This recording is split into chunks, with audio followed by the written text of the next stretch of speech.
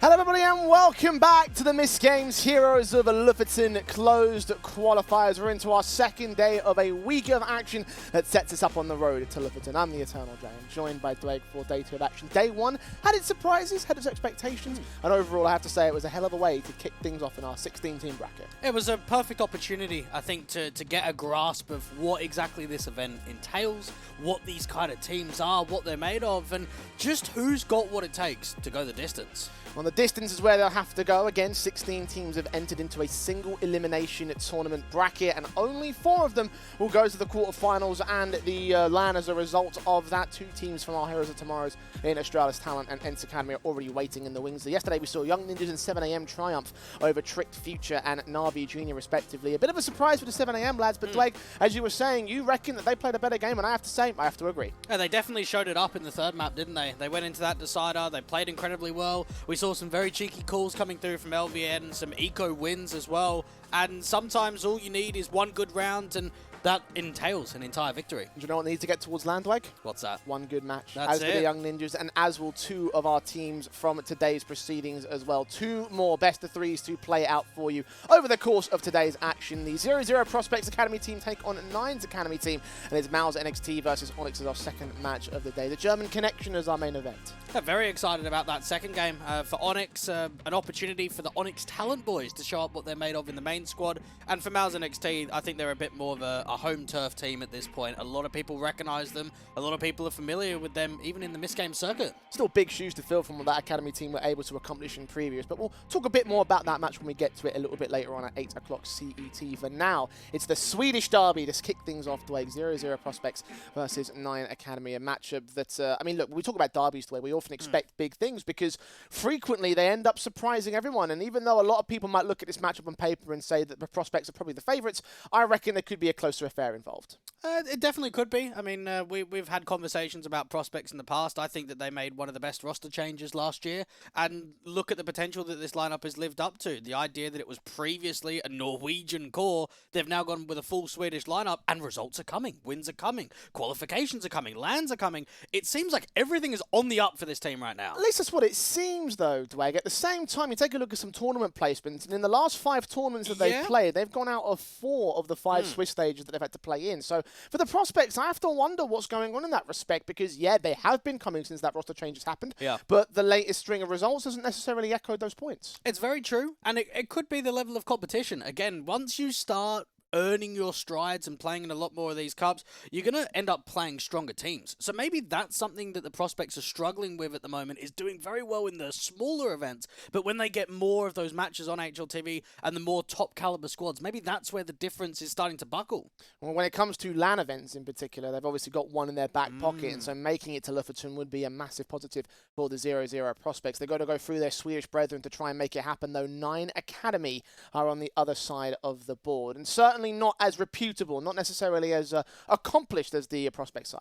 Yeah, well, I even had to do my homework with these boys, Jay, and that's saying something. Yeah. For 9 Academy, we've obviously seen them in a previous event back in spring, about 8 months ago or now. Only a core 2 from then.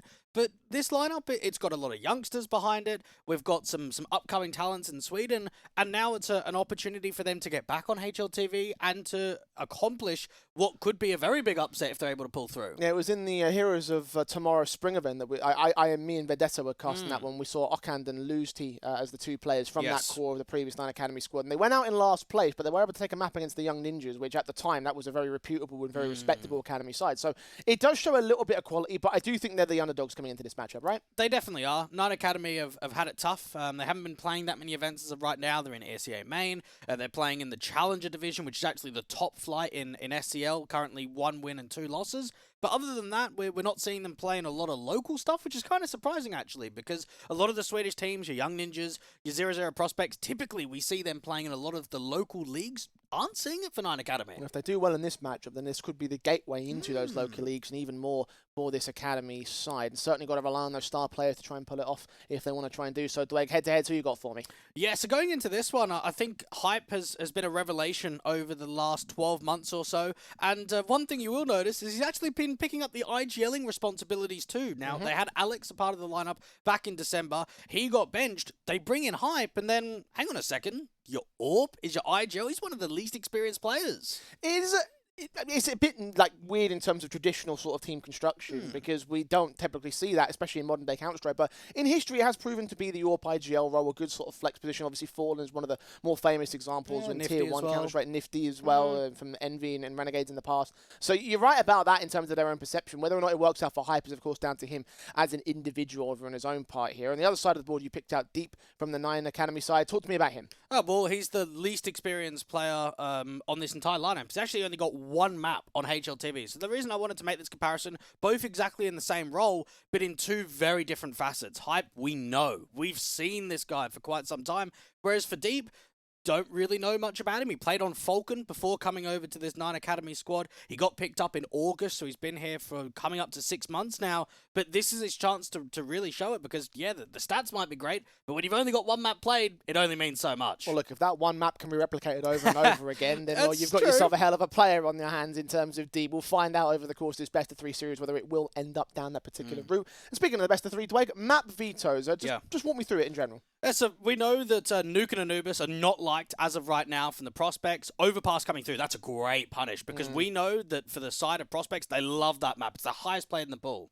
Yeah, Anubis does get taken out by the prospects. You're right about that as well. Nuke does get floated in this next wave of the ban. 9 Academy not going to opt to go ahead and punish them with that map. Instead, it's going to be Vertigo as our first in the series. Yeah, Vertigo's a very weak map here from the prospects. Ancient coming through. It's normally between Ancient and Inferno. So if I'm prospects, I'm floating Inferno right to the end. Indeed, Inferno will be the opportunity for prospects to pick into, so this seems like it would be the obvious map to go in as our third in the series. Nuke taken out by 9, Mirage does get removed, so yeah, Inferno, our final one in the series. Who do you think's won this veto? Is it definitely in the prospects? Yeah, no, Inferno's a great map. Okay, maybe the win rate isn't great, but when you look a little bit deeper, the level of competition, the teams, how close some of those results have been, it's always Overpass as the most picked map. Then it's Ancient as second, and then Inferno as third. So the fact that you've got 2 out of 3 of your best maps in the pool against a weaker competition side, everything screams prospects here. Well, one thing that doesn't scream prospects, or it might just scream both teams in this particular case, is the derby, Dwayne. Because me and you have seen a number of national derbies in Tier 2 Counter-Strike over the years of us working together, and we have seen time and time again that no matter how much you count a team out, they can always show a surprise if they're up against their national sort of teammates or, you know, whatever team is in their local scene. And for some reason, it always seems to deliver a banger. So is there an opportunity for 9 Academy to do some damage or potentially even steal the upset here? Do some damage, I think so. I actually rate this team fairly highly. I think that they'll be able to put in a good performance. I don't think it's enough to win a series, but anytime we've got Swedish matchups, they're normally quite competitive. I feel as if 9 Academy have got a decent chance on Vertigo. If they really want to pull through and win the series, they do need to perform and deliver on map 1 in quite a convincing fashion. But to me, it is looking like a 2-0, even if both maps should be tight. I can see it being a case of either a 2-1 affair or a very close 2-0, to be honest, but both to the favour of the prospects, of course. They are just the team that you would expect to sort of take this kind of a victory. They just have that much more experience. They are a much more reputable side. 9 Academy is still cutting their teeth, and the prospects are here and now to prove that they have what it takes to go to Lofoten. So let's jump straight in and find out how well they can do as we kick things off in our first map of this series, the 0-0 Prospect versus 9 Academy. Our first matchup of the day is the pistol round going live. And prospects are looking to get a better track record on HLTV when it comes to Vertigo. 1 win and 6 losses in the last 3 months, a losing streak of 4 in a row. Will that extend is the question. Let's find out. Quick into the ramp default. Plenty of these over the course of yesterday when we saw Vertigo played out in that 7 AM series. It's much faster this time here from the T-side line, though. 9 are trying to hunt down with these Julies as the first contact player. Franson is also involved with his own Julies at the corner play. He is going to wait here for the time being. As Deep now looks in alongside Champ to try and focus that first engagement. They will get spooky to kick things off. There's a slight goosh down coming down, and now you can see the idea that the CTs might get further aggressive towards a ramp control. Bobek's got LK as one decent casualty back. Loosty is going to end up with that kill next up. 4 versus 3, making it 2 now as one more casualty comes down. Hype picks up one back at the sandbags. That's going to try to hold on with his teammate on the other side of the site. Eventually, Bobek will drop the bomb carrier, but no further than that. Deep will close it out. It will be a pistol for 9. Nicely done there from the 9 Academy side, and what I felt as if there was just quite a bit of pace down there to the alley control, put some pressure up there to the sandbags, and eventually start getting those cross smokes further in. The Swedes will be happy with what they've been able to achieve out there on the first. Will the response come in, though, on the force back? It seems like it is going to be light for the moment. The opportunity there for the taking of a force buy if they want to. Yeah, moment's tech pause here. It seems like we're having some connection issues with one of the players over here, so we'll take a moment to quickly see if we can fix that. Yeah, decent start for the T-side line. Getting all sorts of control effective and efficiently there, as you would expect of things. Very good start for Nine Academy, of course. I've got something for you, Jay, while we're waiting. Go on. Grand total maps played of all of the players combined for 0-0 prospects is about 1,300 on HLTV. For the side of 9 Academy, it's a total of 46. So quite a stark contrast difference. If you're thinking about the times, it works out to be about nearly 30 times the amount of maps that the side of prospects have above them. That's a lot. That is a lot. I mean, that's probably saying the least. That is a lot here. But it is. Our fifth man back in server for the 9 Academy side. Does look like they're playing with a 6-man roster right now, though. We're going to get that fixed as soon as we can. Do you want another thing as well? Go for it. Bobek actually played for 9 when they had a Swedish squad back in mid-2021. So not the Academy, but the actual 9 team. Ooh, that's curious. We've got a number of players today that are sort of playing against each other in their former teams. So I'm surprised that we see so much interconnection over the course of this qualifier. I guess there's only so many teams, isn't there? So with that in mind, that there is a very good chance that if you're from that region and you're from that country, you probably played at least with one of the organizations. Now's their chance to clap back. Opportunity to do some decent damage here in this particular matchup. Again, 9 Academy, we're not going to count them out, even though they are the significant underdog. It's a very good start for them at this particular stage. Set themselves in again with the rifles up against the pistols as of right now. A UMP coming through from Bob XD. Don't see that often. Normally it's the MP9 or maybe even a Deagle and a 5.7 on the upgrade. A slow walk forward out towards the mid control. Deep can pass that bomb back up, give himself a height advantage to look over in that mid portion. And Rolf trying to see if he can work around that U-tilt. Keep that pressure down towards the ramp control. Now LK's been able to get a deep smoke out there towards the elevators. This allows himself to bring up some further pace. Get himself out to Guardian. That's a perfect resmoke there from France, and that slows it right down. And now allows a slight further tell of information that the CTs can work with to rotate back to spawn, because Rolf is still not seeing anything out from the ramp control itself. Spooky comes through with an opening deagle shot. And deep to fall. 9 Academy find themselves stuck out in the mid-presence as of now. Even Cham starting to walk further forward, show some B control, look up to that danger angle. A lot of damage being done down to him though, to 2 points of health. And it still rests on Franson to hold out towards his B sides. Hole with a 5.7, desperate to get anything out of this, and he does get Okan, so that's a respectable start. 4-on-3 situation right now for the prospects.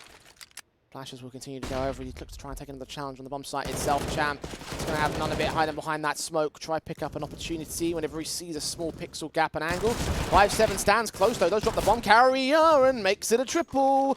Suddenly they're in trouble on the T side. There's one man left in loose T. 1-on-3. UMP with a Galil standing by to try receive him. That's exactly what they'll do. Hold fire for the prospects to take one back. If you think back to yesterday, that last series that we had between 7am and Navi Jr., how many force buy victories did we see on Ancient? We just had a back and forth affair, CT sides and on the T sides, just being able to buy up, put pressure onto one another. What a display from Franson, though. I do not think that round would have been doable outside of what that 5.7 was able to do in front of the generators. Yeah, he did wonderfully. Very well played. Kind of a matchup that you wouldn't expect to sort of take that, just take the first kill, let alone the three off the back of that whole round. In the blink of an eye, everything starts to come together. Fours facing, flashes will get sent. Hype and Spooky get their first 2 picks in. The 5-on-3 immediately, not going to quite suffer to the similar stance that they had just dished out to the 9 Academy side. More spine not working well at all for them as Franson gets 2 more and Lucy is again alone. I was even surprised that Franson was holding such an aggressive angle, 5v3 advantage, but I guess he thinks to himself, let's keep the pressure on, let's not give a lot of respect forward, and I think we saw a lot of that in the first game. Between the side of Young Ninjas and Tricked Future was just constantly being involved, taking a lot of gunfights, just trying to put that confidence back into a very awkward position. And 9 Academy will not be satisfied with that force buy at all. Not much got granted. I won't be satisfied with the follow-up round either. It's going to be a harsh eco. It was double eco status, so fair play to them for going for that force buy. Funny enough, actually, we actually saw a Vertigo map pick from 9 Academy in the opening game in the Heroes of Tomorrow's spring event against Trick. They were able to get double digits then. So maybe this is a follow-on from what we've seen previously. It's going back to a map that they know. Of course, talking about the main Trick side, not Trick Future that we saw yesterday. So definitely a reputable matchup to pull from when it comes to giving 9 some praise. Tricks were ranked 50th in the world at that time. I can't remember where 9 were ranked. I think it was like 200 or something. It was a low portion. It could have even been unranked, to be honest, because they wouldn't have played a HLTV game before that. I'm just trying to think back to my memories of that time. I really can't remember I do where remember. they were. I remember us looking at them and saying they probably shouldn't do much in this bracket, and they definitely surpassed their expectations in that regard. But regardless, played that fight as best they can with these pistols. They are finally going to start to get mowed down by Hype and Spooky. Couple of casualties taken, though. The CTs are not getting off easy on this one. Actually getting quite expensive, and this is one of those rounds that could potentially be a steal. You may be able to get a bomb plant. That's an extra cash injection. Be nice given the circumstances, but there are still 3 CTs to deal with here. 2 low HP players on that T-side line. The M4 of Cam prodding, bursting through 44 HP for Bobek. Continuing to chip away at the HP bars. The CT start to break away, consider that there might be an option to go towards that B site. Alas, they are still going to the A play. And Bobek jiggling down. Now spotted that player and dropped that bomb out in the open. And Cham all down to him to try and see if he can at least get one more. Wrap the corner. Doesn't indeed get that kill, but Rolf takes it right back out. Out from Alien, 51 kill found. 3-1 on the board for the Prospects. 9 Academy can go back to their buy, knowing they've done quite a fair amount of damage in that round. And that was pretty good coming through from the Glocks. It's not often that you have many situations where you can get 3 casualties. 0-0 Prospect's going to be able to get that AWP out for Hype, and I think we've definitely seen, even when he was a part of Aura and Little Mix, that there was some magic behind him. You could definitely see the potential, and it's only living up further since he's joined this roster. Nade set. And flashes into position to try to get aggression from the CT side, looking to try and claim some sort of control back. Take an opening casualty much earlier with a much more aggressive stance, but so far not finding anything. Spooky just trying to see if he can put some further utility and more pressure down here towards the bottom of the ramp control. Ockhand was thinking that there could be a chance of getting some further map control out here towards the B stairs. 0-0 Prospects aren't giving much at all. Deep has to fight out in the open, forced through, does at least get 1 kill, but Hype is there for the trade. 1-for-1 responsive, so no true team taking an advantage here. 4-on-4 situation. HG's incendiaries again just continue to use that utility to suppress things here on the CT side. Franson, oh, that spam. Oh, I love it when we get that. Good reads. Works out well to pick up the finally defining advantage frag. 4-on-3 now for the Prospects side. Molotovs continuing to be sent back here, but the teams are desperate to get anything out of this, and Franson just says no, gets another kill. Bobek also takes one back and loses to use all that remains in a 1-on-3. Burst back, there it is, 4-1 on the Prospects board. And now we do know that the core here of the 0-0 Prospects came over from the Little Mix side that was led by IGL and Orpa at the time of Quicks. A lot of good talents have actually come out of Little Mix. Pepsor once played there, Wolfie as well, who was previously playing with Fnatic Rising, and then of course Franson, Hype and Bobek. So you do wonder, are there those kind of members? Are those individuals in the Swedish scene that just continue to bring this talent up? Well, slowly but surely the Swedish scene is starting to find itself a decent presence in Tier 2. Obviously the big discussion about Swedish CS is the Tier 1 sort of level. They're not being quite up to the hype anymore. But here, these are some decent squads at this kind of position in this kind of tournament. Prospects proving that they've got a lot of firepower behind them, both in the buy-up and also just in general the talent. Spooky finding a pretty easy fight onto Cham, another pistol basis to work with for 9 Academy. So this should be a formality for the Prospects. Another good kill for Spooky. Yeah, it's all falling apart. Yeah, Spooky actually played with Norwegians for a little bit, if you remember that portion, playing on Nordavin Talent before coming over here on the Prospects. So that would have been an interesting dynamic, right? Playing with a full Norwegian team, then going Norwegian International with Prospects, and now going full Swedish. Perfect round there from the Prospects. Not a lick of damage done. No, there was one. Was towards the end when the guy dropped off. No, I think Hype was on 99. Well, let's roll it back. Someone clip it. All right. At me if I'm right, because I Yeah. always am. It's rifles set in for the 9 Academy side. Let's see whether you're right this time here. Who's going to win this next round? Ah, yeah, that's a bit more difficult. For 9 Yeah. Academy, I think just getting more pace up here on the ramp control is something that they've got to offer up. They're very cautious right now, and it's allowing prospects to continue fighting. Smoke set, Molotov's in, Spooky, sprays back, trying to look for a player through the smoke, and indeed gets LK. He's looking for a lot more as well. Okan finally gets his trade back up. Rolf to fall. But an advantage still stays with the prospects here. That's a good call. It's just unfortunate. Spooky should really only be able to find one there. The idea that he's spamming while moving away is a very lucky second frag. And for 9 Academy, they haven't been able to bait any over rotations. They haven't been able to force any of the B players down the stairs, rotating around towards the bottom of the forklift. So because of that, it's going to be very difficult from this point onwards to work a default. And still they'll slow things down and try to look outside of ramp. Orpa posted. MOUZ waiting, the bomb on the back of Okan, 19 HP. Means that his round's going to get even more difficult from here on out. But still, they'll try their hand at the A play again. Got a little bit of time to play with. Giving no info to the prospects here. And this is all about a contact. The less noise that they make and the lack of util will actually help benefit a dry peak, giving themselves more of an advantage to work down to A. And Bobek out here at B is just not hearing or seeing anything at all. Slowly but surely, Deep will start to get deeper into the bomb site. Spot one man. Unable to get a kill for him. Molotov's come back out towards sandbags. They try and force out some cheeky angles at the CT side. Counter incendiaries return to stall for time. 15 seconds left to get this bomb down. So Okan's going to shot into the site, tap it once, try bait CTs forward. Got to go in for the definitive plant now, and Spooky's there to cover it off. A bit deeper on the bomb site. They hear it, they read it, they get the kill, and they'll get the round for it, cleaning up MOUZ. And now Deep will fall just before the round ends, so there's no money lost there for 9 Academy, but it's still a 6-1 for the prospects here. And I've seen grass grow quicker. I mean, that's the kind of round there for 9 Academy where you've got to commit.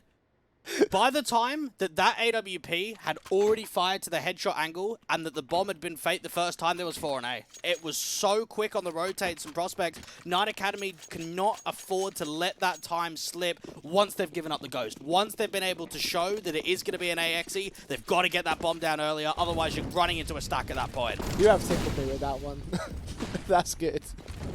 Yeah, low key, like that's pretty much like a backhanded insult, really. Oh, it was. Wow. Not much that they can do here in this round. Again, we're going into this sort of vicious cycle of get a good rifle round, lose it, not get a bomb plant. Eco now down to the 2 pistols of LK and MOUZ. So not much in it for them. That's always the issue when you're not getting plants, is you're not going to get buyers on the table. Yeah, the loss bonus is spiraling up. You keep getting your max rounds. But if you're not getting that extra cash injection, it's just buy eco on a consistent basis. Yeah, not much in it for MOUZ. Down and out. 7-1. Prospects. Seen this scoreline yesterday, didn't we? Yeah. Saw it twice, I think. Yeah, and in one of those occasions, we did see a hell of a comeback from the team that was down. So, is that going to be a possibility for 9 Academy here? Probably not. They're having a very difficult time, even gaining map control. And look at the amount of AKs that are constantly on this CT side. That's always going to be a very heavy advantage to work with. If you're the prospects, if you're keeping 1-2 AKs every single round, 4 out towards A early rounds with a quick rotator towards mid of France, and Hype actually taking some early damage down to 2 points of health. AWP ostensibly a glass cannon from here on out. You can breathe on it and go down. Sprays on to LK. Going to return some of that favour towards 9 Academy, but they're not quite sponging the damage as much as they'd like it to on the CT side. Spooky, however, will get the opening frag. LK to full. He's suppressed by that Molotov that was posted up there in his position. So he can't move back just yet. He will start to go away as they try and press the issue. Meanwhile, on the B site, it's completely silent. Yeah, Bobek's been playing out to this quad position quite frequently. Now, Spooky does go down because he couldn't retreat in that advanced angle. Okan's actually made it too because of it. Phantom responds to a 3-on-3, though. Walk out on B. Check this out. Even standing as Cham will try and lead the charge back as a passive player behind the generators.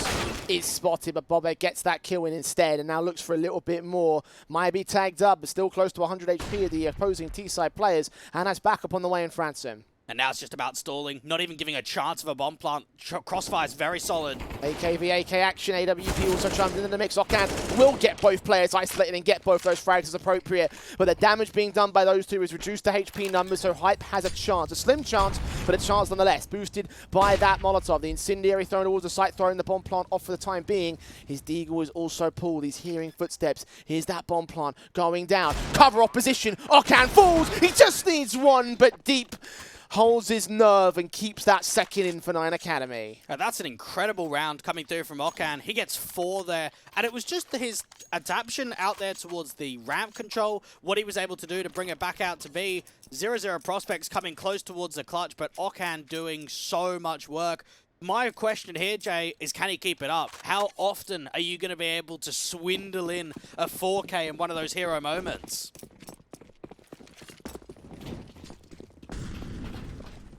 5 to the good still favours the prospects, and they have money to buy back into this round, so this should still be respectable. Damage done back and forth to Cham and to Spooky. Hype, AWP trying to look above that smoke, trying to see if they can spot anything down that ramp control. He knows that they're going for these defaults time and again, but so far not finding anything here. And this MAC-10 needs to try and see if he can create some space out to the mid control. Spooky getting out of there quickly. HE further back, how much does this do? Oh, another chunky one. A follow-up onto LK as well. Less than 50 for him. Cham also with his earlier damage means that all in all, the prospects hold a HP advantage above the T side. But slow and careful. They still hold their positions without truly gaining any sort of casualty to start. 60 seconds also do remain, so 9 are going to move on again. Now, this seems to be a slight misread or an idea that it's actually more of a B-centered default right now, because you've got 2 players out to B, a quick rotator from Franson, but pretty much all of the offensive is out here to A, and that boost has been denied. ONYX with the kill. Spooky picked up. 5 on 4 at last. 9 have kicked things off on the right foot. Incendiaries come down with Incendiaries also thrown back and forth from both sides. Franson holds the corner play, waits and baits and sprays on, doing quite an amount of damage to the T-side, but still no kills for the prospects here. Another one goes the way of the T-side instead. The bombers on the site will get planted. Oh, no! Cham's fallen off. That might change the complexion of this round now. Rolf and Co forming up for the quick retake. And now it's all about getting that util further forward. They've got to try and set up Bobek and roll for the M4s. Moving closer on 1CT's position. Rolf is trying to be the backup dancer to this. Look around, engage. Bobek gets Loosty. We're in a 3-on-3. Low HP across the board as Deep gets his AWP pick in. Hype is going to fall. ONYX, direct sight of the bomb, gets Bobek, and Rolf will fall. A bit panicky there for a moment on the 9 side, but they hold it together. They keep their third again. I'm definitely noticing a difference maker here for 9 Academy, and it's ONYX again. The 18-year-old is putting in a very good performance right now. We've seen him previously on Granite Youngsters. We've seen him on Dragonborn Esports before coming over here at 9 Academy, and he's had 2 back-to-back highly impactful rounds. Even Granite have an Academy team. Damn. Yeah. That's impressive. Well, slowly but surely, 9 are catching up, and I do wonder whether or not we really will see the 9 Academy team actually pull off the 7-1 comeback. Burst into new life. Even their biggest mistakes are not enough to keep them down. The prospects. Positions held with the flashes being sent over. And the M4 of Rolf trying to prod, but so far getting so little. And try and keep that pressure down towards a forklift. Now for 9 Academy, it could be a mid-walk coming through with a couple of individuals. HE placement is excellent there, down to half HP for Lucy. ONYX's going to try set up the take of the ramp control. Didn't quite spot the player at 51. I don't think LK did either. He has now. Spray through to do some damage, trying to spot him at the gap in the tarps. Spooky's got an AWP to back him up. Sprays, well, completely blind against LK. And ONYX is forced to trade it. He'll be successful in that regard. It's a 4-on-4. Oh, ONYX's made it a couple, and that's Spooky just being challenged aggressively out there to the tarps. Franson does not see the player behind the smoke. This actually could catch him off. Walk forward, Cham gets the kill for it. 1 player left on that B site, walking and waiting to make his move. Or for Cham to go to him. Molotov sent. Back site, but it's closer towards White is where this player is at. 2 to line up and 2 to knock down. Cham gets 1 decent kill and Bobek cannot hold on forever. 5 HP from getting that casualty, and also had to deal with ONYX. That 1 on 2, not quite as likely. 9 Academy will continue to climb. And I think this is where prospects are being punished for silly mistakes right now, Jay. That was one of those situations, again, Spooky's able to get a 1-for-1 trade off of the back of Hype falling, but doesn't need to double pump, doesn't need to over-aggress towards a ramp control, and that could be them being silenced ever so much in these last couple of rounds and realizing we've got to knuckle down, we can't overextend like that. AK set, HEs go down. AK is watching and waiting as the T's try and push forward here. Flash is sent. CT's trying to get aggressive and ultimately will end up dropping for it. These pistols had to make a risky play. Ultimately not going to work out for them. Yeah, they all seem to fall apart effective to the 9 side. Rolf in a 1-on-5. Okay, being able to drop the last out there towards the ramp control. Now, one thing that has to be noticed here from prospects is that in the last 3 months, they've actually insta-banned Vertigo 13 times. Now, what was the case, Jay, is before Anubis came into the map pool, Vertigo was always the perma. We never saw the prospects playing this map at all, but now that Anubis has come in, they've had to think about, okay, we need to change our thought process. We need to change our veto around. And in fact, we're getting a lot of teams in the very recent weeks punish picking Vertigo against them because of that. Sprays on, damage done to Cham. Again, the early engagements from 0-0 prospects are desperate to pick up these kills as quickly as they can. They have completely left mid completely open for them though. And that allows full CT control of the CT side, and MOUZ will get rolled for it. Unexpected of how close and quick they could be to getting that backstab together. So this round might just be 9s already. It looks that way. So much map control to pincer down and put some pressure towards A. Even trying to cut the rotates towards CT spawn. Spooky's going to fall next. Frag for Okant. Franson gets 1 deep with a responsive, 4-on-2, making it 1. And yeah, the prospects are just getting picked apart at this stage. Making it look and feel so simple at this moment. Complete role reversal to what we saw in the first 8 rounds or so, Dwayne. Welbeck will try fight on, but surely he won't stay alive for much longer. That HE almost confirms it. Or not, never mind. That Molotov almost confirms it. Or not, never mind. So my reads are completely off there. But regardless, it is 6 that have ordered 9 Academy. Bit of a capitulation there from the prospect side. I don't know about that. I think we're just getting some really good timings in there from 9 Academy. It seems as if they're reading the game very well. They're able to get a mid walk all the way through out there to CT control. It's a rarity at that point that you're able to insert 2 players that deep into the map control of CT lines, but it ended up being without that mid player, they can find themselves in CT, get out to the sniper's nest, make it very uncomfortable for any of the rotates looking to go back out to the elevators.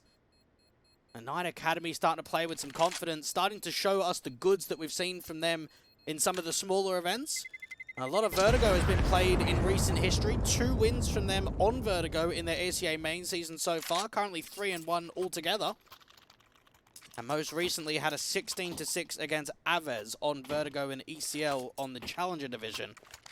So being able to get some Vertigo matches under their belt is only assisting in this one here. 1 round the difference. 9 Academy putting up a very good effort. 0-0 prospects do not have a crazy amount to work with when it comes to this next. And those 2 rifles backed up by a couple of upgraded pistols. And what they're hoping for here is a slight steal, and Bobek is actually making quite an aggressive challenge all the way down here towards the bottom of the B stairs. Oh, yeah. Wonderful stuff. That's Cham to fall.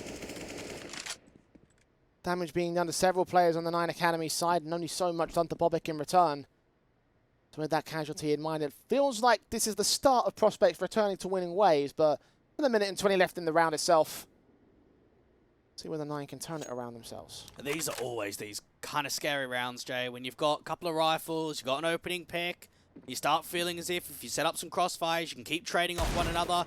Even Spooky trying to see if his D can find much. Now, they don't know about the run-up out here towards the ramp control, and D with that molly could put some pressure down to Ali and just force them back, and it might even be a gamble stack towards A now.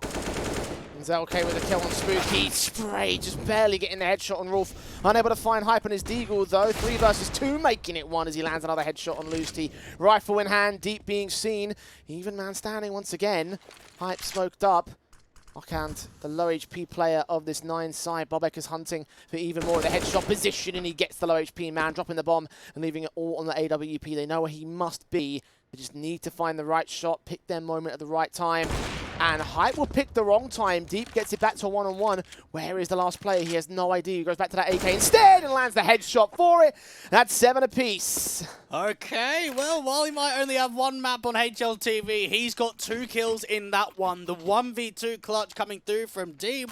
And I look at that from Prospects and think, did they offer up too much disrespect? Could they have not have waited for the bomb to go down, establish a retake, instead over-peaking from the crane position and offering up 2 individual 1-for-1 fights?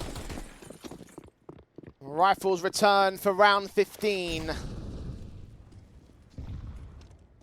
AKs, AWPs, M4s of FAMAS being the limiter for Franson over on the CT side.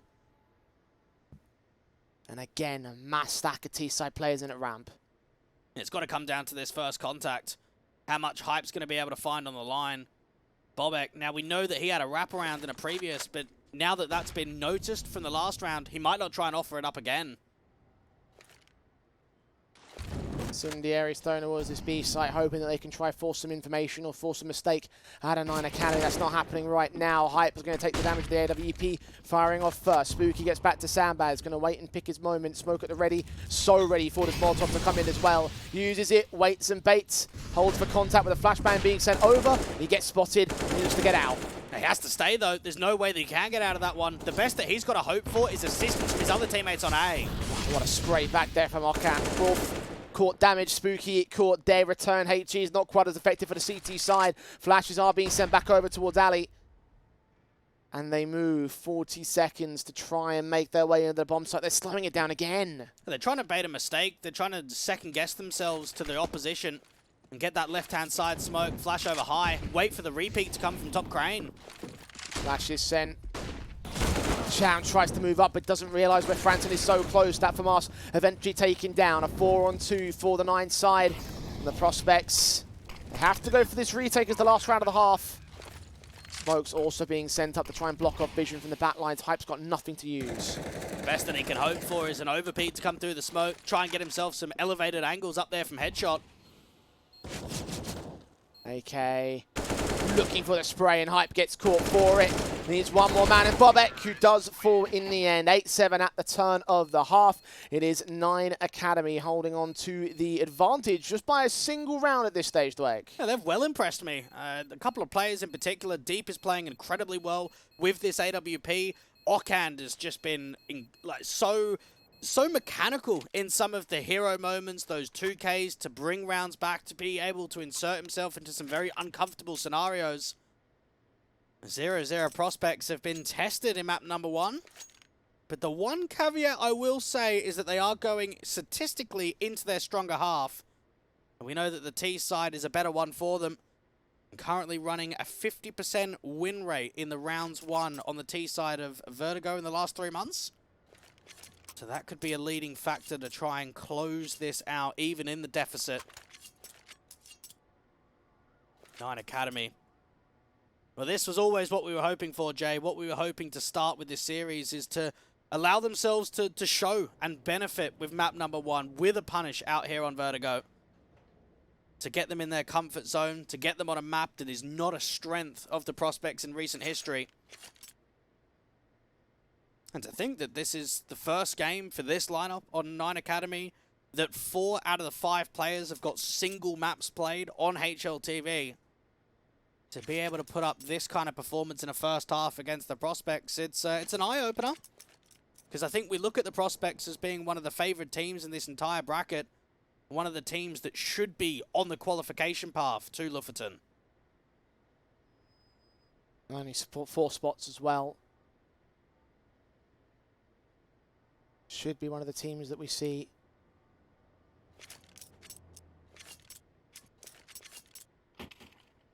by all accounts. You look at them and see them as a clear and obvious top seed. Hey, here's something for you. Now I'm thinking about top seeds, top teams.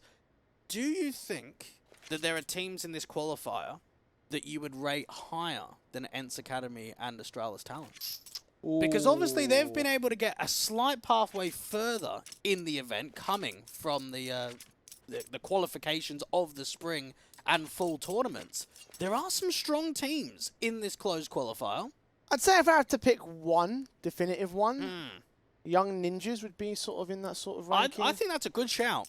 MOUZ and XT, I think, would also sort of take the cake in a certain capacity. It's a bit weird with them because, like, typically I would say that because they've always been a respectable academy side, but in reality, it's also a case that this current iteration of the team isn't as good as the team of yesteryear.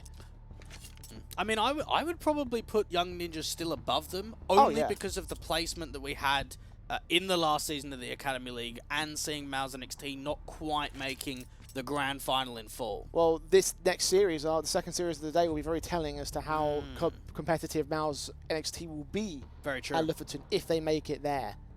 So, a lot to think about, a lot to consider. And those are the only real names that stand out to me as being definitively better. Big Academy, maybe? Because they got Sin back too. And Sin was their best player before having the chance of going to the main team. Yeah, that is a good point as well. I mean, that could change the complexion of things quite significantly, actually. You might be onto something there. So that's more of a what if than tangible evidence, because they did struggle in the last season of the Academy League, but they have proved themselves to be incredibly solid in the last year. Well, look, it'll be very obvious when we get to Lofoten who would be the better team above those two squads. So, for now, we play on 8-7 for 9 Academy. USPs versus Glocks in the pistol around the half swapped, making their way quickly into position.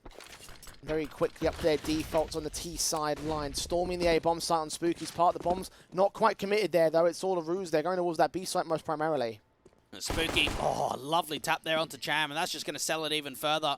Force that over rotation. There's a massive backstab towards the lower portion of the map right now, but what is still undetected is Franson with the bomb out on B. They're going through B stairs on the CT side. No one's accounted for this here on Prospects. I think they're in for a bit of a rude awakening. Yeah, Arkan is going to get Franton and hype. Here's what's going on. We'll be able to land on Lose T very quickly, though. Swap out to that USP and back up his teammates. They can hold the whole defuse right here. They have no kit. It might not even matter, though. The USPs provide covering fire. Hype gets one pick. LK and Deep come back all the same, though. It's all on to Rolf now. Versus 2. They're both tagged up. But USP headshots are all you're looking for here, and Deep will land it. Have they stalled for enough time? I think they certainly have. Be another good round for 9 Academy as they extend the lead. And that was just such a wacky round because Prospects had thought, we've done everything. We've got a late lurk in mid, we've got the bomb down on B, and then all of a sudden there's 3 players coming through from the B stairs incredibly quickly. That mid walk down the ladder provided so much there from 9 Academy. 0-0 Prospects felt as if they had the advantage as soon as the bomb got down, but were they aware of what was coming on the retake? Not at all. Tactical pause by 9 Academy, though. Moment to think about things, a moment to readjust. Just winning that pistol round, but it came down to a good sequence of frags back and forth from LK and Deep. And the Prospects, they outpositioned 9 Academy. They pulled them for an entire loop. They pulled them for the fake. And it almost worked, almost did. Got to be a bit more solid than that here, I think. Now, even Rolf is statistically the highest rated player for 0-0 Prospects out here on Vertigo. He's had a tough game. Has not been able to find his comfort zone. It's more been Bobek as the one that's been making the high impact. And Prospects have got to try and dig deep. Now, with the Force Buy coming through, it does allow a rifle upgrade. You've got the IGO and Orpa of Hype being able to bring an AK further forward. 2 Galils upgraded with 2 Digs. HE sent, CT's jumping. Decent nade damage left to Cham and Deep. Around that corner. HE sent back. A nice nade stack. It does do some damage, but Rolf gets away with the kill on LK. Yeah, LK just get left to dry there. You can see both of his teammates just backing off while he was the one that was centered alone towards the bottom of the ramp portion. I wonder how 9 Academy adapt themselves. They go for a slight gamble stack because they've lost a player, because I'm starting to see a shift off of B. Smokes in from Spooky. AK's watch and wait. The flashes are sent over. Walk their way up the ramp control. Utility suppression right now from 9. Prospects are walking in, and finally Deep takes contact to take down Spooky. A very good info play, because now they've seen nothing out to the ramp control. Rotate should come back over to B fairly quickly. You've already got both of the MP9s trying to get into position. And Boost doesn't see much there on the AKs. Flash is turned away from the CT side. Cham. They're walking around the SMG of MOUZ, trying to also prod forward. Burst and Spray doing as much as he can. Bobek and Okan turn back and forth. Franson also picks up 1, 3-on-2, make it 2-on-2 in fact. Deep removes Rolf. And now the backstab from Cham can close out against the bomb planter, or at least attempted bomb planter. Hype can't quite get it down. Forced away at 29 HP, finally dead to Deep. As Cham follows suit on Franson at the exact same time. 9 are up to 10. And I think we're starting to see exactly what was offered up in the MistGames Heroes of Tomorrow Spring event. The idea that you're taking Trick to double digits on both maps. You take a map off of Young Ninjas at the time. Now they're coming through. Different iteration, only a core 2 from that previous event. But they are putting in a very good showing right now on their map pick. Well, right now, the second on the board for Nine Academy is Okan. He was there, part of that core 2 from the spring event. Prospects struggling against him and their new pickup of Deep, who is currently top fragger in server. A lot of respect to be given out to these guys. Oh, what a nade there. 4 HP on Raw. That did as much damage as one nade could possibly do. Franson holding alongside Okan as they deal with Bobek. Remove one more from the field.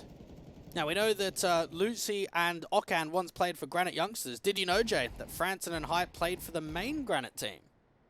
I think I did know that, actually. Yeah? Yeah. You followed Granite in the past, have you? Yeah, well, I mean, I followed the Rocket League team, so I was peripherally... I was the Counter-Strike team was in the periphery. Yeah, I get that. So, yeah, and it's a bit of a you know, obscure lore right there.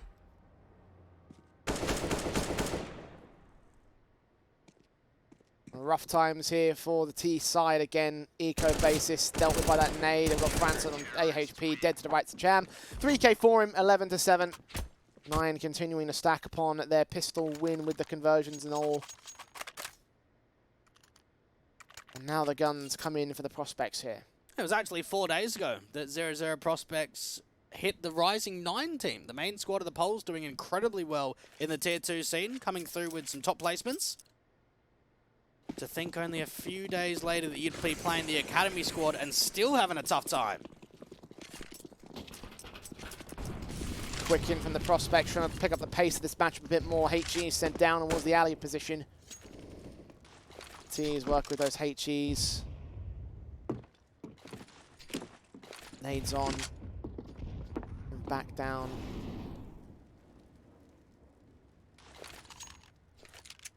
CTs just hold their nerve, passive as they can possibly be.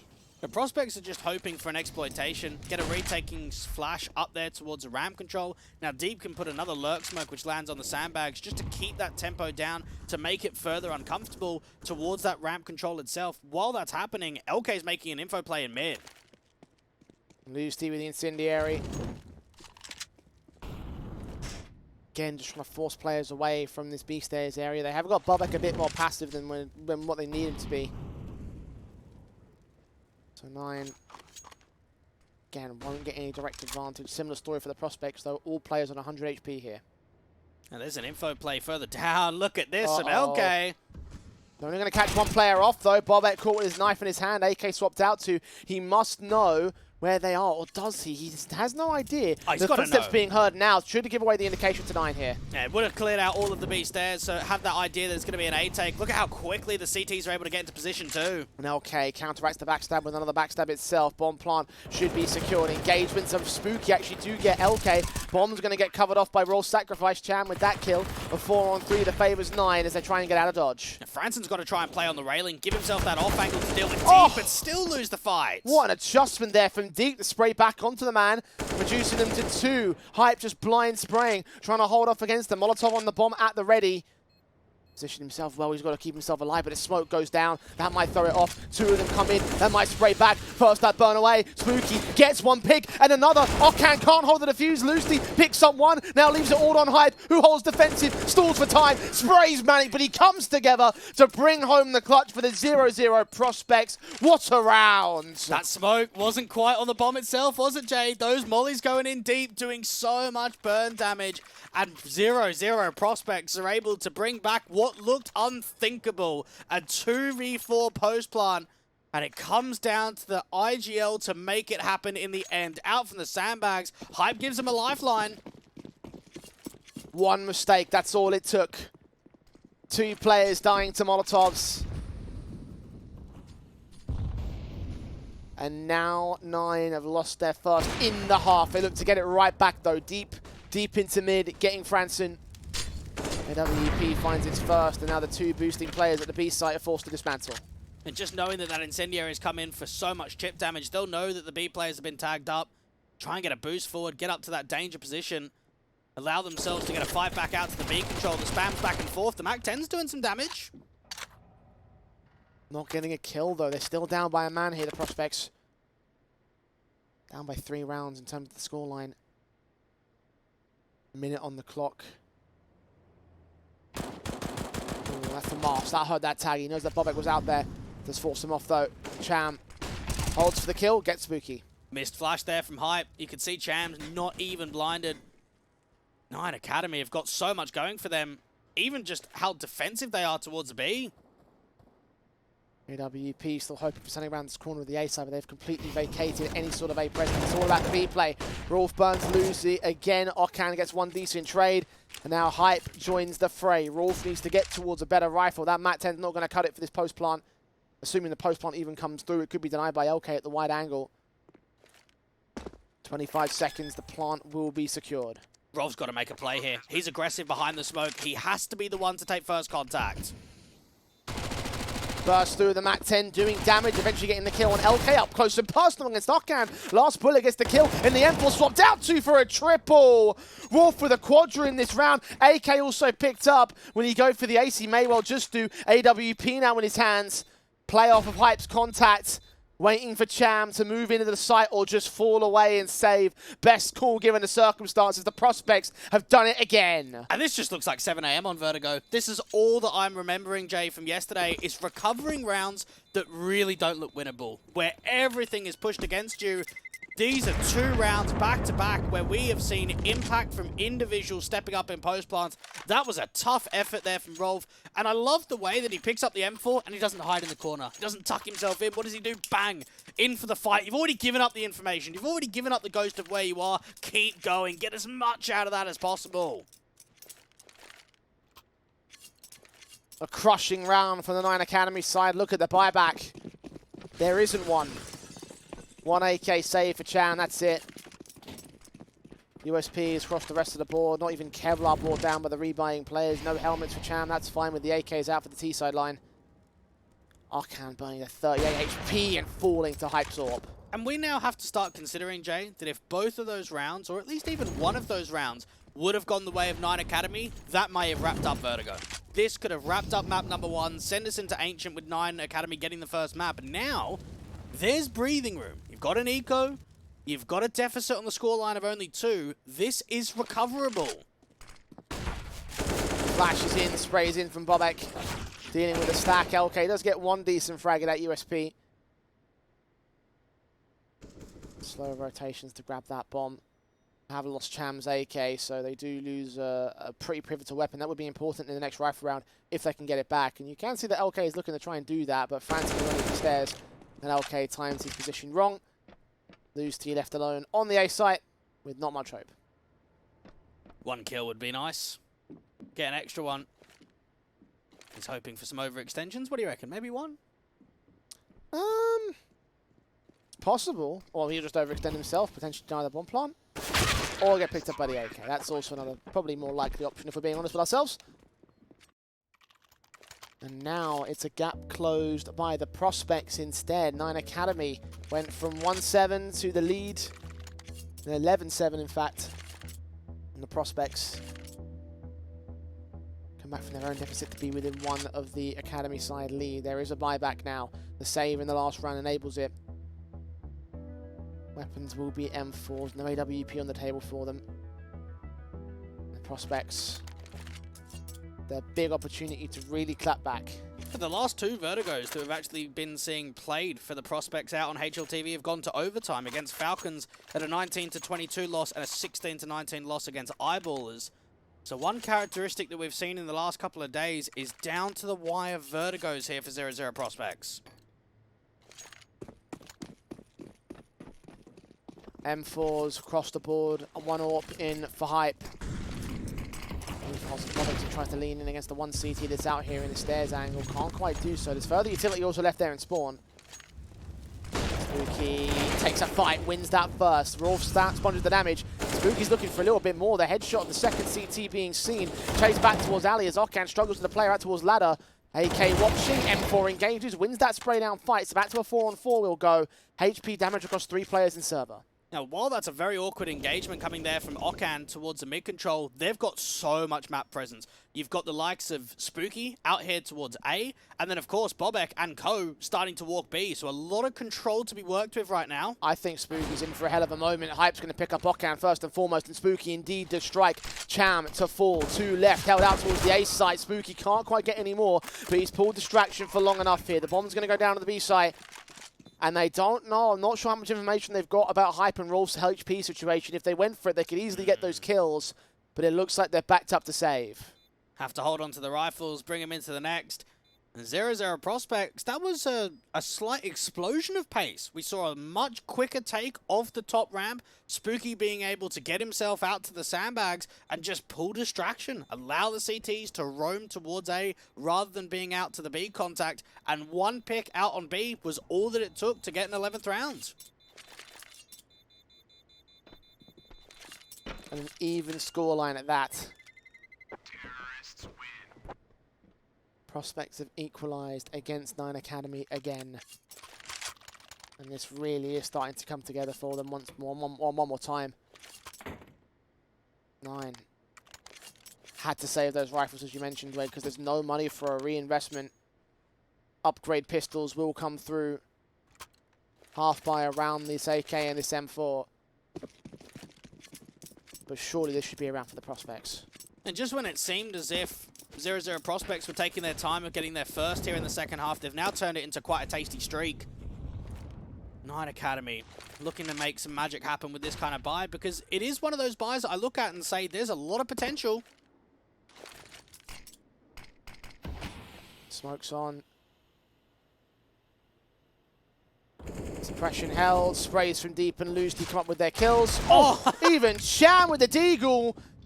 Striking with a wall bang. And just like that, the whole tide turns the way of 9. They just get 2 immediate frags in there with the rifles. And both the AK and the M4 doing as much work as possible. Cham getting a lucky one. And now for 0-0 prospects, I don't think much will get gained in this round at all. There could be even further AKs recovered. It's going to be a lead regained, certainly. Surely it must. Right. Trying to engage against the player back at the top. Desperate to get some sort of pick back in this round. He will be able to do so, but loses 60 HP for it. Something tells me that this is not going to end up being a very pretty sight right now for the rest of the T side. They'll try their hand at that B play. Molotovs and flashes sent. Franson is blind as a bat. Trying to gain some sort of control alongside Hype here. AK swinging in, does not see them behind the smokes. Oh, he's read them both! Oh, Cannon loosed, he's down! It's a 2-on-2! And now they can slow it down, get that post plant. Franson's pressed up aggressively. It comes down to the rotators at Guardian. Surely that won't be the winning moment. This was a wrapped up round for 9 Academy. And Franson with the read of a lifetime. Would it be the read of the round? The AWP watching the backside. The AK is still posted. Exact same position past White. Hype. His AWP, not reading anything, and Franson gets his spray. LK picked up, all on deep now, and Franson gets himself a quadra. What a clutch from him! Bailing out the 0-0 prospects when they need it the most. They have the lead. And that's another round that has come out of absolutely nowhere. 9 Academy had so much going for them. They had a 5v2 out there with the ramp control. So much success being landed with opening advantages.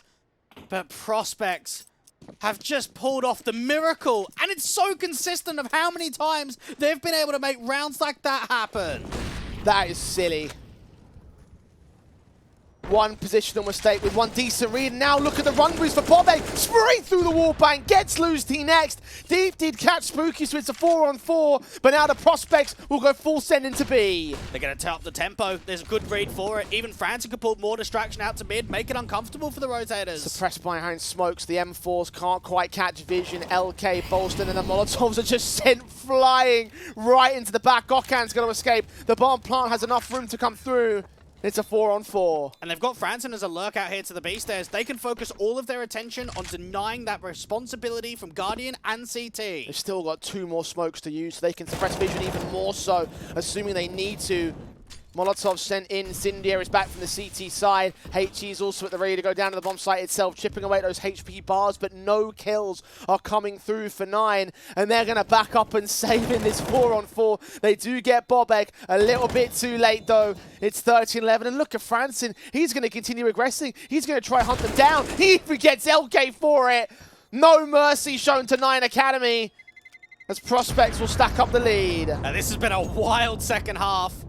9 Academy, it's felt like they've been the stronger team, Jay. It's felt like they're the team with the more advantages, but not closing down these rounds. I think that that's just a fantastic call with simplicity.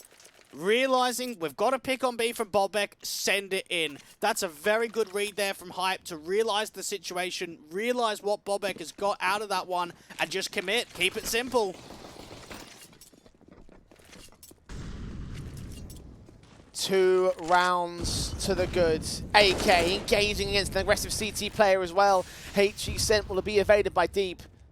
They've got the start. They've cleared out the stairs on the T side again. Just putting some pressure down. LK, even with the returning nades out here to the ramp control, will do some chip damage. Spooky's hoping for an overextension, and Cham's head gets caught out in the sandbags. This is a prospect we haven't seen up to this point today. They are on fire right now against 9 Academy, and they're going to continue pushing on that. Flash is sent, Spooky spraying blinded through the walls, looking for wall bangs. He catches LK, returning the favor that 9 had dished out only a handful of rounds ago. It's a 5-on-3 with surely no chance for 9. What is going on right now? They're just on it these last few rounds. An over-aggression to come through out there to the bottom of the B stairs, but it's being watched in all accounts right now. LOUZ Deep with the crossfire lock. They don't have to extend here. One lurker might be the focus of B, but the focus of the T side is going to be the A site take. Okan stands alone on the defense. Is M4 versus the world at this stage. Blind sprays, desperate. LOUZ does catch Bobek on the other side of the map, but Okan is forced out of A. It's got to be another save. There's just there's no room. They gambled further towards B. They had Okan trying to spam through the smoke. He doesn't find a kill. Hold on to the weapons, but I have to pose this to you, Jay. You can only save so many times. Yes, it makes sense in this scenario, but you got to look at the scoreline. You've got to think, when do we go for it? If the money wasn't in tatters, it would be an easy decision. But loss bonus is still building up here for 9 Academy. I think it will hit max from here on out. But 300 bucks for LOUZ, 300 for Cham, 250 for LK. Maybe they go double AWPs, in all honesty. Get Deep to get another AWP out. I know Cham's actually not a bad hybrid player. I think these are some of those scenarios. You're struggling on the CT side, bring something new forward, and what's just happened there? How was Spooky got a knife kill? I don't know. He was out in mid. Okay. Okay, sure. We roll. Just add insult to injury, take another rifle away from the hands of the CT side. That probably takes away the options for a double AWP setup. Drop potential removed. They go with singles, they get a buyback here. But for this round and the next one, surely they've got to try for these retakes. They've got to try win something because it's 14-11. The Prospects are 2 rounds away from taking map 1. It's pacey, very fast out of the gates towards the B stairs. Flash is sent, HE's on, damage being done. Second one lands pretty nicely with the blind spray, lesser so. The CTs are forced back, forced into submission, giving up the respect to the 0-0 Prospects. The bomb's on site and will get planted. There's still a mid-walk coming through from Franson. Watch out for that in the late round, Jay. Nades on the default. Of course, the bomb's not planted for there. They're going to go through a 3-man boost. It seems like also they're going to set up back there towards the CT spawn, but I don't think they're going to see much. And indeed, it does come through. Okan with the kill. LK gets Franson next 5-on-3 situation. Hype's looking for more. The AWP backed up. Needs to go massive as his teammate up close and personal. The AWP watching. There's a decent shot. Rolf comes up good against 1 and 2. Deep trades for the AWP. It's a 2-on-2 situation. Hype's holding. He's got one. Look for his next. And he's caught deep with a triple kill. 15-11. The prospects stacking up the highlight plays round after round, time after time. They're on map point. I swear I'm in a dream. I don't know what is going on in this second half. You're right about the highlights. They keep rolling over. And 0-0 prospects are pulling something out of the bag right now. Hype with the AWP. That's one of the best sequences we've seen all day so far with the AWP. Man alive. Man alive. Such an interesting game at the tail end of it. The individuals going massive. For a massive win on the part of the prospects if they can take it. 9 Academy's map pick was Vertigo. They wanted to come here. They wanted to punish it into the prospect side, knowing that the situation for them on this map is not always ideal. Here they stand to potentially lose the series off the back of it. Okan and Hype back and forth, trades down in the lower portion of the map itself to 4-on-4.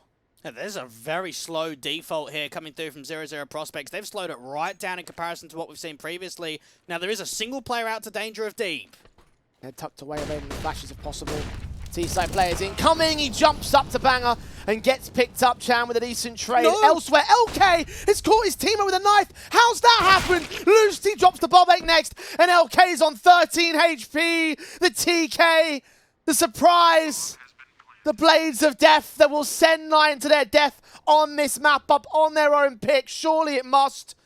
LK, the most impossible clutch, and it will be over in an instant. 16-11. What a result there for the prospects, and such an epic matchup towards the end there, Dwayne. Highlight plays, big moments, massive impact. You couldn't have asked for more. What I'm thinking to myself, where's the tacticals there from 9 Academy? I mean, come on, that's spiraling. That is absolutely spiraling to the tail end. You're having some huge moments, some massive X factor there from prospects. You've got to call it in, slow it down, keep the tempo low, don't just keep carrying on. And just wild stuff going on. Spooky getting some knife kills. We had some TKs involved into the mix. Cham falling off the map at a certain point. Rolf, what he was able to do with that Mac 10 and then M4, and then what Hype was able to do with that AWP. Just everything, man. I'm just looking at the scoreboard very quickly, just to show you how ridiculous things got for Deep and Okan. Those were 26 and 23 kills towards the top end of that. We also had the AWP play of the prospect side. Hype was there at 22, Spooky at 23. Yep. So even despite 9 Academy outperforming on the individual basis at the top end of the board, they still weren't able to get the win, which just goes to show how individually all-rounded the prospects were in that sort of matchup. That was incredibly well played from them. And it just showed in that second half that the experience and being able to play the mental side of things paid off for them hugely. Because it felt to me that 9 Academy were incredibly comfortable in the first half. They played really well. I was very keen to see what they were going to offer in the second, but it felt like it was a blowout. It felt as if they just crumbled, and I don't know if it was just the pressure or some of the X-Factor moments that were being brought to from prospects, but the 9 Academy we saw in the first half was not the 9 Academy we saw in the second. Absolutely not. The prospects that we saw in the second half was a damn sight better than the one we saw in the first few rounds. Hell of a matchup for them, and again, that was 9 Academy's own map pick. Ancient will be up second, and that was where the prospects wanted to play. So as we head towards a break, it is looking pretty bleak for the moment here for 9 Academy side. Don't go anywhere. We'll see whether they can recover after this.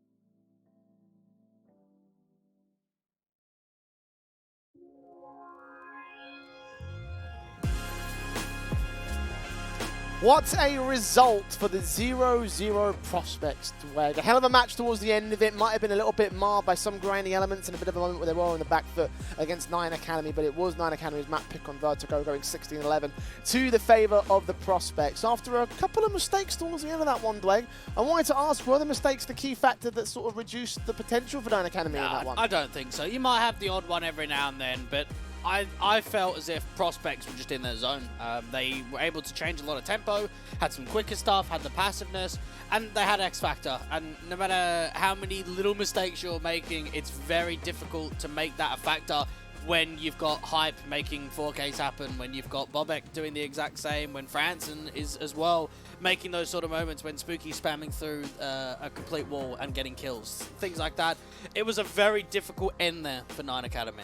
Well, certainly when you think about the potential of the individual plays that we saw at the end of that map up towards the last few rounds, we had the AWP 3Ks, the ridiculous entries, the right reads at the right times against the 9 Academy side. Prospects look like they were in their element towards the end there, and it's led to this position where they're now a map up against the 9 Academy side, setting to eliminate their Swedish rivals. And right now, with Ancient being the pick of the prospects, I'm having a feeling that this might end up being the 2-0 that we feared. It does seem that way. Most recently in SCL, we saw a result, or at least a game, from 9 Academy against Royals, which is Swaggy's team, and only got 7 rounds against them. Actually very much struggled on that map of Ancient. So with that in mind, knowing that Prospects played quite a lot of it, knowing that Rolf's had quite a good amount of time in the lineup playing this map, it should be quite difficult for 9 Academy to send this to a third. Yeah, I did say that we were either going to see a 2-1 that favours the Prospect side, or 2-0 in a very close fashion from 9. I have a feeling we're going to see that second eventuality now at this particular stage, given the fact that we've just seen how that last map has gone down, with the idea of Ancient being our second one in the best of 3, with the strength the Prospects have demonstrated, with that individual prowess that I think will carry over. There's so much to look at, and I have to say that's going to be the key defining factor. That's going to be the defining factors for the Prospects in these circumstances. It does feel that way. And for 9 Academy, just knowing that you had an opportunity on a weaker map of Prospects, we can't say that going into map number 2. Yes, it was a punish to come through from the start of the veto.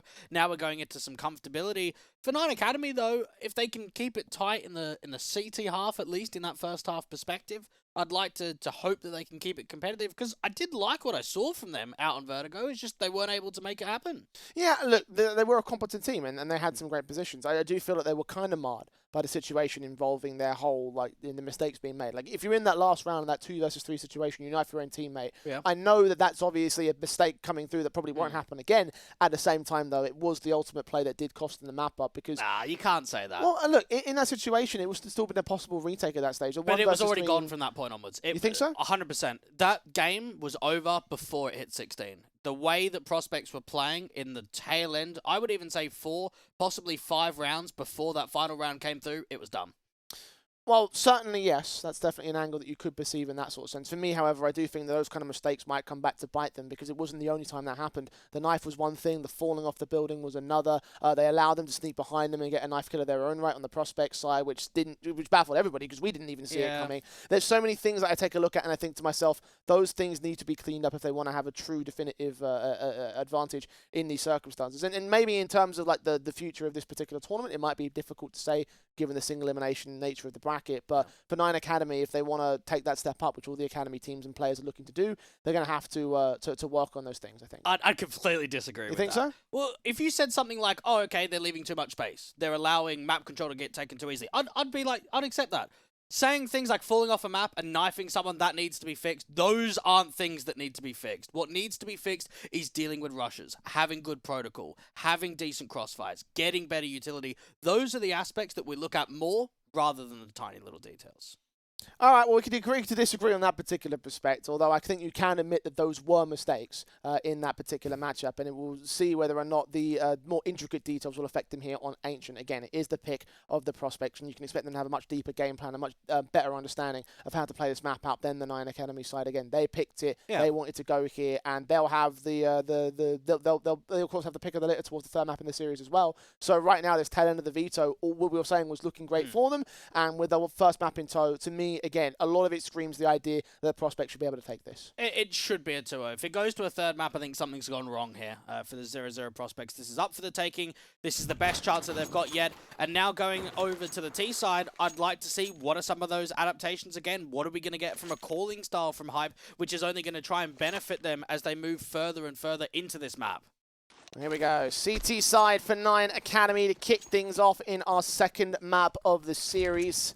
The Prospects, their Glocks and P250s in as appropriate. The USPs brought out with a couple of Deagles in for the 9 Academy cab. Set and ready to receive with a B. Well, it seems to be A hits on the cards for the T side. They start working that tempo control, allow themselves to get up to candles, put some further pressure down to an A split. But 9 Academy have got a very good read. They've stacked up A completely. It pushes in. Spooky going to draw out first blood. Occan will get one decent trade, but Spooky very quick to respond to the 2-for-1. A 4-on-3 that favours the T side. The P250 in mid, strike back against Chan, remove him from play and clear out the majority of the A presence. Lose T left back here, spammed up, taken down in the end, and Deep stands alone in Donut. Now, unfortunate there for 9 Academy because they had the right read, they had the right positional advantage, but being just caught there from Hype up in candles, Deep trying to do his best to survive, make some exit damage happen. Burst and taps through, now revealing himself to the T side line, but surely should not be able to do much in the way of any sort of clutch or hold of the round. Maybe a kill or two. Indeed, Hype does come through for him. But the time is way too low to do anything more than just the damage against the pistol players. So it will be an opening round for the Prospects once again. Pistol game on T side. And when we look at Ancient, only 4 times being played from Rolf since he joined up with the team. This is going to be his 5th. Getting himself more comfortable on the map. Normally, Bobek is a standout entity from Prospects in recent history, so if there's any player to watch out for on this map, I'd probably give it over to Bobek.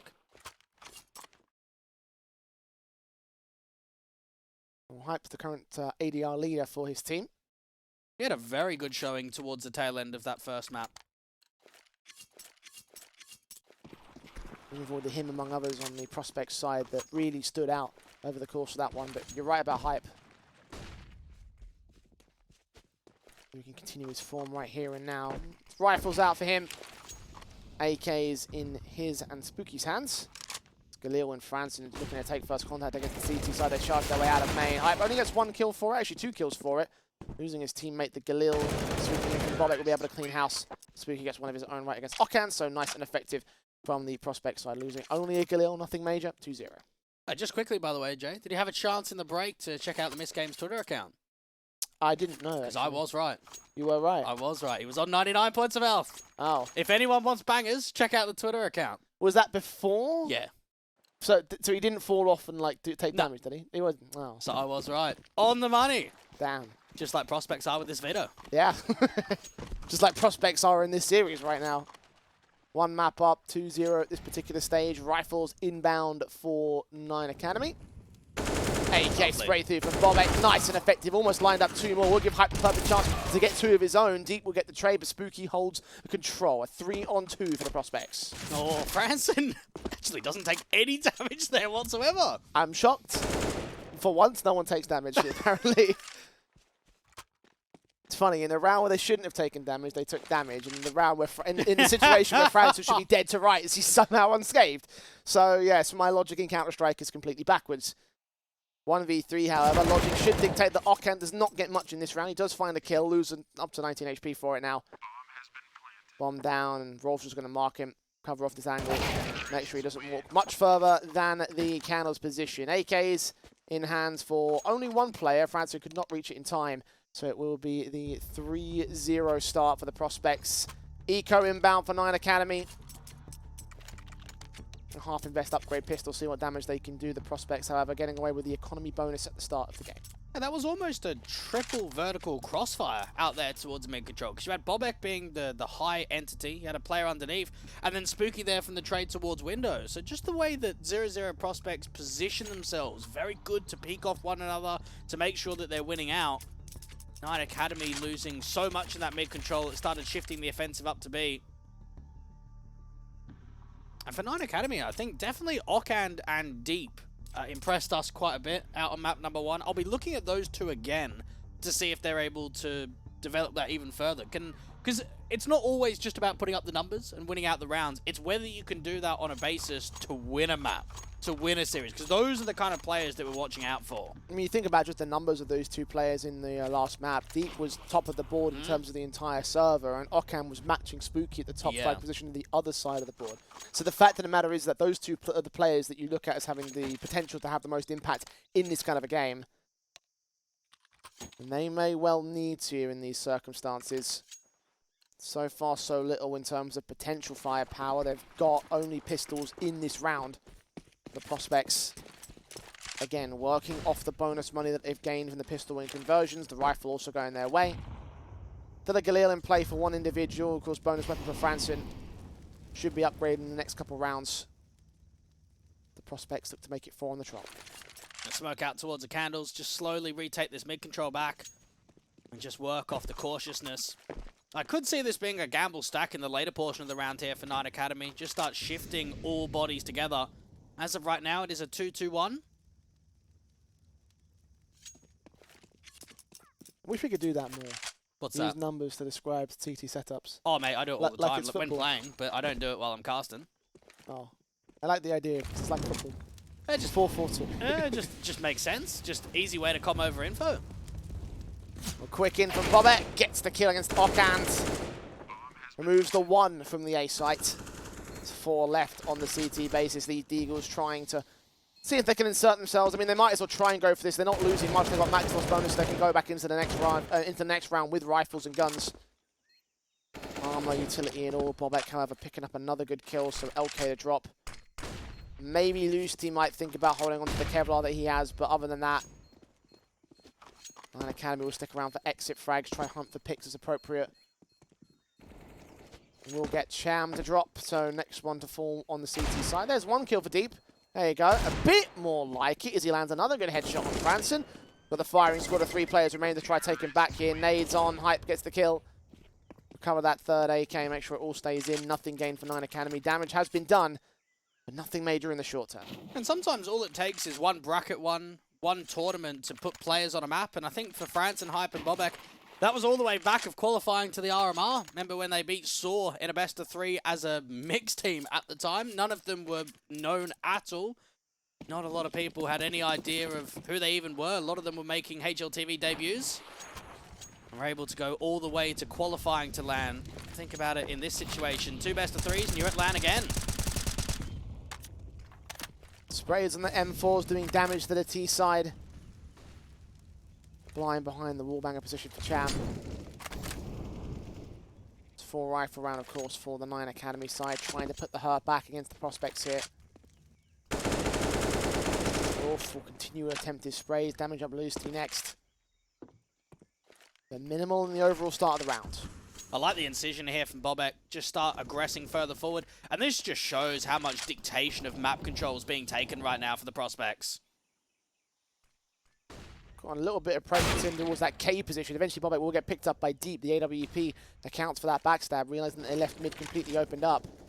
B is going to be the emphasis though. Again, they've got players in lane. They did have cave presence. They have been forced back by the 2 players that are here on the CT side. Do Prospects consider a rotate? Well, they have to. Knowing that they weren't able to get a pick in the back lines, you're going to have to start shifting the offensive elsewhere. As of right now for Nine Academy, this looks to be the most positive round that we've seen from them yet on Ancient.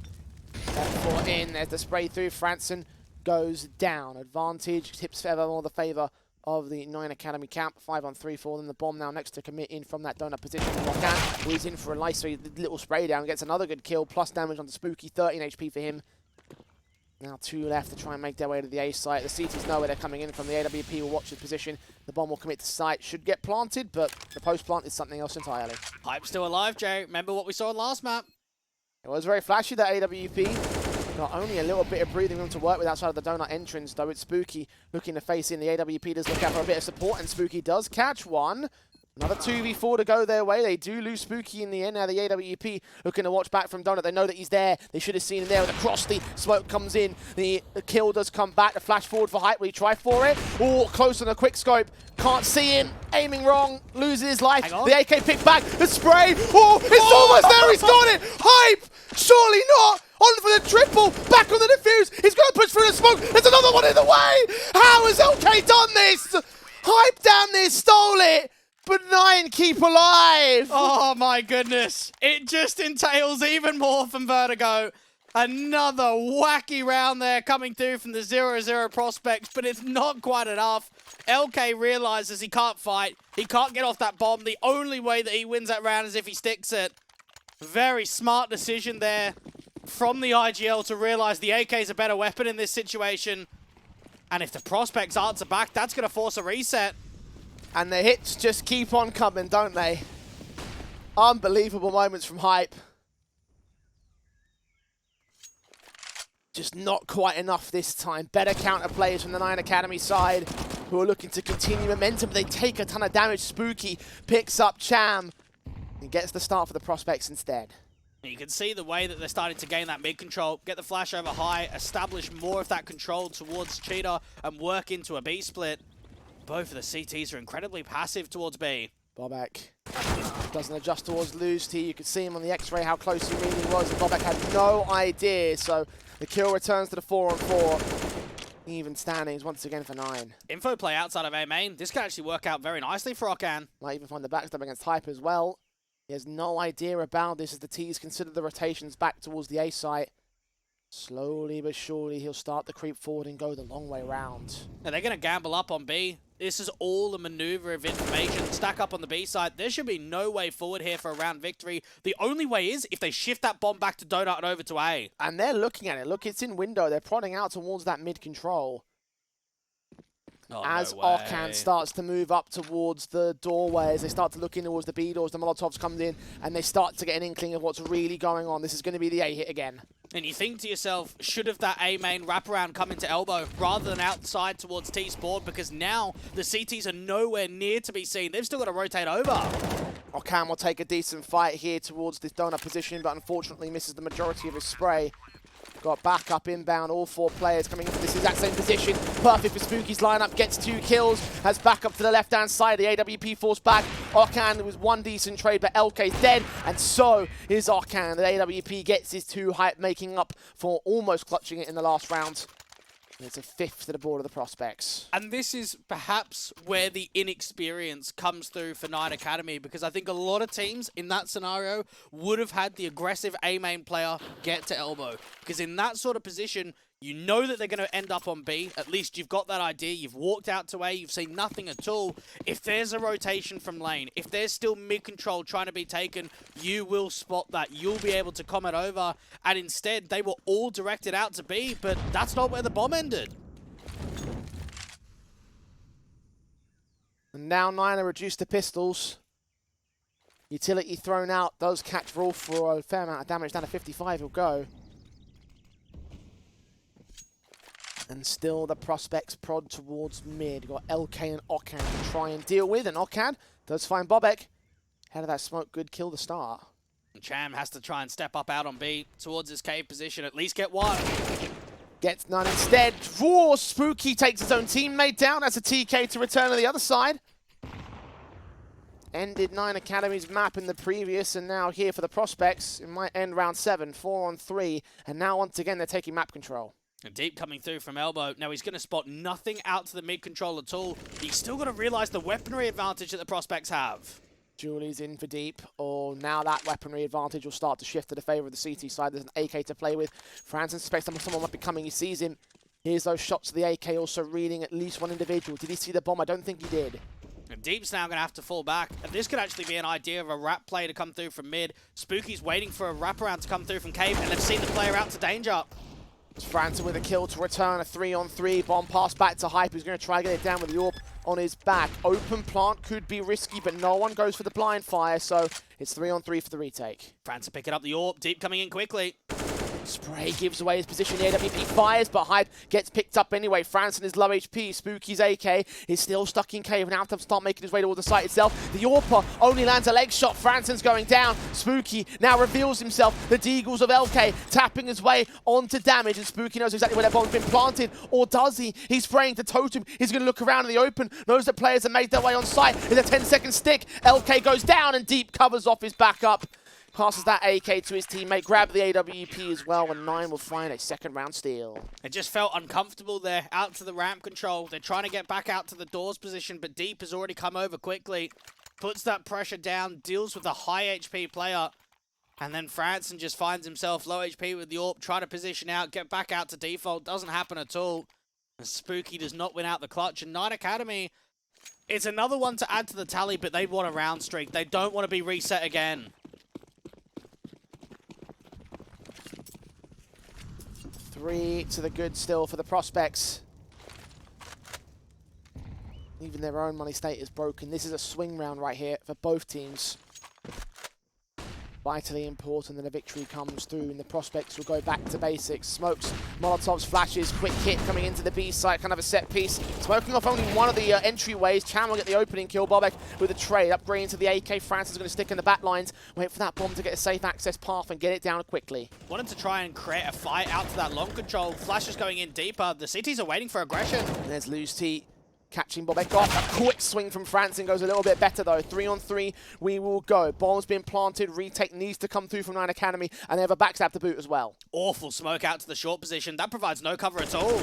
Burst through. Can almost miss, but eventually he connects his 2 kills. Last man standing out towards the entrance again. The bomb's not planted for him. Spooker's going to jump forward, and LK covers it off. These post plants have been a bit awkward from 0-0 Prospects, allowing the backstabs to close and ultimately throw the whole line off. It's another round for 9 Academy. And they probably would have taken back ramp control if that short smoke went down successfully. Because there was a massive gap in it, it focuses that attention in the back lines and towards the CT spawn rotation. And because of that, it works out nicely for Okan, keeping that form up. Him and Deep, the 2 guys that were the top performers out there on Vertigo, are doing the same here again on Ancient. Tech9's on 4, Deagle on 1. Quick in a T side, wasting no time to try to take the fight back to the CT forces. They lose the man advantage. They try and get it back at 3 for 2. Trade favors 9, however. They hold fire as the Prospects do the same. And they want to try and see if they can bait a mistake, whether there'll be an over-rotation to come through from this window position. LOUZ, I think he's been seen. Oh, Franson still doesn't catch him, though. That's unfortunate, because you could see him creeping up. He knew. He saw the gun barrel. He saw something sticking out. Couldn't do enough damage in a short enough space of time, so Hype is left alone. AK at least picked up. But 1 on 3 with 17 HP. I have my doubts. LOUZ will confirm those doubts. 4 on the board for the Academy squad. Only 1 to make up the difference. 9 Academy have just got to start keeping those AKs alive for as many rounds as possible. You can see the anti-rush nades were down there pretty on pat. Both the HGs and the incendiaries just to do mass damage with the spam. 0-0 Prospects. Realistically, any more than 6+ rounds on this T side is looked at as a success.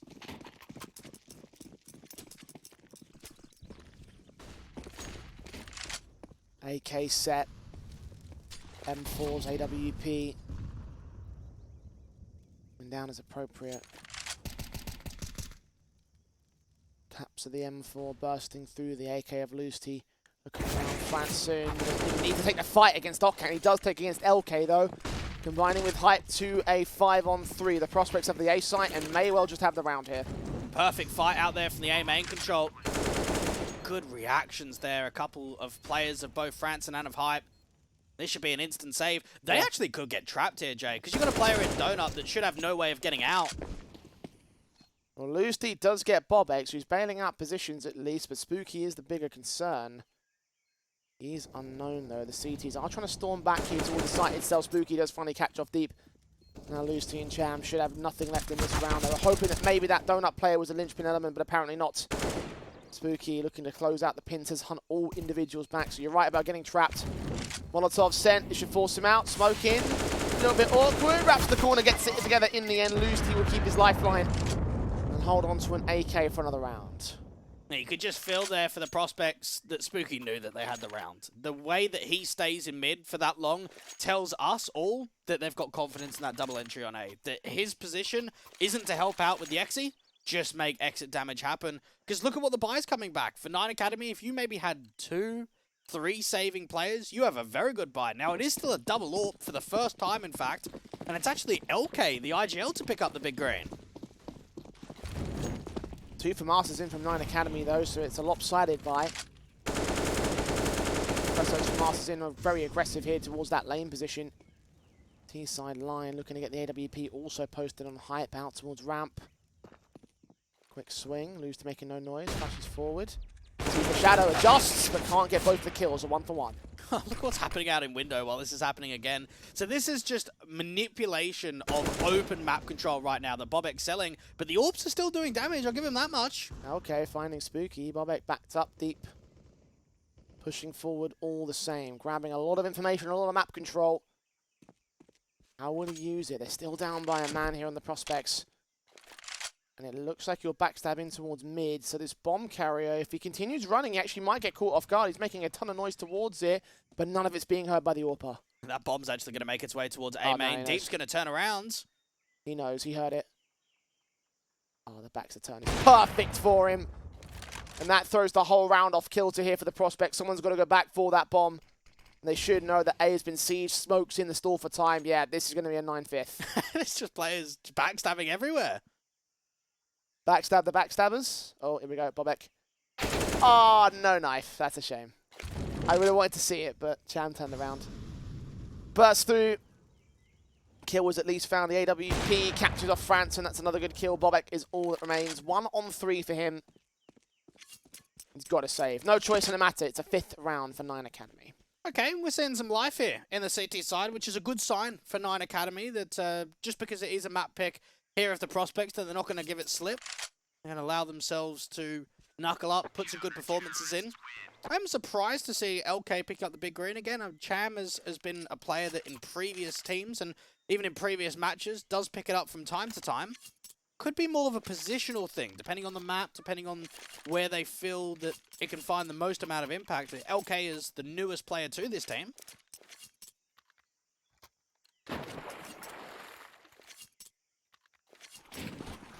Two Deagles in for Hype and Rolf. Onus of the weekend buy. Flipped on its head and given to the prospects at this stage. Although there's still an SMG in play for Lusty. Hype sets himself up into the elbow position, trying to watch out the mid control. The majority of T-side players in at B lane. Eyes set on the B site and might go in very quickly for it as well. It's all about Hype pulling that distraction out there towards the mid control. MP9's in a good range. Ready for several, burst up, gets one, struggles with the second, but brings it together with deep support of the AWP. Bomb dropped, 2 versus 5, and those are the 2 Deagles as well that have been left in play.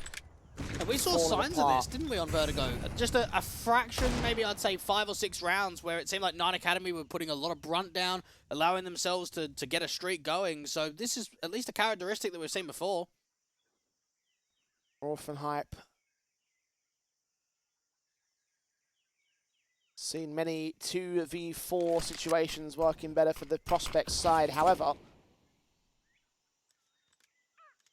the weapon advantage considered, the bomb now on the B site and a 5-man crossfire essentially locked upon it. There should be no way that they win this. They'll try their hand at it, as is based on the fact that they are pressing in from ramp and from the K position. But the writing most certainly is on the wall for round 12. 30 seconds. See what they can do. NWP from deep. Another one to add to the tally. Yeah. Alcan helping out as well. 6-6. I honestly think here for 9 Academy, they can't drop another round in this half. If you really want to put some pieces together to try and look for a map victory, you've got to get as much out of this first half as possible, and that means winning the next 3 rounds. Another kind of formality round here against the prospects, because they're also on pistols. 2 Deagles in the previous to the force by half. Invest to follow suit for round 13. So Glocks, Tech 9s, and not much else. Only 1 piece of Kevlar. Utility sets on 3 players. Nice nades posted by Lusty. It will be sponged by Wolf, so it doesn't extend to anybody else. We're going to go quick into this B site again. The B site hits have not been all that fantastic for my money. They do find Cham though, so that could at least be a bomb plant. And a follow up to Lusty. Now this round is on the table. It definitely is. They can pick up some rifles. This should be an instant save. I don't think there'll be much here for 9 Academy at all. Their B players have just been rolled over. Yeah, this AWP holding from this position indicates they don't want to go for it. Losing any more to the T side, especially with the double AWP setup in play, right? If they grab those 2 weapons, and that's taken mass amounts of money away from the CT side. and opening up options for the T side. So that is a steal. Just as you were saying, Dwayne, that they shouldn't lose another round of 9 Academy. That's what they're going to be hoping for, but not to be. For 0-0 Prospects, they realized for themselves after they captured that first kill towards default that we need more. We can't just act on one and be defensive in the post plant. We've got to be searching, and Bobek makes that call to aggress through the short smoke, to put pressure into the back lanes. And because of that, 9 Academy losing both players without even a trade realize it's not worth it.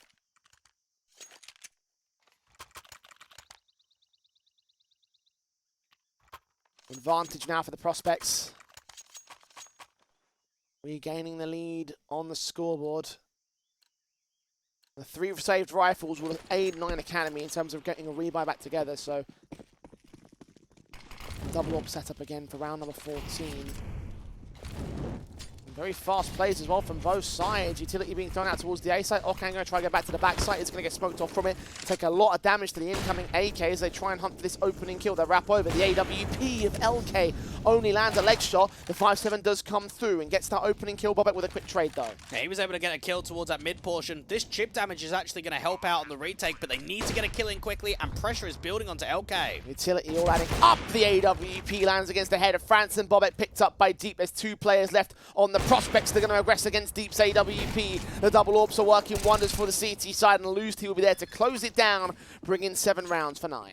Nicely done. You could just feel there for 9 Academy that there was a lot of chip damage with the util, and then LK hits an all-important shot there from the temple position, deep, very deep in fact, towards CT spawn, waits for the fight to come to him, allows the idea with the man disadvantages that Prospects have for them to start overextending, and that's where he's able to find the majority of the kills.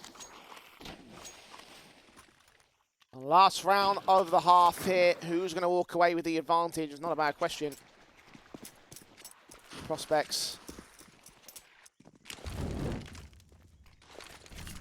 Limited by a factor of 2 weapons on those Galils. The bomb plant bonus re-enabling this investment.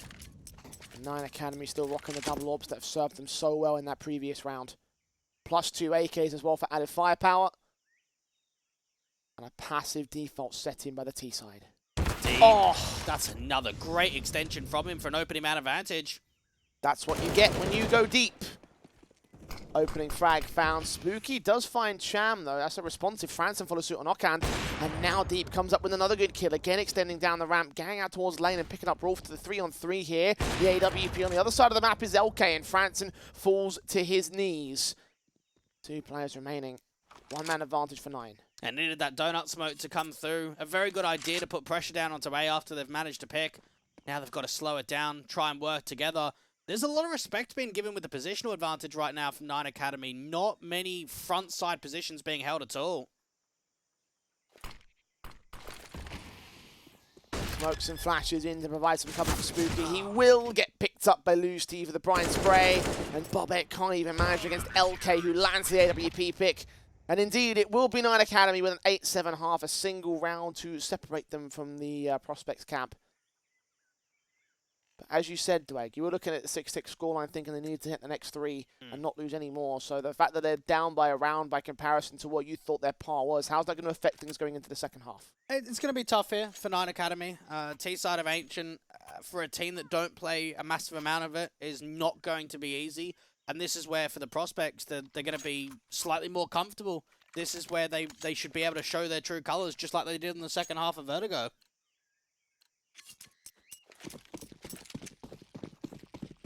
Well, for the Prospects, they are still the team that are on the back foot. Now going into their CT defensive, the USPs come out the pistol round, and already one of them is going to get picked up by Deep. He has been the man on fire in the last 3 or 4 rounds or so.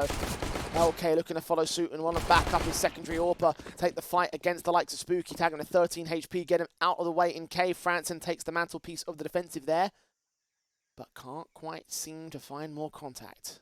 Yeah, they're going to try and see if they can overextend down here to the bottom of ramp. It's all about the first contact. Spooky aggressive instead. Okan going to get picked up.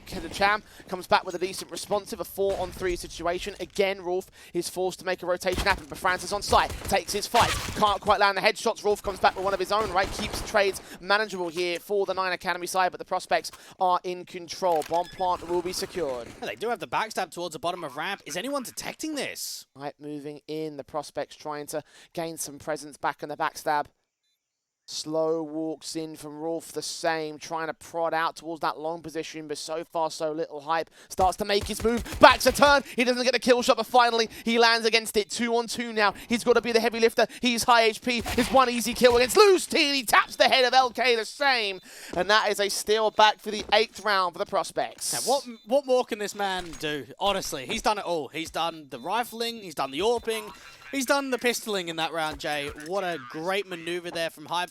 And I do, for a moment there, feel sorry for Cham, because he was watching the backstab. He was looking down to that bottom of ramp position and just gets caught on a timing. His focus is put elsewhere towards the short control, and that's where Hype is able to turn a 2v3 in favor of the prospects. Even Steven once again. SMG's in, as you would expect for Rolf and France, and money's not always great for the CT side in the second round, but that bomb plant bonus enables Galils over on the attacking forces. Mac 10s and Deagles. Lashes at the ready here for Deep. We're going to probably set up his teammate as well. Very early hit towards the B site. It should just be a full send. It's going to come down to the protocol and how they hold against it. SMG overall sprays back, tries to look to engage. Got a backup teammate as well, taking some decent damage. Spooky does get a decent frag, and Rolf burst spray back does get 1 and 2 alongside backup at the M4. Spooky there to close down the last, and that is 9 to the board of the prospects. They have the lead again. And that's class. That is a classic bait scenario.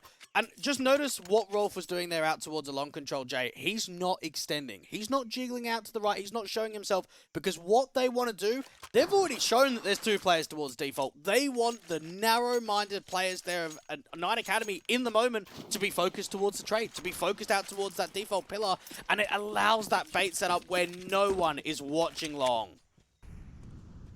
P250s and Deagles into the T side line. Harsher eco this time around, and this should be a 10th for the prospects. It was in the second half they really came into their own over on Vertigo, and it may well end up being the case right here and now on the CT side. Bobek mowing down 2, making it look easy. Spooky, one around the corner to find a Cubby Wood. He gets that kill against Cham, so everything else continues to fall apart for the T side line. France and SMG up against 2. Only gets the 1 pick for it, but that's more than fine. Money to be gained, all 5 alive across the CT side. And they can play a bonus round against 9 Academy, who have their true guns. Double digits. They can almost taste the victory from this point onwards, but they know it's still closing time. 3 wins and 3 losses in the last 3 months here for 0-0 prospects. Wanted to try and see if they can get that win rate above 50%. Just knowing that you've got that leverage. Anytime you're up by rounds going into the CT side and going deeper into the rifle rounds, you feel comfortable. Okan and LK take a ton of damage to start things off. Okan somehow escapes with a kill on Franson though. A bit overly aggressive from his own part. 2 easy picks to go the way of the prospects, so if they can just find Okan and LK, that'll make it a 4-on-3. For now, it's a 4-on-5. You make a very good point. While it is an opening frag, the actual low members of HP can make a huge difference in the prospects. Now, Rolf's got a flash to try and regain some of this mid-control and peek up from Candles. So far seeing nothing though. Finally they will find Okan, and that's one of those kills. Bobek reducing the man advantage to an even standing again. AKs will slowly start to peek in. Bobek gonna back up with that incendiary thrown up. Cham looks in. Spooky is in fact caught. Continuous sprays back. Advantage regained by 9 Academy. Deep's watching the backstab, going to pass that bomb back to his teammates. Meanwhile, the team's going to try to take this round to storm the site itself. The spray line up for Hype almost gets 3, but it's only 2 kills. Bobek now with it all to do. 1-on-2 clutch. Last one left. Might be able to deny this default player. Depends on how wide the angle's exposed. Hiding behind position. AK also at his feet, but he's going to try and be as quiet as possible about it. Making no noise. Finally being spotted on a quick peek up the Molotov to send that player out of position, but a swing back from his teammate. Loosely knows exactly what to do. And he brings in the first of the half for 9. It just felt on that B site, how much impact was landed with that first opening, the one that actually gained the bomb site for them. And the post plant, very stable. 0-0 prospects. Try to get as much out of that mid control, and while they would have been happy with the tagged up individuals and the trading game, it was the lack of B presence that actually let them down. Seems to be a bit of a common sticking point in the weaknesses for prospects so far today, isn't it? The B site of this Ancient. Yeah, a couple of times maybe. Let's see whether it will continue being a thing that the 9 Academy side can exploit. MOUZ, the man leaning up towards this main position with backup on a teammate. Got hype to support the mid control, who's ready and raring to receive one. Only a leg shot, aiming far too low. That might send the T-side players in at main to try and get towards the A-side. Bobek is standing up at the forward plat, gets the kill. Tram will also fall to Franson, so 5-on-3 for the prospects. Unfortunately, no map control's been taken. Finally, LK's made a play. The issue here is, do you keep going? That bomb is tailing so far behind for them to act towards B. Meanwhile, Franson's going to take out the A presence of MOUZ to find that engagement, win it out as well. Two-man advantage again for the prospects, the AWP in the backside. Ready for someone to push forward. They think that they've gained the B play, and France are going to rotate with extra support. So suddenly, Bobek becomes a central part of the A site. However, they're going to continue on with this B campaign. They've got to contact here. They've got to dry. And look at defensively how many players there are on B. Okay. About to face on Hype, and Hype uses the crack angle to get his kill. Double up, not quite secure. The M4's there for it, though. Franson on to close. And prospects are back on track. AWPing ability has been very stable from Hype across the first and second half. And for 9 Academy, they had leverage. They had a round victory, but they weren't able to turn it into more. I think that's been some of the characteristics that can be shared across Ancient and Vertigo, is not having that continuous round streak. If we look at what prospects have been able to do, they've been able to extend them longer.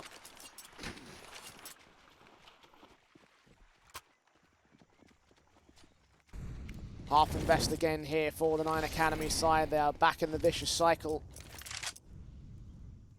To break it soon. Spooky dressing, finding the headshot of Okhant. Nades also posted. Bobek against the next of MOUZ, 5-on-3 situation. The prospects picking apart these pistols with particular ease. There are some 6 shots here and there, but all in all, it's always going to be an easy round for the CT side, so only a matter of time for Spooky. Knocks out 2 more. All 5 alive for the CT side. It's 12-9 for the prospects. The prospects have had a tough last 4 days, losing 4 games in a row on HLTV to 9. MOUZ and XT, Ekla and Eyeballers. This could be the win that they're looking for. The win that pushes them back in the right position. 4 rounds away from claiming a 2-0 here in the closed qual. And a step further to trying to get to LAN. 12-9. HE sent. Going to catch players on the stack back towards Elbow. Didn't quite work out for them on this occasion. Ooh, the info play in A-main too from Bobek. He might actually extend quite far forward off of this. How far forward is the question, though? Will he push all the way around towards Elbow and the spawn? If he did, he'd get the bomb, because it's still been left out there. He might do it later in the rounds when there's more information on exactly what the control is towards mid and of lane. Oh, Franson with the peek finds MOUZ. Doesn't quite get the kill against him, but he'll know. Here he goes. Yep, Bobek's on for a whole lot of info. The question is where he goes with this info. Will he go back up towards Elbow, look towards mid? Will he continue around the site campaign, the spawn? If he did, again, he'll know what's going on. Oh, there's so much to find, but MOUZ catches him. And Bobek gets nothing out of that backstab. I can't believe it. Everything was set up there for success. And now for 9 Academy, they can punish that over-aggression. And if they start shifting a split towards A, they've only got 1 individual of Hype to deal with. They've siphoned off the rotations of the B side. This might just be a gamble stack from those 3 players. In fact, Cham's still going to pick him up. Spooky is found. There's a 5-on-3 for the T side, but they might still go towards this B play anyway. It's all about this wraparound, and the Orbs actually found a very good pick onto Franson. Now the attention all turns towards Rolf. Stands his ground, gets that 1 pick at the very least. LK gets his responsive, and Hype is all that remains. Is AWP to save in this round for the 10th round for 9 Academy. Yeah, that had a lot of back and forthness when we think about what was actually exploited there. Looked as if it was going to be a round-winning backstab of seeing the bomb or having some impact with frags towards elbow from the likes of Bobek. Not quite the case. Then you've got an over-aggressive Ockand getting his way towards Candles. Seems like they're shifting the bomb up to A. Instead, it's back to B. Don't think they're going to hunt down the AWPer, so Hype will be able to hold on to it. And Money's in a pretty stable position, so the Swedes will be able to buy back, no problem.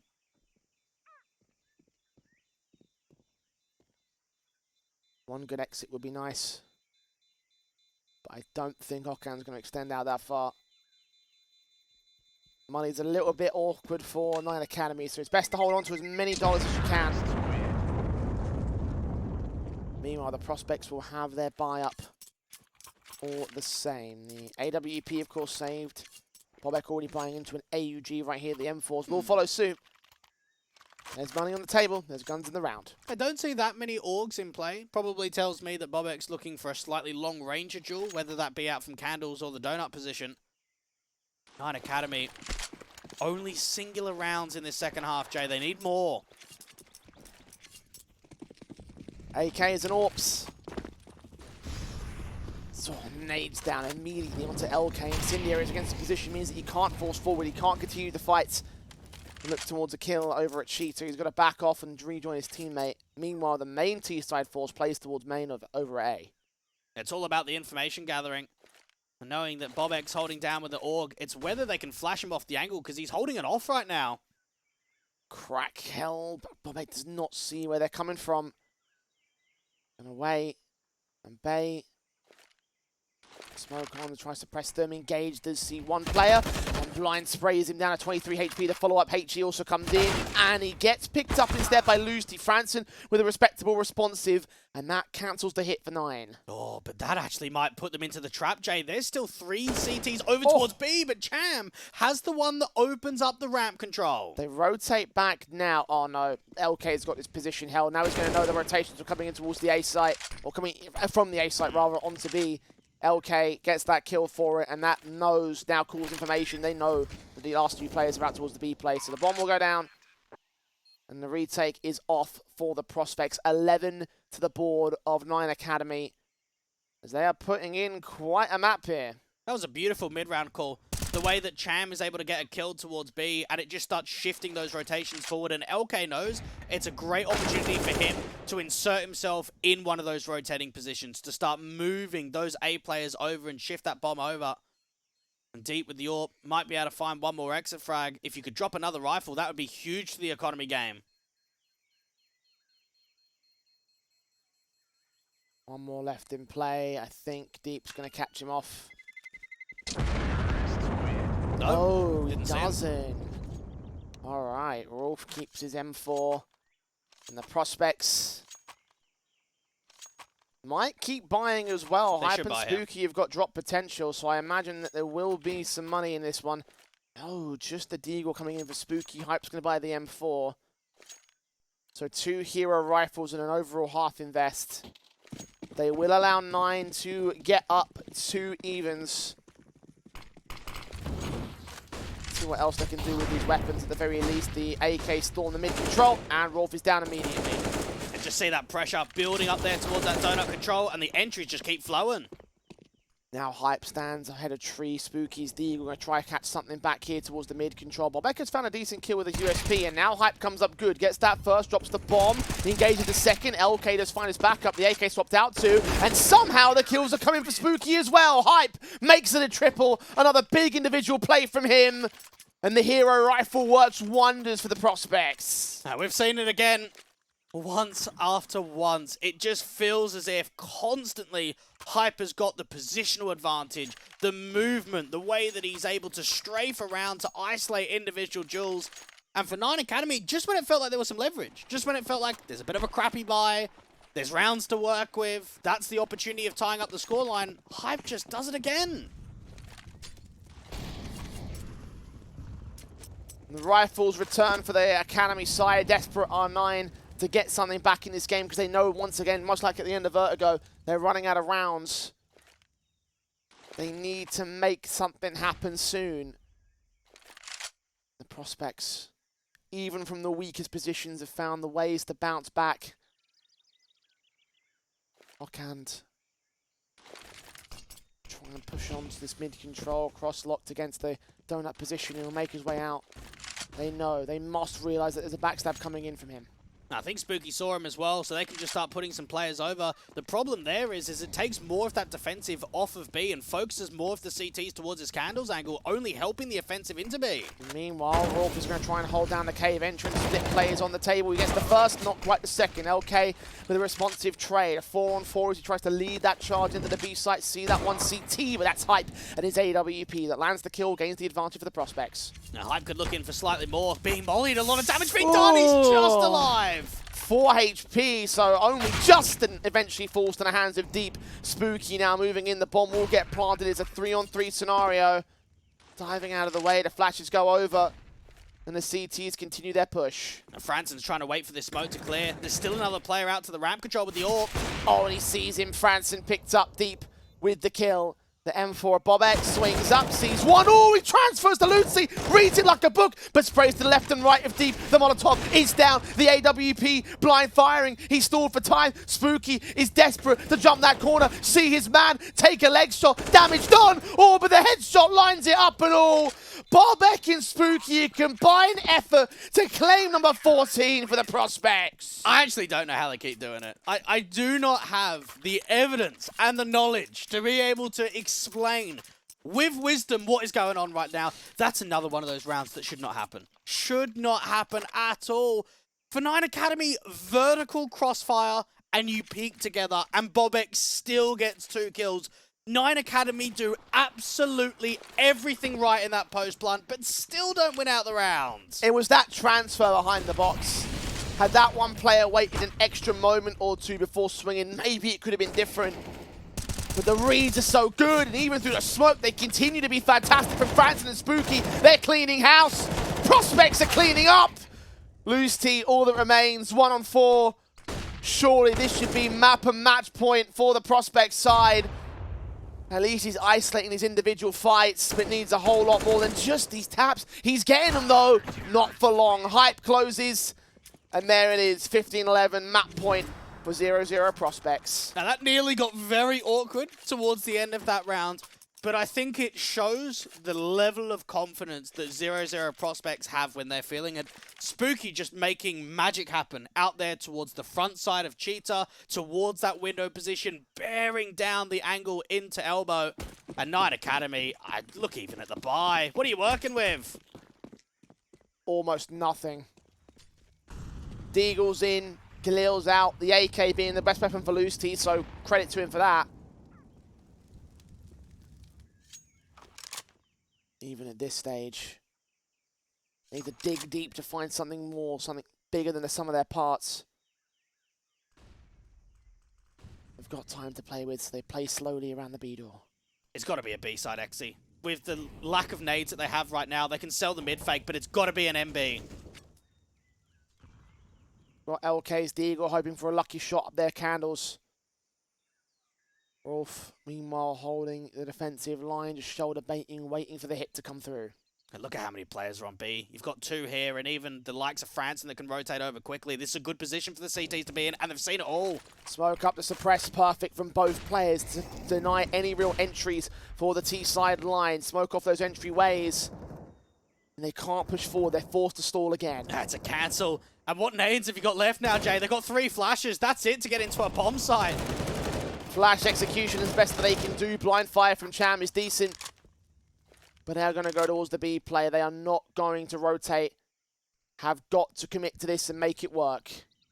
Off angles being held from Rolf. Very defensive. And now Spooky's going to line up a few. That's 2. 3 more to go, but Cham chimes in. Got Franson elsewhere. Picks up the first. Is wary of a backstab. His teammate on the other side of the site gets Spooky involved against Loose T. It's all on Deep, who can't hold on forever.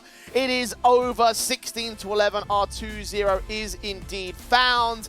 And that is it for the 9 Academy side. A hell of an effort, Blake. Very well played from them, but ultimately, it just wasn't to be. I actually really feel for them because I honestly think that if this match gets played, let's say 10 times, 2 or 3 of those times, we go to a third map. We actually end up being in a scenario where there could be a possibility because they played extremely well. The factor is the X factor was too big. Some of those moments of prospects, you can't even explain how they're able to make happen. It's just magic in the air. It might be the derby. Well, at the end of the day, the Prospects camp, they were the favourites in this matchup. They did take it. I was hoping for our 2-1, but I did say that I think if it was going to be 2-0, it was going to be a close affair, and that is exactly what it ended up being. Incredible stuff from both the Prospects and 9 Academy, because you're right, that was an absolute banger of a matchup. Towards the end of both maps, obviously, things really picked up for the Prospects. At the start of things over on Ancient, we still saw big stuff from Hype, and he was an absolutely incredible player on an individual basis. He might not have had the most number of kills across the entire series, but when it comes to flashy plays, man, he delivered on them in troves. And there were quite a few players that were able to do that, but I think Hype in particular was the reason why they got over the finish line towards the tail end. I think in both maps, the last 5, 6, 7 rounds were just so one-sided. They were getting absolutely pummeled on Vertigo and on Ancient, and it shows the Prospects where their strength lies. And it shows where they stand as well, where they lie in the next round of the online qualifier, moving on to taking on the winner of a Big Academy and Medisport in that other side of the matchup. And for me, I do see Prospects as potentially the favourites in that series as well. That's a tough one to call, if I'm going to be real. Look, it's a very slight margin of favourites for me, but personally, I do see Prospects as the favourite of those 3 particular teams. But you are right, that one could be one of those ones that tip either way. I think the Norwegians have been able to come away with a decent-looking lineup, and for Big Academy, we know that they've been very successful in the last handful of months, and even the last year or so with being able to get a good project together. So here for Prospects, it's a good win today. It gets them to the next stage. Indeed it is. And for 9 Academy, they can take away, I think, a lot from that particular matchup. It was a very, very strong effort. I have to say that I was extremely impressed with them today. And obviously, they've continued to be a respectable element over the course of the Heroes of Tomorrow's tournament. So in terms of their own takeaways, how do we feel about that? I think very positive. I'd love to see these guys on HLTV again. Knowing that Deep came into this match with 1 game on HLTV, 1 map on HLTV, he played unbelievably well. He was involved in so much impact on map number 1. He was involved in a lot of impact in map number 2. I thought Okand played well too. So those 2 players I want to see more of. Well, hopefully we're all going to see more of them in the future. For now, though, it is 0-0 Prospects moving on in the bracket, and it's time to see who the MVP is. Dwayne, who have you chosen for this matchup? It's a no-brainer, really. Out of all the players on Prospects, it was Hype that delivered the most. He had the moments that changed the complexion of both maps. Some important rounds coming through, some unwinnable clutches being won, and knowing that he's the IGL and the AWPer and can make those things happen, he's the MVP for sure. I have to agree. I wasn't sure if I was going to rate the numbers or the ADR and kill death ratio impact as the main factor. But when you think about what Hype was able to do on the AWP, the incredible moments that he had over on Ancient as well. Remember, that was a 3K on the 2 hero M4s. He was the only one of the M4s to get the kills in over on that A site. And you think about the AWP play over on Vertigo as well. So many big moments that I think completely changed the game for the Prospects from Hype itself. So yeah, I have to agree with you on that one. And for Hype, he's definitely a figure that can lead this team in the right direction in this entire bracket. And I think that he could be the next one to make that step, right, to push them through to another LAN. We've obviously seen them locally playing in quite a few Swedish LANs. Now they're getting closer to that opportunity to play on the international level. Awesome. Well, we're going to continue to look onto the international level from here on out in the Heroes of Lofoten qualifiers. Of course, we have 2 games to play today, and our second one will be MOUZ NXT versus ONYX, an international squad taking on a German squad, and a German organization as well in MOUZ. So maybe a little bit of regional rivalry there.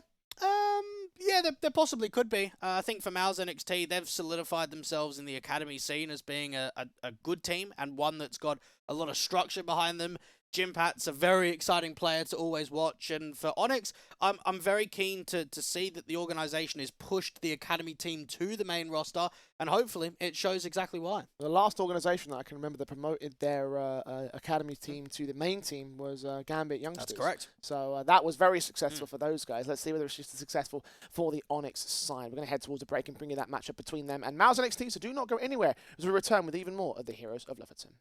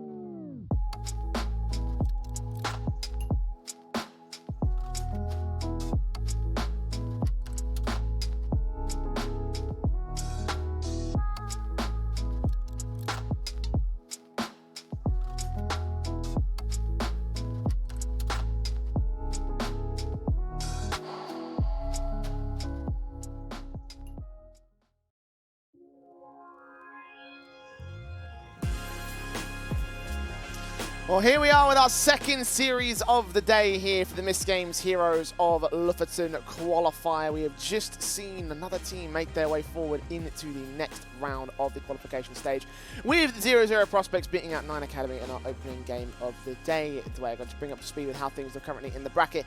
We can take a look at the round of 16 and how things have played out so far. Only one real surprise as of right now, and we're looking forward to hopefully some more epic action in our second series today. I think we've actually seen outside of that first game that we had between Young Ninjas and Tricked Future that a lot of games have been quite close. A lot of games have had some competitive nature behind them.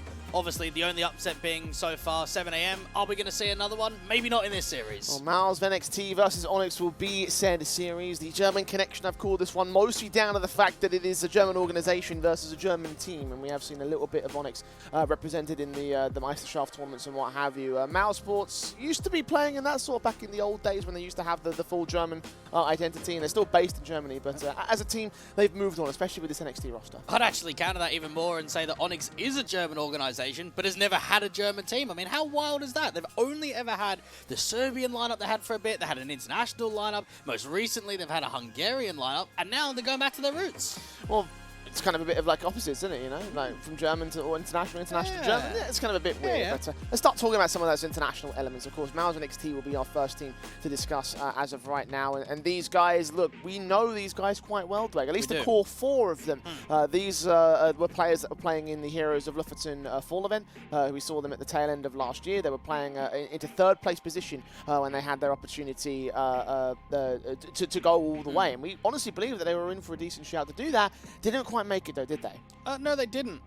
They came up short against Fnatic Rising twice, both in the upper bracket and in that consolidation final in the lower bracket. So one of the teams that they struggled with across the bracket itself, Jimfat was still rated as one of the best players. They even got MVP for the entire tournament, considering not getting to the grand final.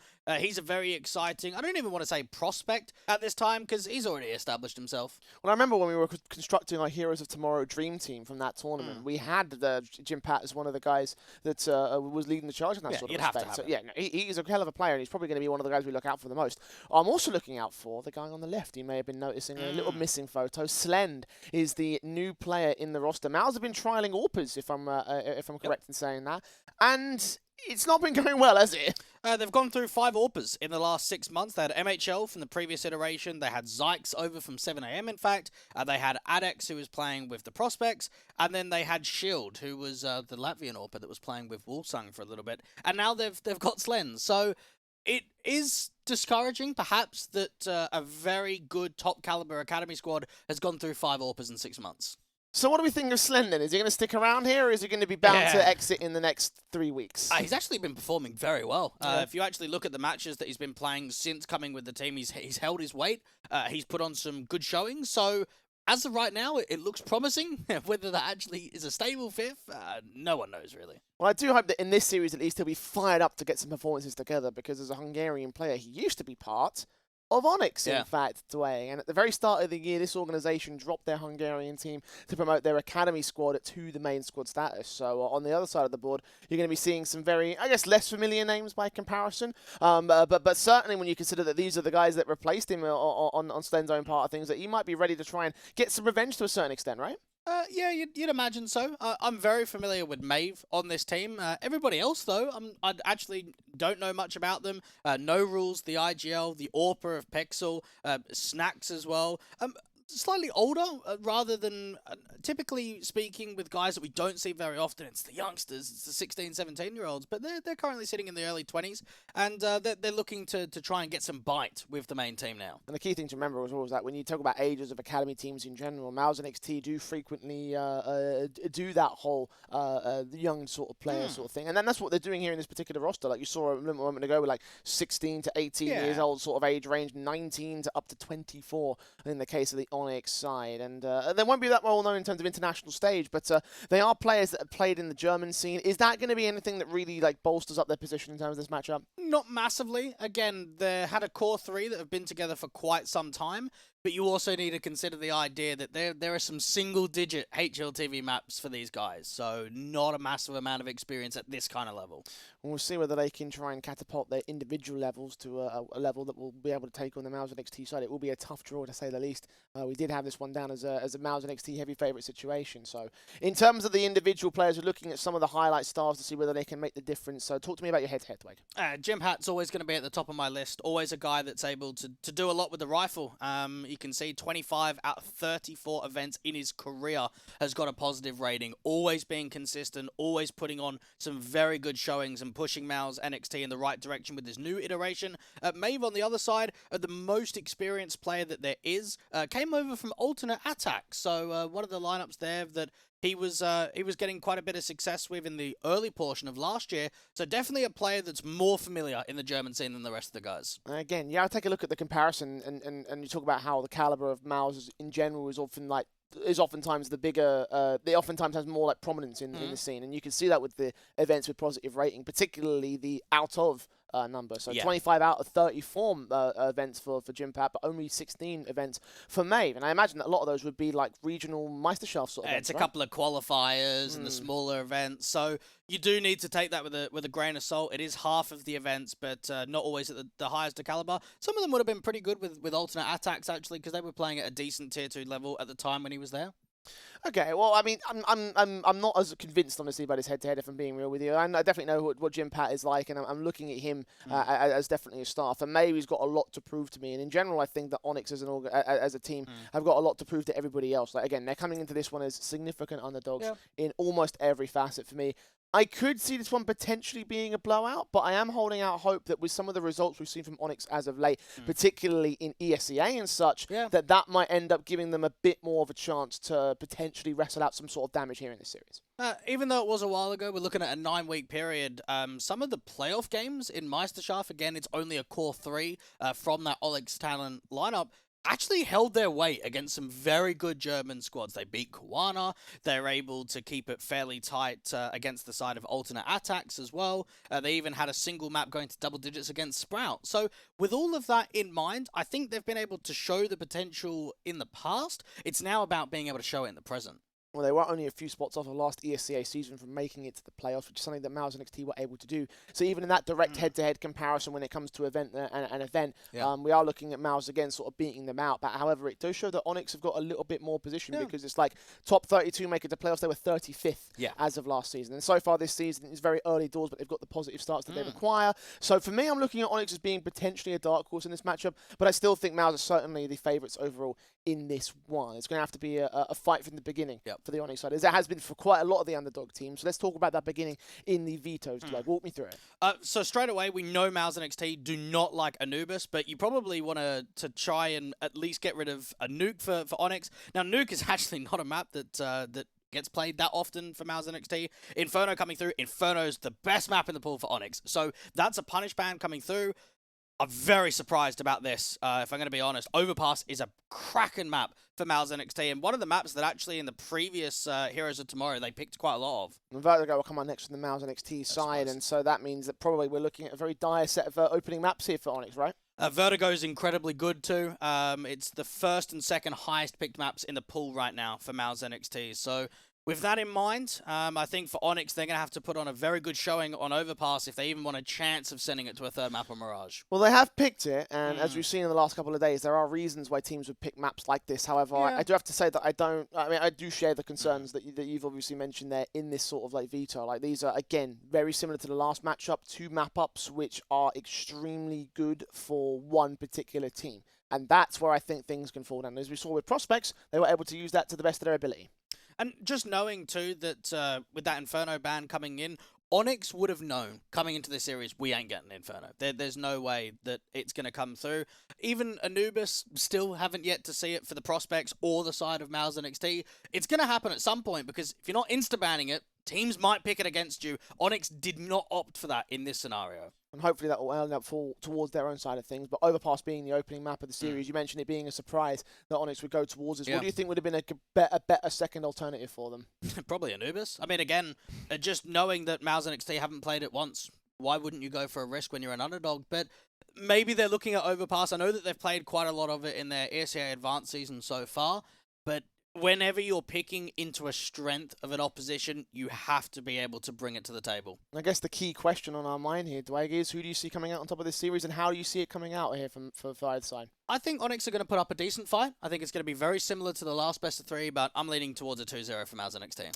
I'm kind of in a similar boat as well. I believe it could well be a 2-0 for MOUZ NXT, and if ONYX do not show the kind of level that I hope to see, like their top end sort of game, then it could end up being a bit of a one-sided affair. I'm hoping that's not the case. Again, I'm hoping we see the ONYX that nearly made playoffs of ESCA, that took a decent fight out in Meisterschaft. So let's see how far they can go in our pistol round as we kick things off. ONYX will be storming out the mid-control very early from T-Con. Pixel went to get Nexius and look for a little bit more on Snacks. Prison will fall. Third player around the corner. There's Snatch in up close and personal. Jimpat is going to fall, and that is the encouraging start I wanted to see. Excellent entries coming through from ONYX, just allowing themselves to brute force that pace into the long control. Now the next player up is going to be QQ to defend the site. Even Slend has got to try and fight from the connector position just to be a helping hand.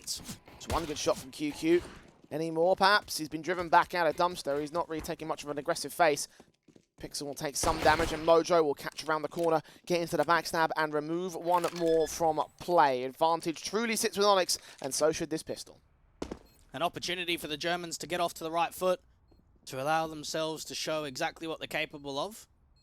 Slend's an opportunity for him in MistGames to show himself. Again, opportunities are abound. You mentioned he's been a great performer. That's certainly a great shot, but only 1 out of 4 that he needs to claim this clutch. Now being spotted as he makes his way out. He's making no comments about his position, but he's landing more heads. He's got a triple. Where's the Quadra? Where's the last man? Spoke on the bomb defuse, being held at Maeve. Is held back at Bank, looking for his own headshot, and he does land the casualty. He does pick up the pistol for ONYX. And that is a very bad message to send over to ONYX if you are Slend. That is a hell of an attempt. And it goes to show what you were talking about earlier, Dwayne, right? This guy's been a fantastic player. If he continues down this route, time to be concerned. And just knowing that ONYX wanted to keep that pressure on, keep fighting towards a bank control, continue to overextend, it ends up costing them. Now, it's not the first time that ONYX have had academy players in the main roster. I think back to even at the V4 Future Sports Festival, we saw Arrow from ONYX Talent getting the opportunity with the Serbian international lineup for a period of time to play an event. That was a while ago, wasn't it? About just over a year. So we've seen it before. We've never seen a move like this before, though, of an entire roster of core being promoted to the main team. It's kind of similar to what MOUZ themselves did, almost. Obviously, it wasn't all in one go. Yeah, it's similar. I mean, another thing to add is that Arrow only very recently got bought out by Big Academy, so we'll get to see him in this bracket as well. Are they on track to meet each other in this qualifier, or would they have to be to Lofoten land? I'm going to have to look at the bracket after. Well, we'll bring you that as we know it, but Force Invest will come through for MOUZ, and they will get mowed down by Mojo. Slend and Jimpat not allowed a similar sort of potential that is in the pistol basis. The Eagles in for Nexius is still going to try and hit some heads and does get snacks, but surely should go no further. Damaged up by No Rules. The MAC-10 will close out against that player in at short pipe. It's a 4-on-2 again for ONYX. Good pressure there towards Connector and then out to the short pipe, just allowing themselves to take B fairly easily. Instant save to come through from both Crizzen and from QQ. ONYX, 2-0 stuff, fairly easy for him. Don't see Crizzen doing much here in this situation, and it has to kind of be him if they want to formulate anything left in this round. 2 HP for QQ, best to hold on to the helmet and Kevlar. Going on to those rifles as well, keep as many of those in for ONYX. They did lose Snacks, and he'll be able to hold on to that Galil as a result here on No Rules. Yeah, 2-0 pistol conversion, and now Eco should be going the way of ONYX. Now we know that MOUZ NXT's permaban used to be Dust 2, so I'm sure it was a happy day when the map changes came through. Very much the opposite to what Na'Vi Jr. was like. They used to love that map. And I think there's always positives and negatives when map changes come through, because I know some teams love it because it's your perma or it's a map that you don't like, and then some teams hate it because you pick it all the time. I reckon there was a lot of celebration around Dust 2 leaving the pool, honestly. Yeah? Yeah. Not a fan? Maybe not from the casual players, but from the pros? I think a lot of people were sick and tired of that map. I don't know, it grows on me. Personally, I prefer. You remember that little period of time where we had No Dust 2 in, and there was another map for it. Which one was it? So if you're gonna, they replaced it to do the revamp, and then I can't remember which map replaced it. See, I'm just disappointed, Jay, because now you've brought the topic up and you don't have the answer to back it up. Why would you incorporate the topic? Yeah, but like but the point I'm saying is that during that period of time, I really loved the map pool. Okay, but you don't remember what the map pool was. No. Honestly, how can you really love the map pool when you don't know what it is? I just remember it being a really fun time in CS. I think that Dusty's removal really helped that. Maybe at us at MistGames GG and at the Eternal J and Dweg CS:GO. Let us know what was the map pool when Dust 2 was taken out. And was it your favourite as well? Yeah. Do you agree with me? Probably not, if we're being honest with everybody at home.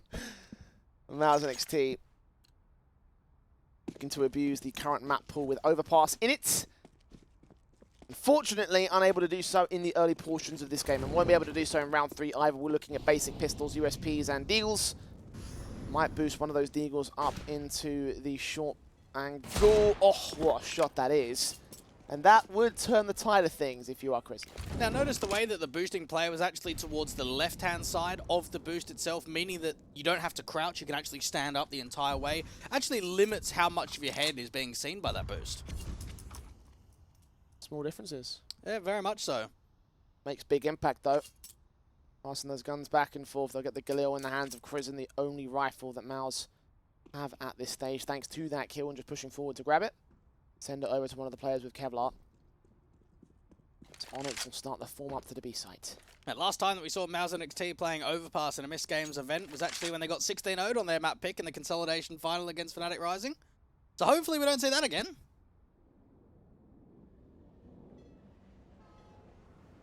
I doubt it'd be against ONYX.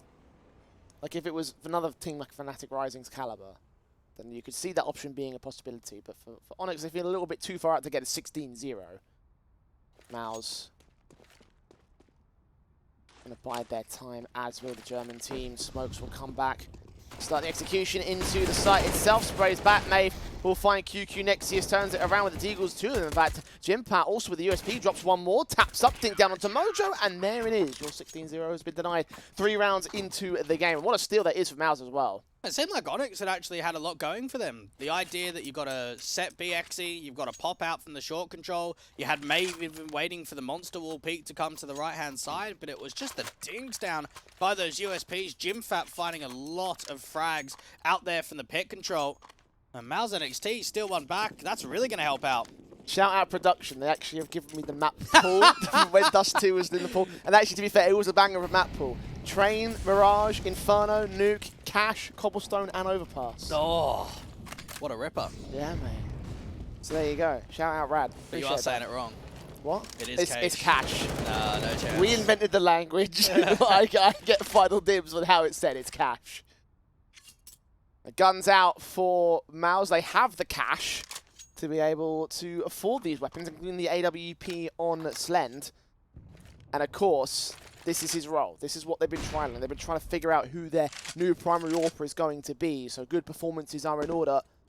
And this map is where it will start in this series. And they've got a triple crossfire out here towards the A site. You've got the AWP towards long. A couple of players crossfiring in the bathrooms. Jimhat getting the shadow advantage. Prison already getting a couple. Bomb being dropped out in the open. ONYX just not even in a position to get a trade frag. That was simple, dismantling there with the crossfire, and ONYX even losing the bomb control out to the open position at the top of mid. Pixel hoping that maybe he might find something to return. He does know that they have got Jimpat back there. He's unaware of the second player in the bathroom. He's aware of the player in mid. We'll get Crizzen at least. That's a start, but Snacks has fallen in turn. The AWP so ready for Slend. Pixel didn't even check it. Wanted to look around the other side, thinking there might have been a reposition, but not in this case. 2-all, MOUZ have equalized. And we talk a lot in Counter-Strike, J, about mental and being positive. We've just had MOUZ NXT lose a best-of-3 series. Map 1 and Map 2 was 16-14s. So it was a fairly lengthy series. It was 3+ hours. They're now going into another one. What do you reckon? Anything? What, are we going to see another long affair, or? No, just like, what do you think performance-wise? I mean, obviously they've been playing a lot of events recently. It's weird to say because like it depends on the team really. Like there are some teams that really thrive in that environment of just game after game after game after game, day after day after day, no breaks in between. And then there are some that do get burnt out after a certain period of time. Maybe they're just not able to handle that. I don't know where MOUZ NXT will sit in that. I think 777 were definitely one of the teams that struggled when it came to that's grinding prime the example. events. Yeah. Prime example. They had the ridiculous resurgence in 2021. Broke onto the scene, then they started entering all the other cups. Damage has been done, unfortunately. There are no rules to save you from this one. There's damage been done in the server, so I imagine that this will not be around restart. Oh, okay. Could have just been a mouse. Keyboard problems? Keyboard, yeah, probably keyboard more than mouse. Ungunk your D key, sir. Clean get that. It cleaned. Clean it. It's always worth it to do that. Krizen, it's worth it to mow down players. He's got no gunk in his mouse. Sprays through, come easy. Jimpat, similar story. Nexius will close it down. Only one casualty, but that should get recovered pretty effectively. There's a Galil in play, so Nexius can sacrifice that for the M4's sake, and MOUZ NXT will take the lead. Be real with me, Jay. When was the last time you cleared your keyboard? No bull. I want to know the straight answer. Yes. More than a year? Yes. More than 5 years? I haven't had the keyboard for 5 years. But it hasn't been cleaned since you have it? No. I've cleaned it once. So he's giving advice on cleaning keyboards, yet he doesn't do it himself. Right, if your D key is sticking, then you're probably a good idea to clean your keyboard. You don't need to be a keyboard cleaner or like a cleanliness person to understand that. Well, what I do understand is Jimhat playing alone towards the A site. You've got a single player interconnector of Krizen, 3 out on B. Nice nade to start things off. Nexius down to just under 50. Spray through, Krizen with the kill. Mojo down, he's looking for more, wraps over, wins the fight as well. Pretty peachy in terms of the individual prowess of MOUZ NXT at this moment. 5-on-3 game. He might even find the bomb if he continues to extend out underpass. Pixel's just hoping for some leverage, a way back to answer with a frag towards this long control. MOUZ NXT know we probably don't need to extend that far forward. Krizen's got a huge backstab by himself, so what that means is both the B and A players should be fairly deep in the sides. Lean forward to these AKs here. Trying their best to find something out towards mid in the long control. Jimpat has caught Maeve. Krizen, of course, finding himself in the advantageous position to grab that bomb, and I think he might have called it in. Snacks will get one pick out of Monster. That's something, but QQ with a responsive, and suddenly Pixel is all that remains. A 1-on-4 scenario. One to find around the corner here at Bathrooms. He does get that much at least, but 30 seconds to go back and get for everybody else is just not going to happen. Not at all. MOUZ NXT might even be able to drop him after time. No, not to be. 3 players staying alive. AWP recovered as well. Haven't seen much from Slend with the AWP. It seems like it's all been rifle territory where the actions come in. It's all early doors. And even then, remember that pistol. nearly clutched it in the 1-on-4. Yeah, this is only his 3rd time playing Overpass with the likes of MOUZ NXT, so hasn't had that many officials under his belt. It's actually one of the least played maps in the pool from him since joining, or being on trial. Not joined yet. I think all of the AWPers that have trialed have hoped to join. I mean, if you don't hope to join, why would you even bother with the trial? Gotta levitate the stock a bit. Pistols poured in for ONYX right here. They don't want to join the graveyard in round 7. Flash their way forward, and QQ just going to mow straight through them. That's a triple. Deagle standing for the quadra. Oh, he hit him. I thought he hit the ace. I thought he got the ace, but Nexius comes back, debates me like no man's business. But MOUZ NXT will still get their 5th round. Yeah, MOUZ NXT have been in very good form this year so far, Jay. They've won 6 out of 9 best of 3s on HLTV. They did have a 3-game winning streak coming into today that has been ended. So, unfortunately, they're not able to kind of push that even more. But when I look at the events that they've played in the first few weeks of this year, it's been a lot of green, a lot of wins. They recently actually beat Ents Academy, didn't they? Very much so. That's a very good victory, knowing that this could actually put you to an event where you can meet them again. Knowing that there's a world in which they could have faced Ents Academy in that upper bracket final of the full event. Could already be in Lofoten potentially. Yeah. How different history could have been if Fnatic were not there. Here and now, it's a 4-on-4. Early engagements going out towards Long and in the connector control. It is a even man standing, but there is a HP advantage here for the CT side. And look at Q going so aggressive, and no rules is caught off, throwing a jump Molotov. Dead to right, so the advantage finally tips the way of MOUZ permanently. Yeah, this is very gimmicky right now coming through. Have a check of Snags out on B. How has he done this? Because he's walked short when they've got Monster. The problem is, how does he regroup with the bomb? Because even if the bomb tries to go back to B, there's still CTs to deal with. Well, they'll know of at least one individual out at Monster, and they might just hold out until QQ backs up to the site. This is wild. Oh, this is... It comes down to this duel. Oh, he's heard the reload. Yeah, no, yeah, Snags is going to start moving in against him. Calling it in for his teammates. The short player now becomes the linchpin element here for Nexius. AK leans up. Waits, baits and sprays, and QQ is fragged out. 3-on-3 situation. Nexius has now got to hold his nerve. Sees them both. Gets only one. Tries to cut off Maeve, but Maeve will get that bomb towards the site now. Man advantage, HP advantage. The retake can still come through. Get that smoke down. Give yourself some cover. So much damage going down to Nexius. At least they can get the plant in. Down effective. Retake still on here for MOUZ. Flash forward. Nexius moves, and Maeve melts away. Snags to hold his nerve. Wait for a chance to strike against the first player. Gets it. Can't adjust for the second. Jimpat will put him down. It'll be another round for MOUZ. I do feel for ONYX there, because that's one of those scenarios where Snags feels as if I've won the round. I've walked out B, I've got a very good timing. They even pre-aim short pipe. Nexius had an AWP right on his tail, but peeks into the angle on a good timing. ONYX, while I think systematically on the defaults I'm seeing good things, it's the late round where I think they're starting to struggle. And knowing that this is your map pick, they've got to be able to put on a good performance, and down 2-6 isn't quite screaming that.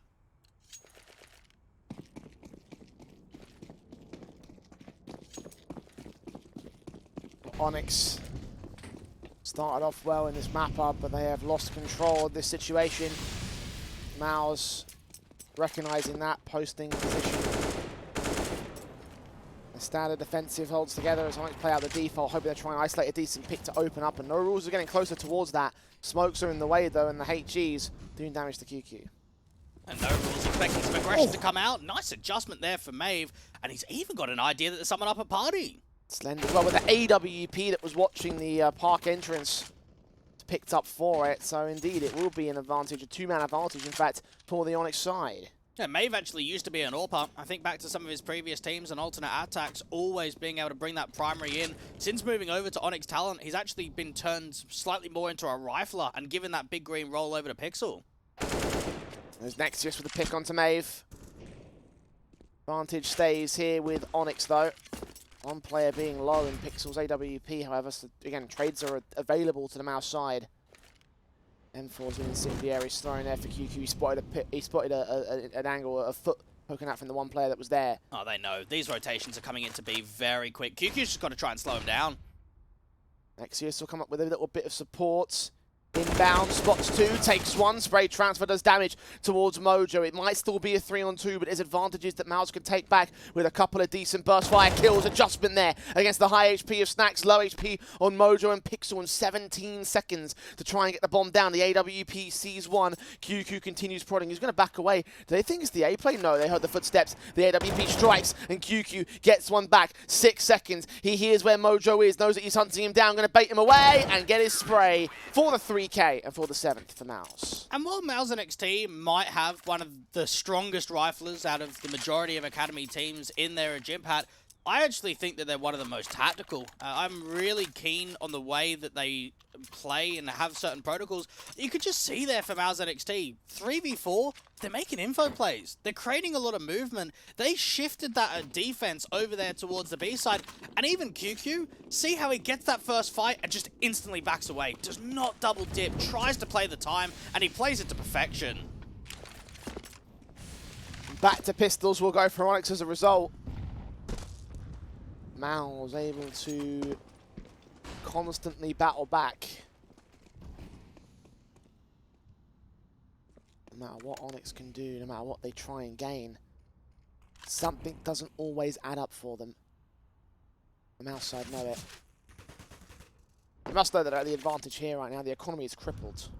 And we saw 5 best-of-3s being played in the Heroes of Tomorrow Fall event for MOUZ NXT, 4 of which featuring Overpass.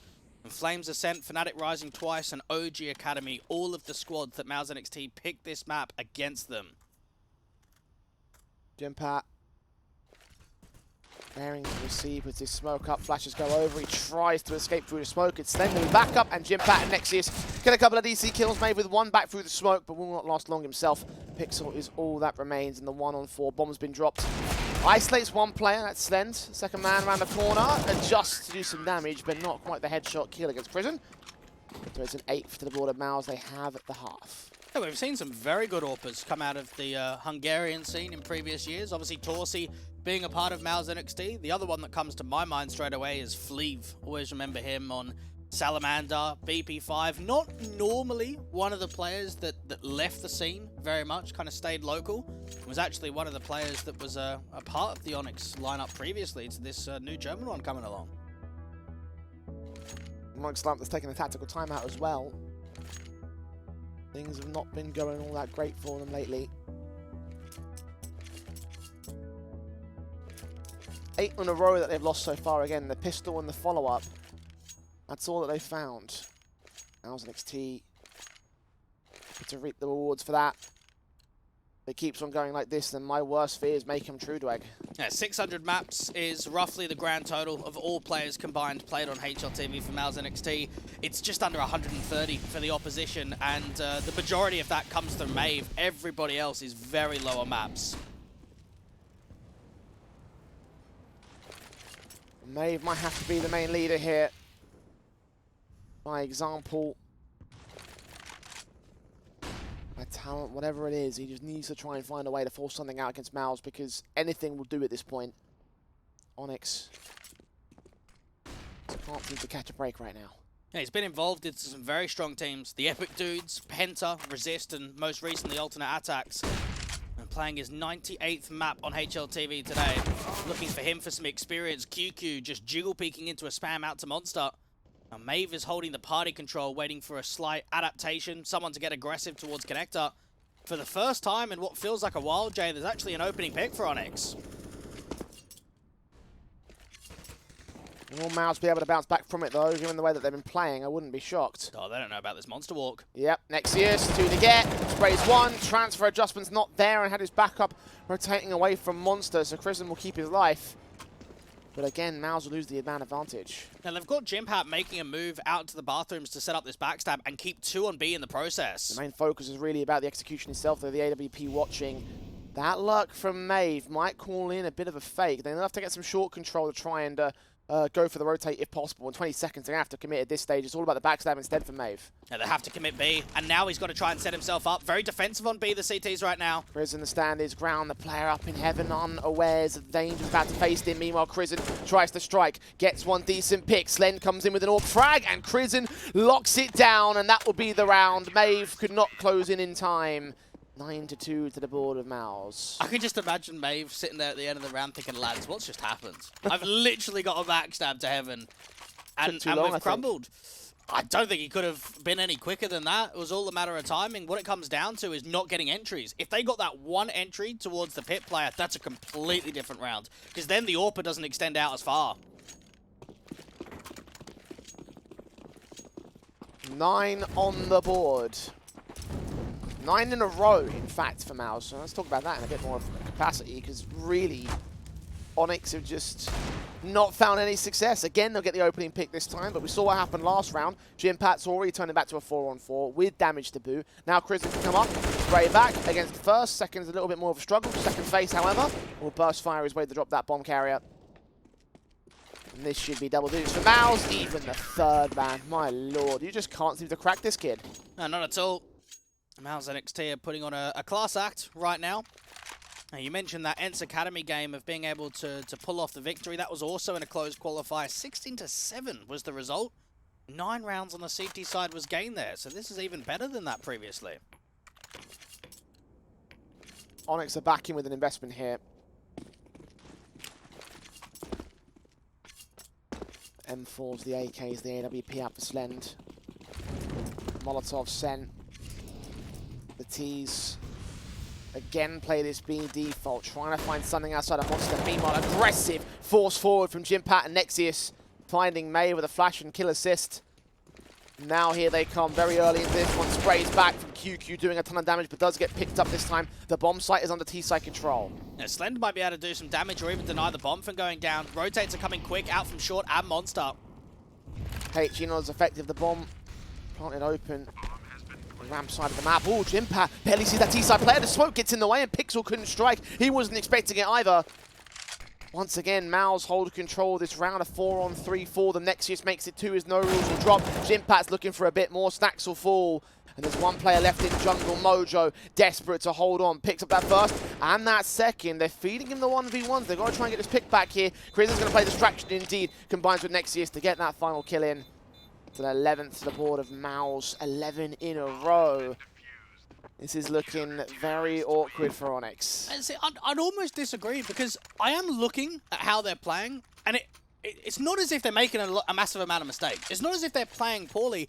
That round, they made the perfect call. They know MOUZ and XT are going for an aggressive fountain setup, so let's hit B quick. Let's put pressure on because there's got to be only 2 at B. They deal with QQ. They find the opening kill. It's just the tiniest of details you're going to get exploited about when you're facing off against a top-quality squad in this bracket. I honestly do not think that ONYX are playing poorly at all, even though it's been 11 rounds in a row for MOUZ and XT. It does highlight the difference in caliber we were discussing in the pregame. That's very true. We were talking about MOUZ is obviously playing in the Heroes of Tomorrow, and ONYX have only just been around the academy side, the German scene as an academy team. No rules, at least trying to force something out against QQ. Jimpat is watching out the mid control, trying to spot one individual. There's nobody out here, though. A lot of the aggression really is on the B side. Nexius bursts through, doing some damage against Mojo, finding a gap in that smoke. Jimpat now to cut one player off from connected. Nexius does strike back to Pixel. And now Maeve will end up dropping. 2 left in No Rules and Mojo. Flash is set, Molotov set. Mojo's found his way in towards water. That's something, game, but he's the lone player left as No Rules fell to the AWP earlier on. And Slend is looking for his 2K, as is Krizen looking for his 1 frag in this round. Jump face, finds his man, sprays him down. Team ace for MOUZ. 12 on the trot.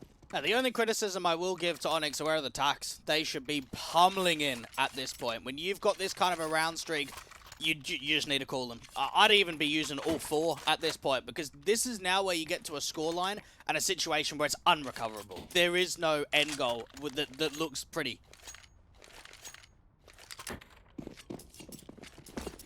Even a 12-3 doesn't scream recoverability, honestly. No, not at all. But it would be a consolation to what has otherwise been a disaster half here for ONYX. MOUZ trying to make this a quick end to the night for them. Had 1 grinding match, and you talked about the idea of them playing another long affair, and they don't want that at all, it seems. Yeah, Mojo, No Rules and Snacks. This is their only 10th map on HLTV, 3rd for Pixel. So maybe that starts to give us a bit of an idea of what it comes down to, competitive nature of experience alone. How many times have we seen this aggressive maneuver outside of Monster? Finally, it gets paid off with at least a frag for the T-side perspective. It's a no-respect style that MOUZ know that they can play, but unfortunately it does get punished this time by ONYX. But this would be the 4th round in which they would get a pick and still get turned around by MOUZ if they're able to maintain control. And indeed, Slend and Jimpat's trades might be responded to by the T-side, but Jimpat's still alive and kicking. And if he's alive, he's a threat. Bomb at his feet. Slend to back him up. The AWP does get missing first time. Second time, not so much. Stacks on 10 HP. 1 on 3. No chance. It's going to be 13-2 at the half. Just trying his best to make something happen. MOUZ NXT outclassing performance right now. And this may be one of the biggest threats I've seen in a first half in all of the games so far when I think about our top leaders. Lee Snacks holds on to a little something, a consolation prize in Jimpat. Gonna get a bit more out of this as possible. 15 seconds though, there's no way he wins this round. There it is, Kriz on the close. 13 in a row. I feel for them, because I'm looking at that round, Jay. They got an opening pit monster. Yeah. They got another cracking dome on the player at the boost. And then Jimpat just gets 2 kills and then the ult backs him up. It's just, it feels here for ONYX that you might look back at that first half. I mean, you can't say for every round we just got unlucky. I mean, that's just a poor excuse, right? But you do almost look at that and say, geez, they've had some chances. They really have in this half. But not chances they've capitalized upon. That was not the first round where they got the opening pick and still conceded it to MOUZ. Confidently to MOUZ at that. Glocks in for the pistols. USP's out again for MOUZ. Prison already forcing forward, getting that opening start. This is the exact same pistol round as what we saw ONYX doing, right? Quick play up towards the fountain, taking that long control, they slow it down. Jimpat already gets a kill towards the short sandbags, and Snacks just looking for a trade frag, looking for a response. Trying to make his way in, trying to find this player, but Jimpat knows how to bait him with backup as well in case he needs the bailout. Didn't though. Kill found. Only 3 points of damage being done for the T side. They are looking more confident than ever before, which is saying something considering the scoreline. And again, for 13 rounds in a row, No Rules gets 1 recovery kill against Crizzen. And Mojo gets the tap. This is the way back into the round. They have to go for this retake, surely. Yeah, they'll back themselves here. Try and get a couple of flashes high. You've got the kit too. You've just got to try and exploit individual picks. Flash is sent, No Rules gets another good tap. Jimpat's down, 1 big threat removed. Mojo gets Nexius next, and Slend is all alone, inbound from short control, takes 1 back, looks in for more, in at water. Mojo looks on, he gets his kill, gets his triple, and finally a little bit of life in ONYX, they take the pistol. Nicely done. That's a recovery, and that's a survival chance there for ONYX to come through, get that defuse forward. I'm looking at the situation, bomb plant, 4 kills. What's that screaming to me, Jay? Screaming force buy. Absolutely. Buy it up, get the rifle back in, and get it on Jimpat as quickly as possible. But ONYX is the start, though. And at this stage, a start is what you need. 10 rounds to make up. The 13-round streak ended in the pistol. The guns back, Galil's AK. 1 MAC-10 in for 1 individual. Won't be as effective against the majority of the CT players. They've got 4 helmets into this round. Scout for Pixel, M4 on Maven, No Rules, 2 SMGs. Nice nades, damage being done to Jimpat. Nexius and Slend chunked away as well. It's a little bit better for ONYX now, here we go. There's some very good lineups there with both the Incendiary and the double HE. Pixel trying to see if he can give himself an opportunity of a pick with that scout out to the long control. Ends up backing off, realizes 42 points of health. Let's reposition. Let's get ourselves out towards Dice. Maybe look in towards a bathrooms pick instead. I'd like to see more movement here from ONYX on B. Make some information plays. Now there's a gap in that monster smoke for now, but no aggression off of the back of it. Slow down to a crawl. Quiet kind of play. Is that both players hiding behind the fighter? I expect this from the CT side. Maybe not so much the T half. MOUZ might be expecting some aggression from ONYX.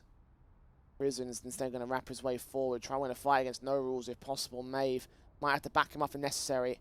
He's starting to peek out of his own right though. Is he going to face? You'll see 1 in the bathrooms, and that'll be information from MOUZ. He needs to get some support in from his teammate at No Rules. Both of those players have got to establish a crossfire. They've at least slowed the clock quite a bit.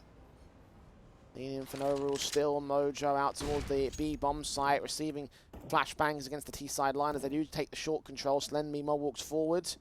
Midst of the smoke. Who's going to see who first? Maeve supports No Rules. The kill found against the bomb carrier as well. QQ wrapped the corner. 2 kills to find. Gets them both as well. Switching out to the M4 instead of 2-on-2 is Pixel on site. Gets a trade back with that scout. The M4 burst fire spray through. Needs that bomb plant now. He's the lone attacker and he's just not going to have enough breathing room to get it done. The USP just charges him down. And ONYX will find 4. And they will do, but I think there's another buy coming. 3 more kills and another bomb plant. Lost bonus kicking in. That was a very good hold there from Maeve. Wasting a lot of time, using the smoke to perfection. Trading game was good. Even though they offer up a bomb plant, that is a decent round there from ONYX. It adds another one. It's another force buy to add to the tally for MOUZ NXT though. And you just know that if MOUZ get any of these rounds, any single one of them, that's going to hard reset ONYX because they've got no loss bonus. They're constantly buying down. They can't get bomb plant bonus, obviously. It's pretty much done if MOUZ NXT win one of these force buy rounds. Even though ONYX are getting rounds, at this stage they need to look towards getting more confident rounds here. Because otherwise they are done in 1. Smoke set, HE's in for Masters on 2 individuals of the ONYX setup. The AWP does come through from Pixel at least. There's at least firepower on that individual, plus the 2 M4 and the AK. The youngest player here for the ONYX side. Try and see if he can get themselves out of trouble. A lot of rounds to claw back. MOUZ and NXT have got a lot of freedom, actually, in this default. They've taken short water fairly easily. They're going to take the bathrooms, too. This is a very defensive round in total of A and on B here from ONYX.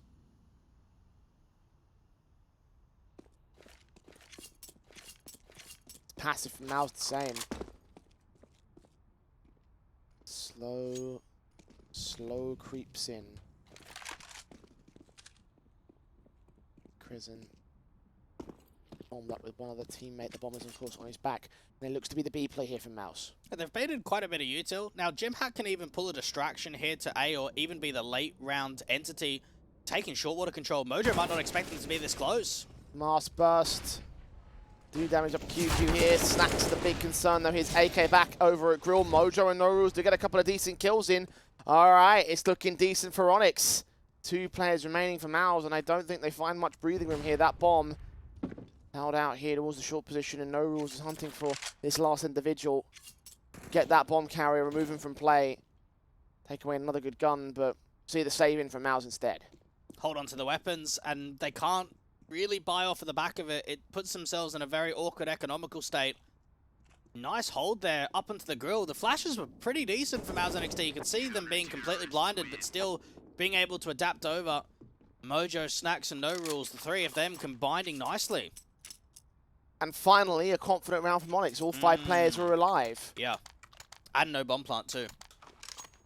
And 2 players saving, having $0 into this next round. They might even have to force it down just to keep all players within line. They're getting upgrade pistols, but they will leave those 2 rifles as the only ones in this round for MOUZ. ONYX.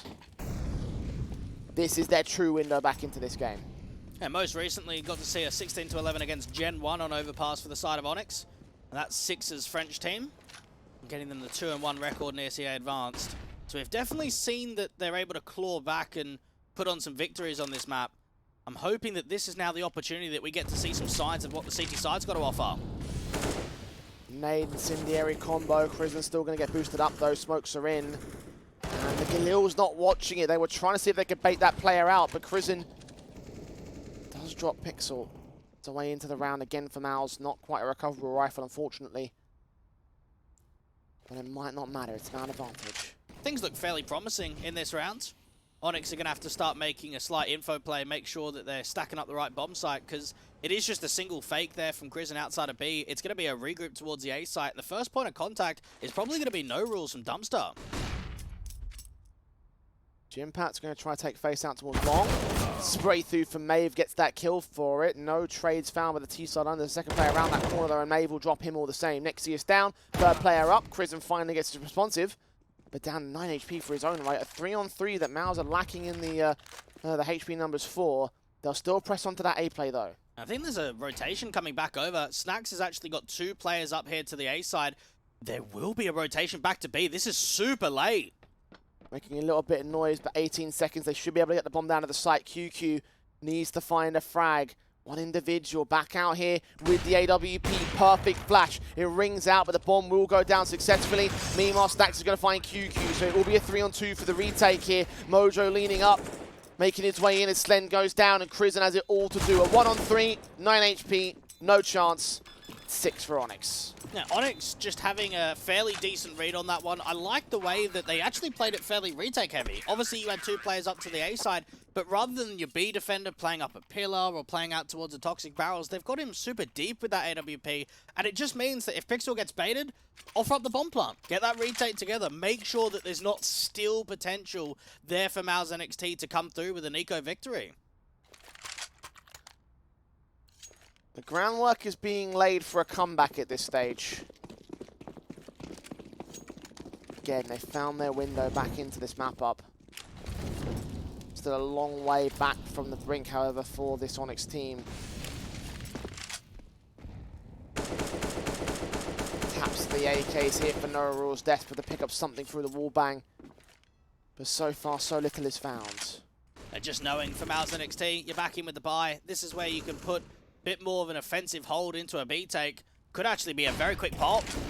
AK's in, sprays on, kill found for Snacks, double up can be secured, he does lose Mojo, triple not quite secured, Jimpat takes it back, but No Rules is in the back lines himself, dropping that bomb in the open, and now there's utility support from Maeve, tagging Crizant at 32, but he's not dead yet. And they need a moment here out of Slend. This AWP is going to have to try and fight this back, try and at least gain the bomb control if he can.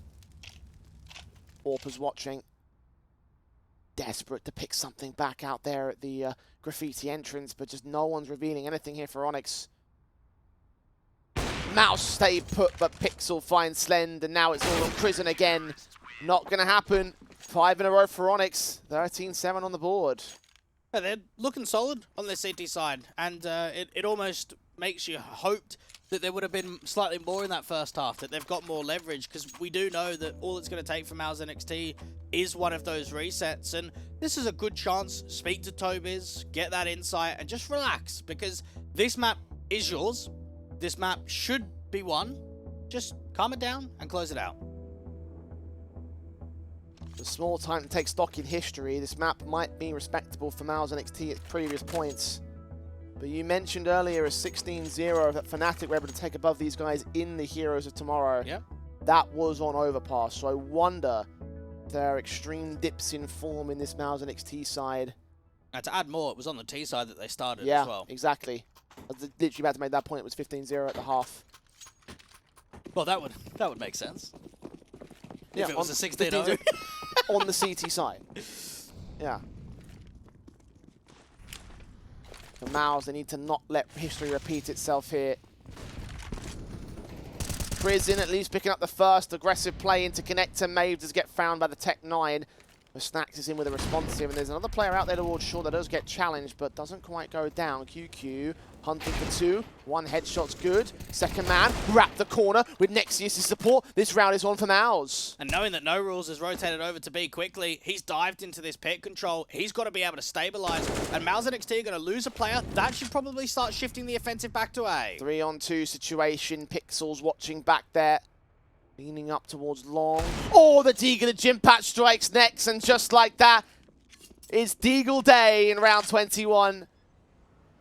And all it took was one tack, one pause to regroup from the MOUZ NXT side, refine their formation, and look to claim number 14 on their board. Jimpat's holding with this AWP. Jeez. It comes out of nowhere, and this is what adds more to the conversation, Jay, when you've got that kind of half of a 13-2, is no matter how well you're playing, no matter how striking that comeback may be, you let one sloppy round go the other way, and it can falter completely. We're even seeing ONYX on the buyback have an MP9 after they've run 5 rounds in a row.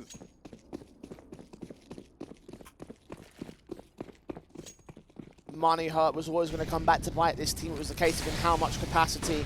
Could have been a harsh reset a number of rounds ago. Thankfully for them, that's not the case. And May receiving aggression so early here in Connected. That Molotov does get the information back for Nexius. Engages 1, wins that first fight, but isn't ready for Maeve.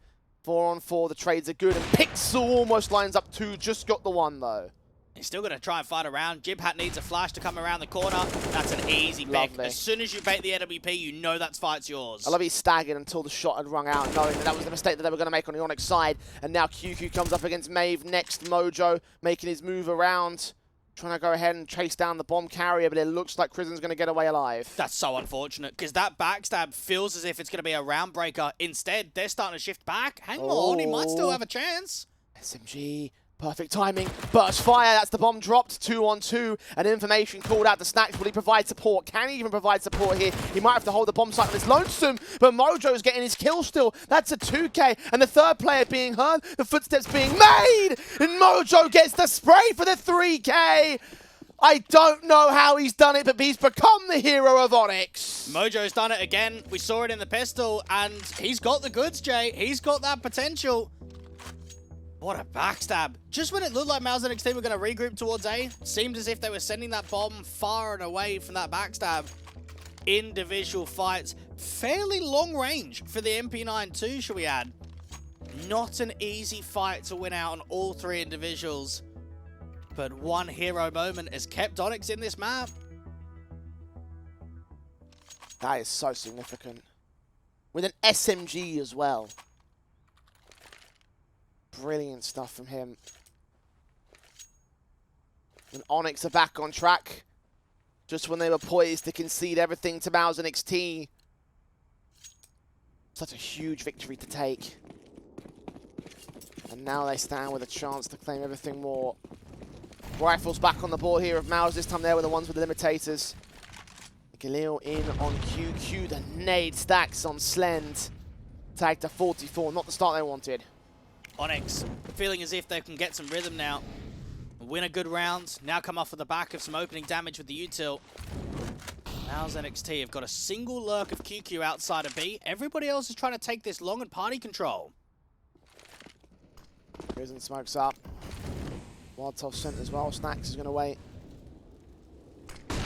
Flash forward. Kill found.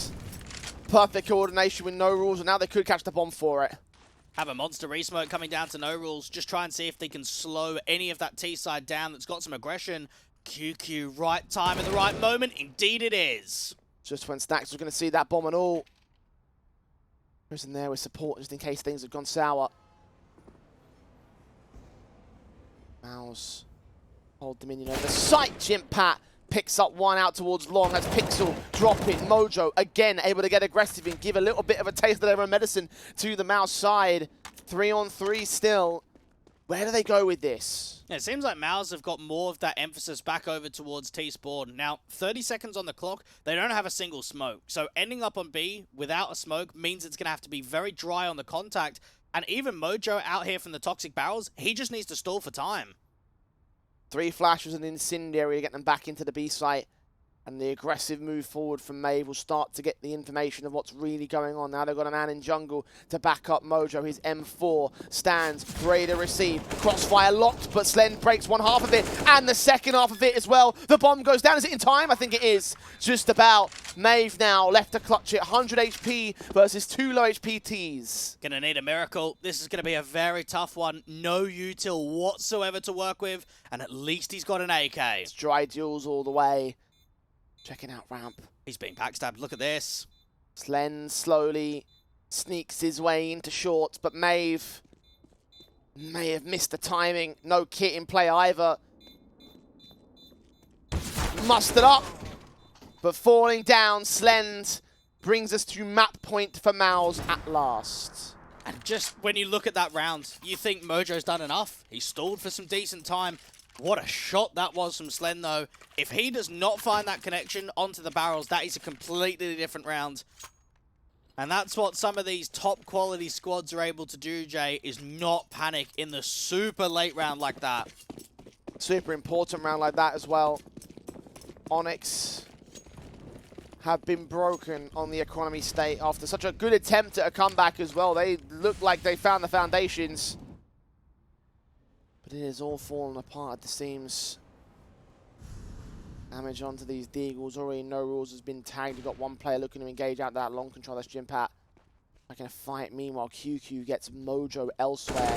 Sprays for the wall bangers on short. Man advantage for MOUZ. Double up. And just as soon as Pixel thinks this is the chance, this is the great moment of the timing, end up on B. Another couple of individuals here. Even Krisen looking out towards that jump-up position. Sees nothing out in the short water at all. 5-on-3 still. ONYX are desperate to get some sort of mistake play on MOUZ. No rules. Only back on a short control Nexus.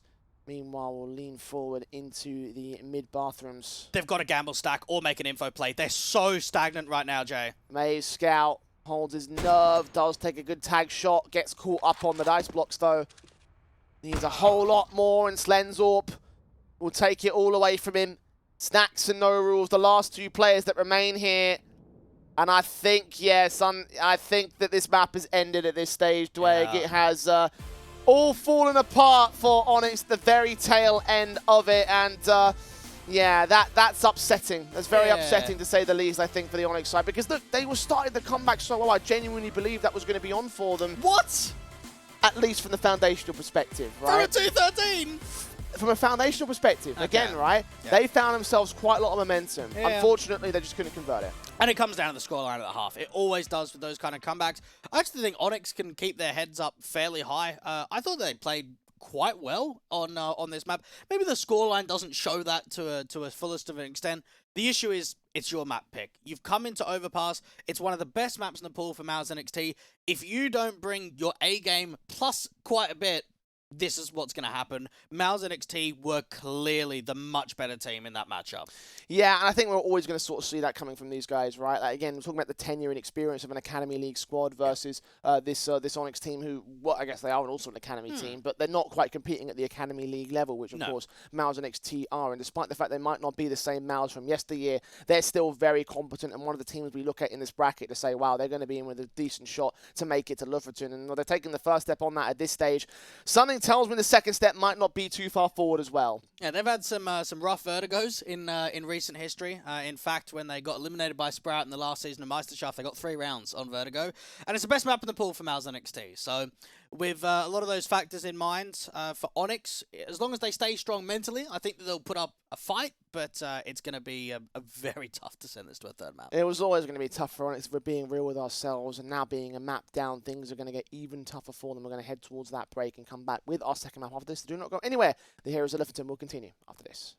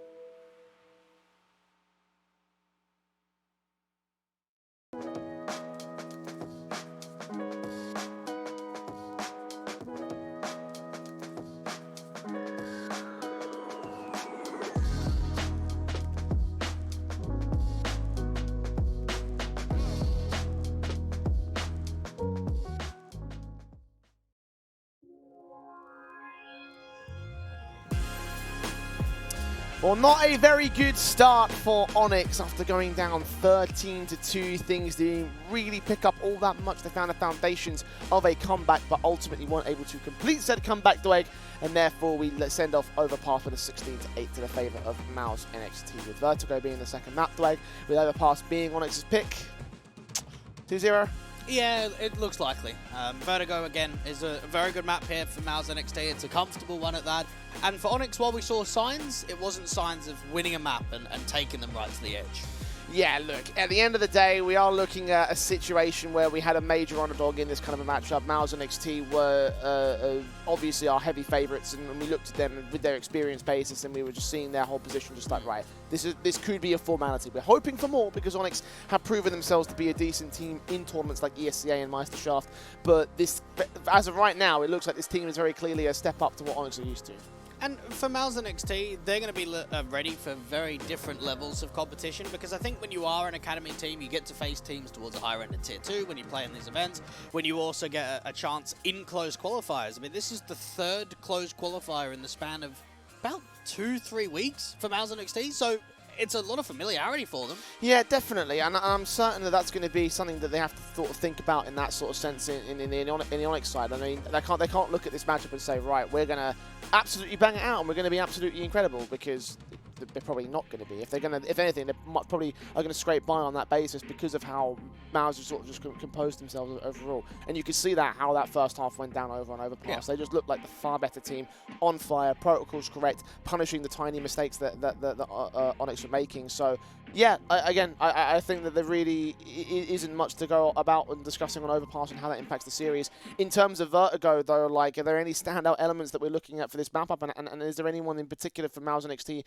that could do their damage? Yeah, Slender's actually been performing at a very high level. I think this is going to be his 8th map of Vertigo since playing with the side of MOUZ NXT. Averages the 1.35 rating, one of the highest ones in the team. So seems very comfortable, very got a lot of mobility, I should say. Moves around mid, A, B, always one of those AWPers that is everywhere, right? Always looking for impact. And knowing that we didn't even get to see the best from him out there on Overpass, and it was so rifle-centric, I think even if he just holds his weight and just is okay, it's going to be enough to get them over the line. Well, to talk about holding your weight and how he did in that last map, he was bottom of the board for MOUZ NXT, but that doesn't really tell the full story, because he was about matching with top of the board over on the ONYX side. Yeah. And as a result, it just goes to show how different of a class these two teams are, just in the firepower perspective, let alone the intricate team plays and protocols and what have you. So in that sort of sense, you look at that and you sort of have to say that, you know, you can't take too much away from Slen's bottom board performance, because you are right, it was such a rifle-heavy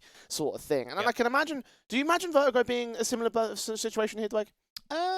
It could be. Again, I think Jim Pat's always a very, very strong entity with the rifle, but AWPing can be slightly easier on Vertigo than it is on Overpass. I feel like a lot of the time with AWPing on Overpass, you can just be in low impact zones and holding angles, but just not getting peaks at all. Very dissimilar to how Vertigo is. Yeah, I tested towards that sort of thing. I'm kind of hoping that we just get to see more Slend in general today, just because I want to see what he's made of. Again, we've been seeing about the trialing of the AWP players and them having impact in terms of, and then not having impact and not sticking around. So for Slend, I feel like every single match might count for him if he wants to stay on this roster, right? That's true. I mean, if we really want to see him, we want to see against top caliber squads. I mean, that kind of differentiates how good an AWPer is on how they can perform against some of the best teams in the world. We'll see how well he'll perform right here against the ONYX side, the best German team in this qualifier, I believe, right? Nah, man. Big academy. Oh, yeah, I forgot. Come on, Jay. Oh, dear. Pistol round, Blake. Let's get it started. Pistol come in, and for ONYX, they need a start. They need to get an opener to allow themselves to have some positivity. You got Mojo jiggling down towards that quad angle. Even the first teammate from danger being spotted. MOUZ NXT. It's all about what they're able to offer. Again, 9 wins and 5 losses in the last 3 months on Vertigo. Picked up position at this stage here for the CT side. Positions held.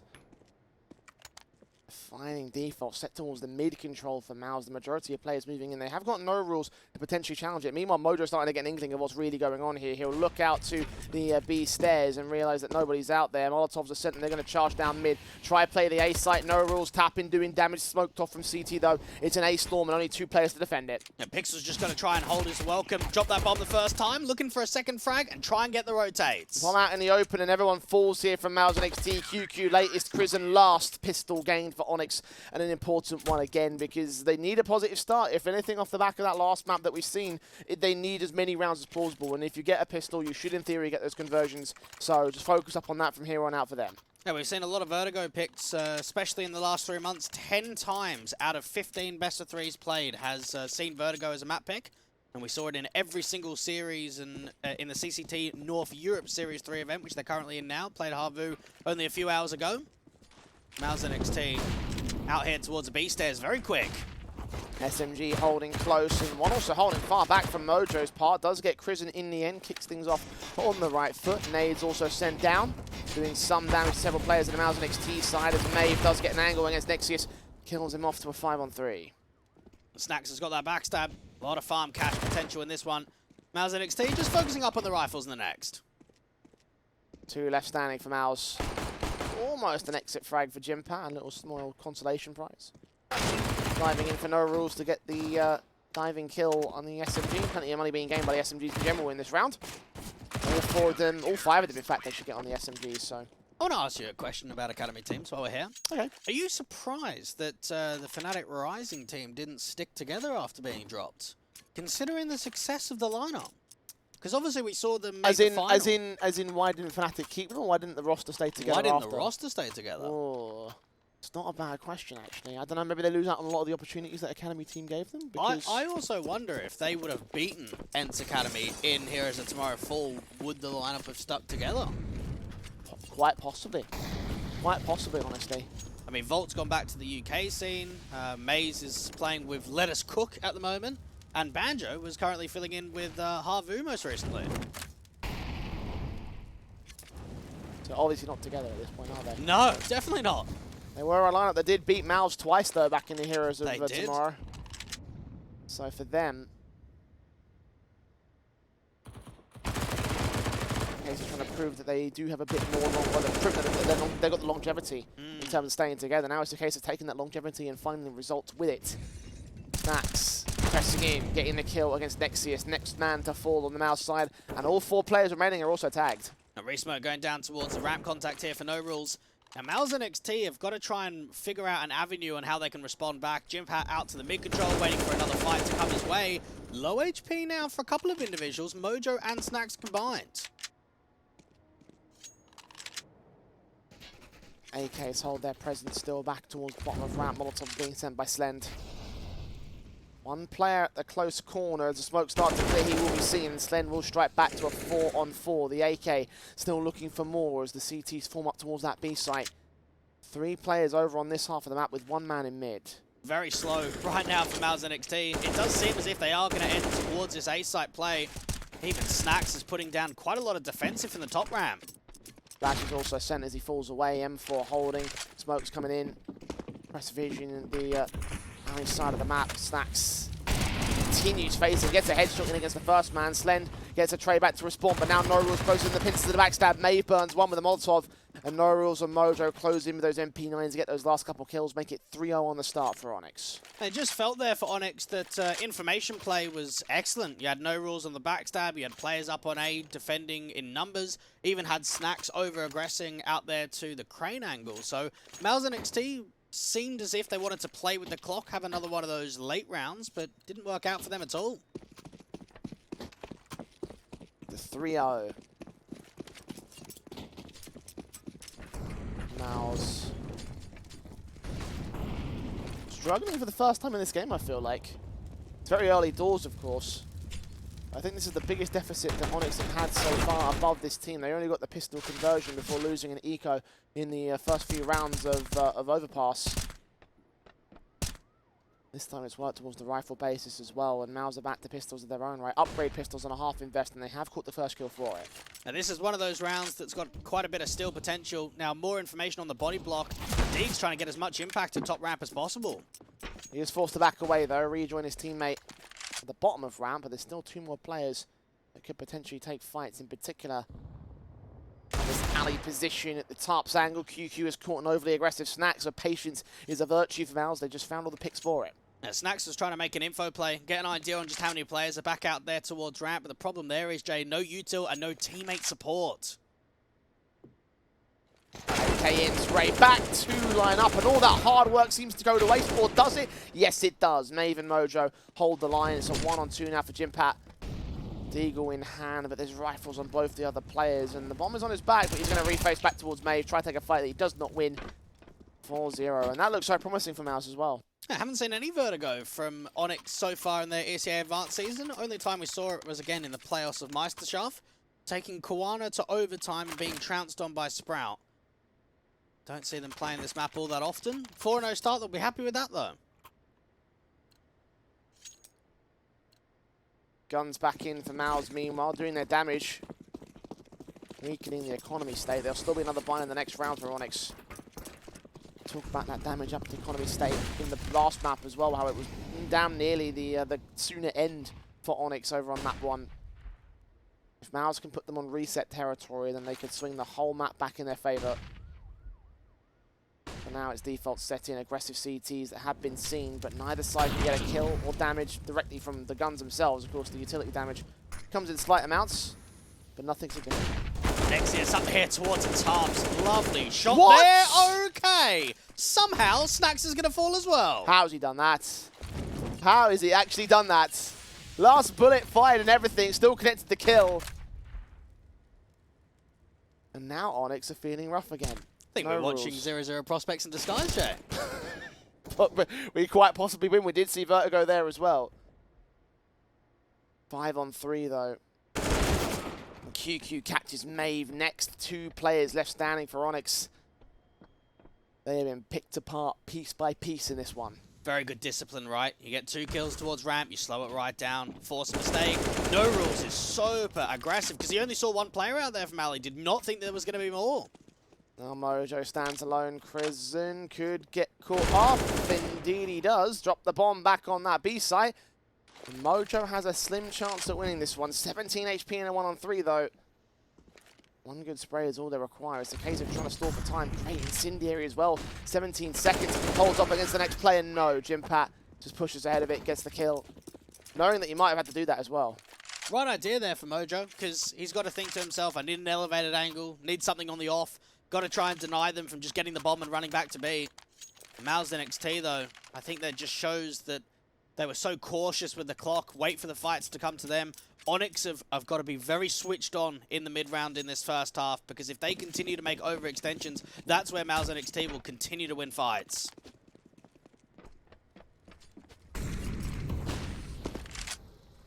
Rebuy again from ONYX will be received, but it will be weakened significantly. SMG already removed on Nexius' part. From our source in the Snacks as QQ tries to hunt back towards the B stairs. Burst fire, Molotov sent.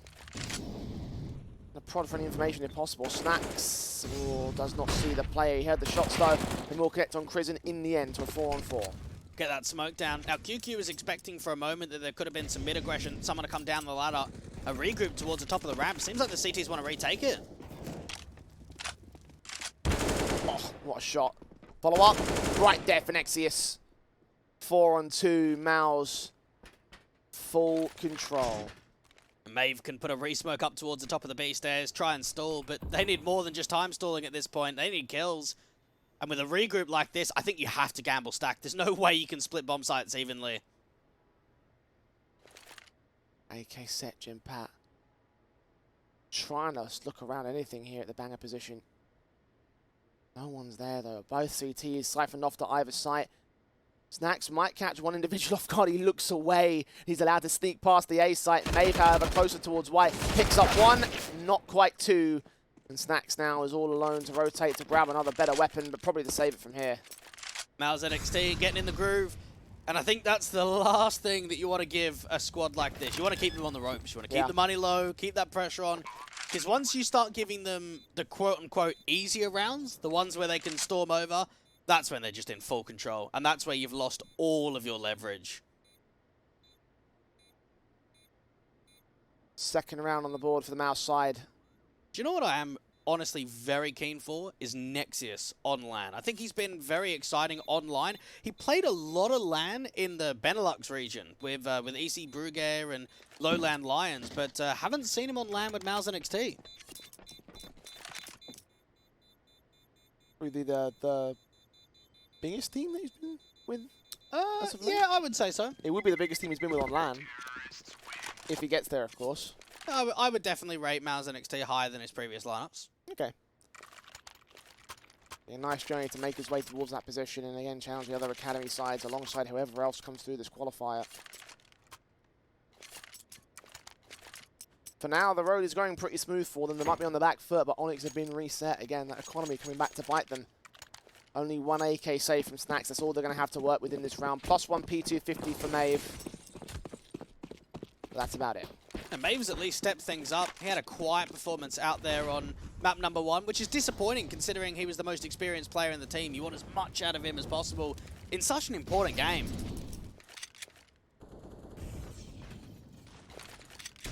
He sat back with only a pistol in this round. Backed up by no rules on the B site. 2 more players in the mid setup. And get flashed in the try check mid itself, but they're all downstairs on MOUZ. They'll hear those footsteps and they know that they're aggressing. Either way, they've got a significant advantage above ONYX here. Now, this is actually a fairly good read, though, from the German squad. They're allowing themselves to have a full stack out here on A. The good thing that MOUZ NXT have is, of course, the weaponry to deal with it. Sprays back in. Mojo does get one decent pick, and then they all line up for Nexius, including the AK drop in. Bring it all on Maeve in a 1 versus 4. You mentioned his numbers being low, but unfortunately he won't extend them here in this round. Facing in the firing squad, Nexius credited with the kill. It's a third to the board of MOUZ NXT. And I think for a while we've been waiting for the next sort of generation of Belgium talents. We haven't seen many in previous years. Mm. We know in the past we saw a lot of the Belgium players playing with the French, and then of course playing in sort of the Benelux region. But it's been a while since we've had some towards the higher end of Counter-Strike. Always the small regions. I mean, think about MOUZ out there from Luxembourg. Seen him in previous MistGame events. That country always confuses me because it's same as the one from the Netherlands, but just lighter. It's weird. Oh, QQ. Not too shocking, not too weird to see him make moves like that against Maeve. Frag found, saw that second player as well. They started things off again great for MOUZ. Now things are starting to become quite comfortable in the default. They're starting to get a rhythm, even out towards mid. Look at how tight that trade is from Jimhat. 4 on 3 as a result. Incendiary's thrown, smokes down. Nexius grab that bomb. Try slowly push it back into the B site here. No Rules is hoping for a gap in that smoke, hoping that he can just deal with the lurk, but if he over-aggresses, he'll be punished. Kill found, Mojo down.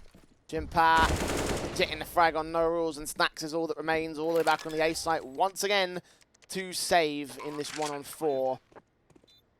There's 4 all to the board for MOUZ as well. 4 on the trot, in fact, for MOUZ as well. And this is starting to echo very similar to what we saw at the beginning of the last map as well. Remember, early start from ONYX, then MOUZ come back. They won 13 in a row.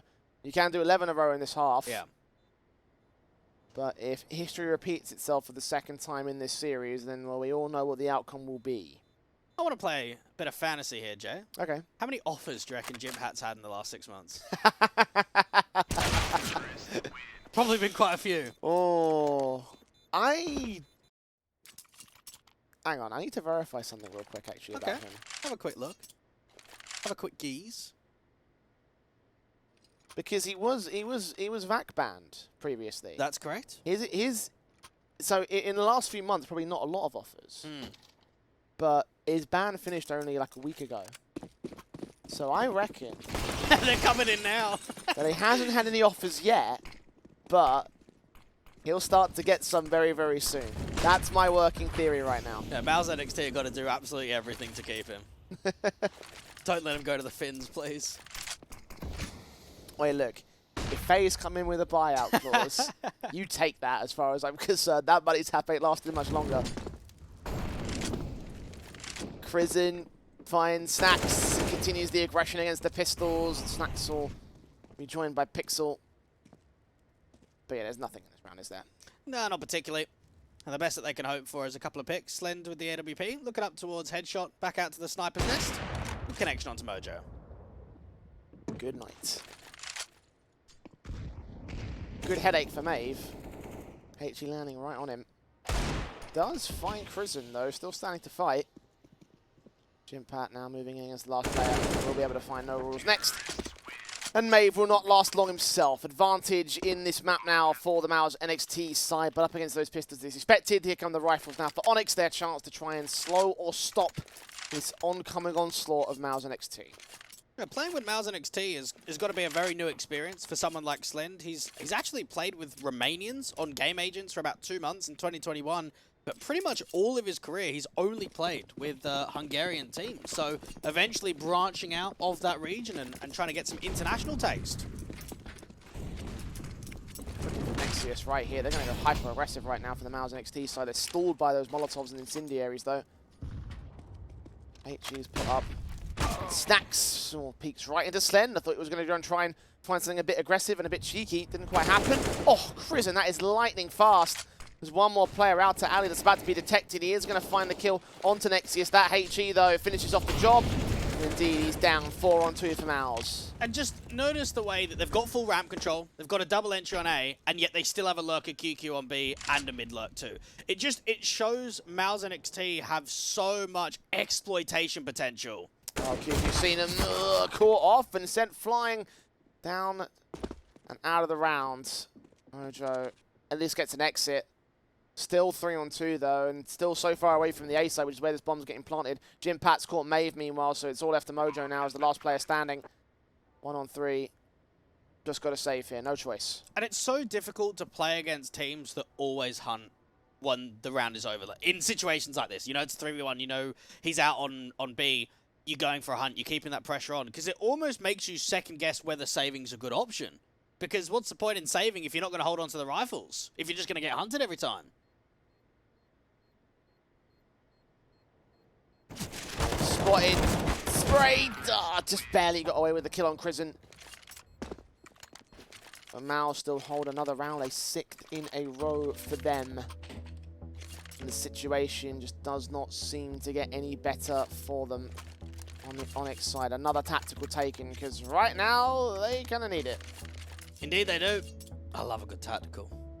Relax. Have a chat to the coach. Captain Michael's his name.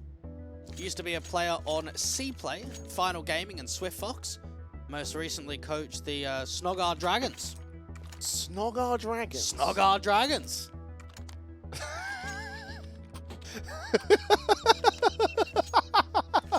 I don't know what's so entertaining about what?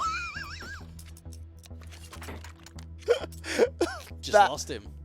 That has got to be one of the wildest names I think I've ever heard in Counter-Strike.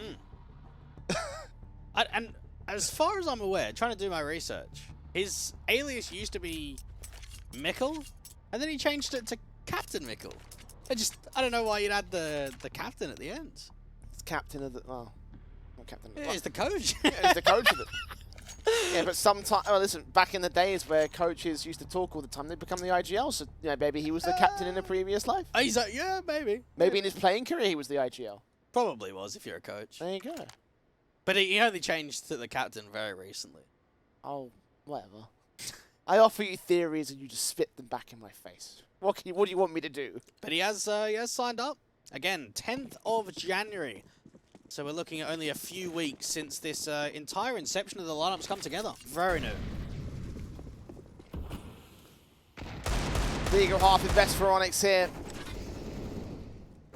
Took their pause to figure out the long-term game plan because there's not much you can expect in this kind of a round. Needs some serious firepower. To set in and two simultaneous kills from Slend and Nexius, quick on the AWP and the AK. 5 on 3 for it. The Eagle firing back from no rules, looking for more, but can't quite seem to connect it all. And just to keep him holding at bay. And how many times have we seen just the HEs towards headshot doing mass damage? Too many times, I think. ONYX don't have a game plan to counteract that or to bait it in or to try and evade anything. Not like it matters in this round, they're getting picked apart regardless. Only Deagles, only pistols to the half invest. That HU landing on no rules the same. One man left in MAVE to drop to the 7 in a row that MOUZ have gained. And MOUZ NXT, 3 the difference and continuing to climb. I think we're just starting to notice that that whole idea and philosophy that once they get comfortable, they're a very difficult team to beat. Again, top 4 the last season of the Academy League, 3rd at the last MistGames Heroes of Tomorrow event.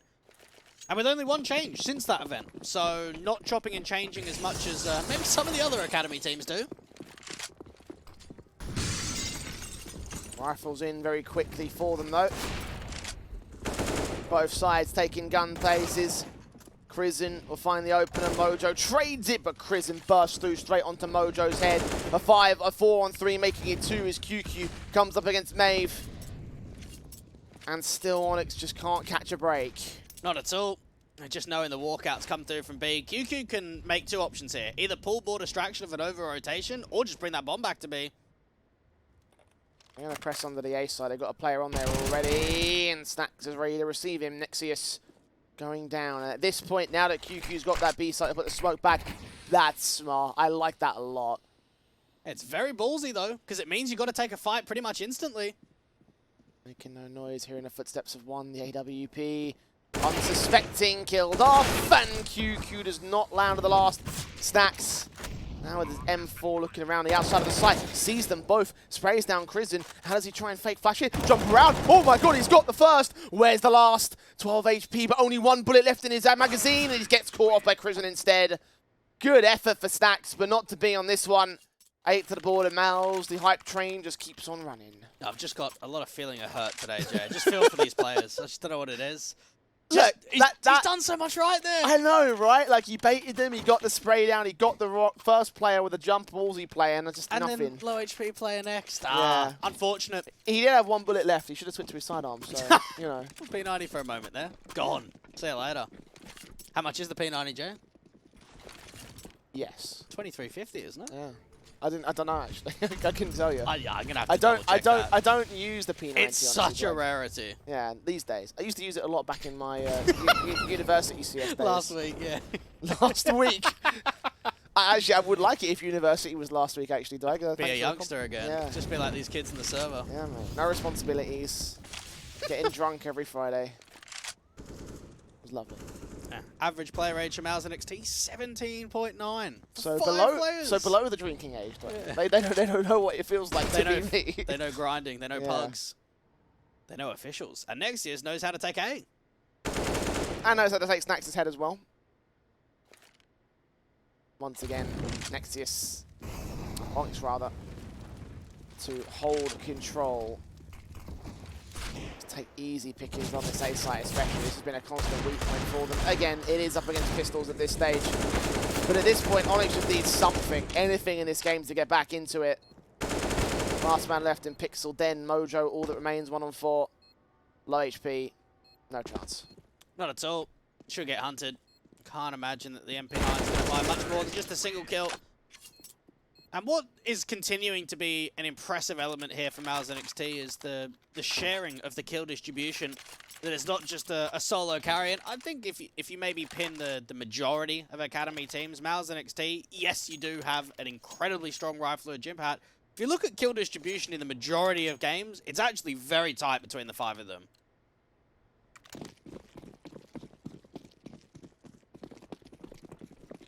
The streak continues for MOUZ.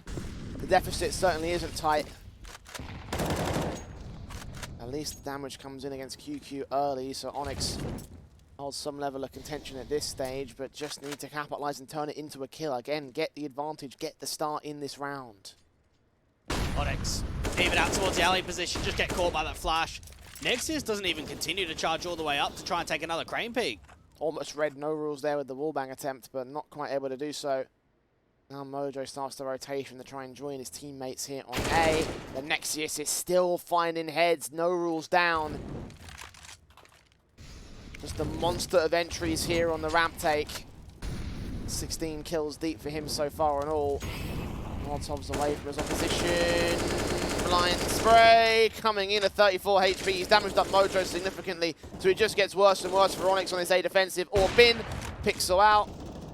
Mojo at least able to respond for one, but surely one's all he finds. Yeah, down and out. He's just trapped there. Mojo knows I've got to fight two avenues, whether it be towards the default box or out there to the tarps. I've just got to go. There's no way that Maeve is going to back me up. He's in CT spawn, so swing out wide, hope for the best. MOUZ NXT can hope for an 11-4 half.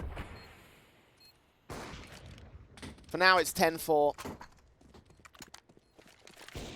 One more round to go in the first half. The T side. Stellar stuff again for MOUZ. Not quite the 13-round streak in the last in the last map that they got in the first half, but 11 still close enough. And ONYX will suffer for it. Just when does it end, Wade? That's my thing, right? Does it end? Does it even end? Does the suffering ever just stop for this team? Because now May's been taken out. No players are left to survive into the last round of the half, working off their loss bonus alone, which is not enough to cover a full-on investment.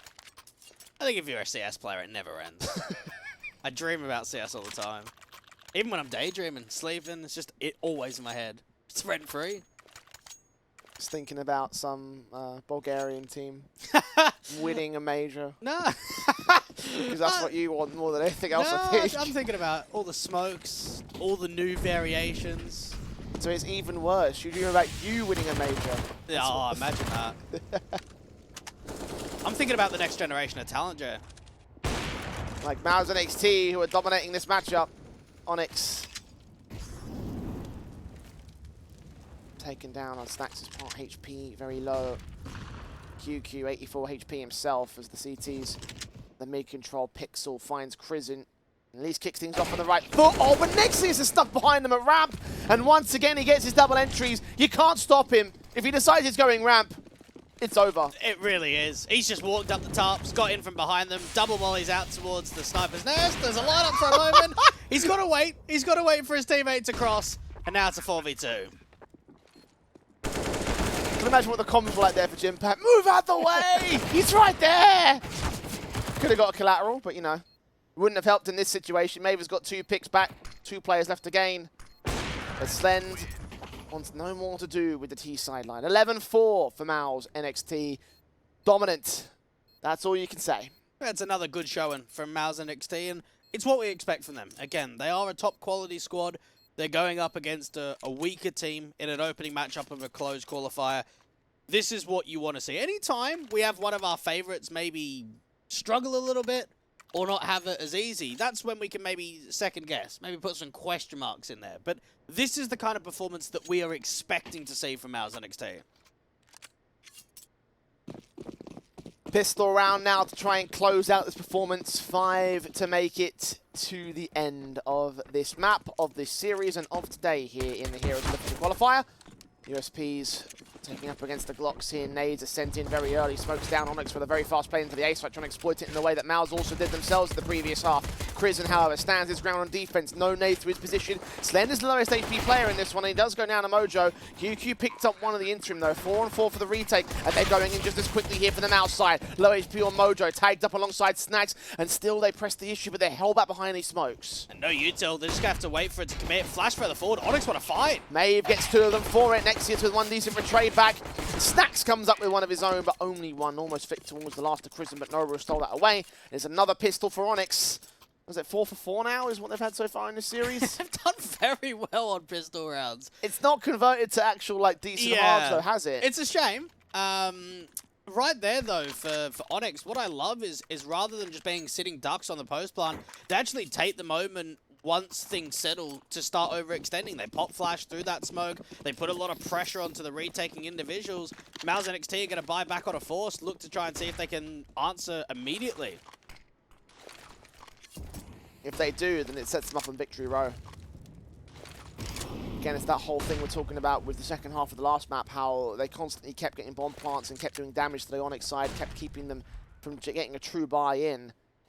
Of course, you won't be able to keep the economy flowing with the bomb plant bonus here on the CT half, but at this stage, you can still find the reset, and that would be enough. Execution inbound of the B side. Deegan to QQ struggling to get a pick, but finally does get no rules. Pixel with a responsive. Back up in Jimpat, gets one, but Snacks and Maeve get two to return. Krizen's low. Slend is still close, and Pixel will try and deal with him. We'll get it back, Krizen to a 1 versus 1. And look at the HP on the last man with the Galil in hand. Has he been seen? I think he has been. Krizen checking positions, looking around everywhere, but not towards quad where the last player holds.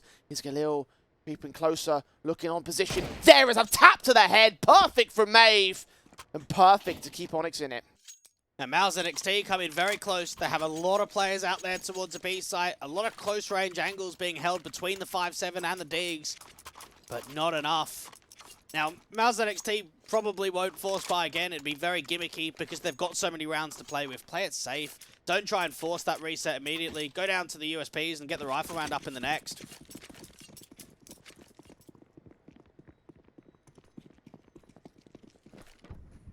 A reset could still be up if they were to take this round, but unlikely that it happens.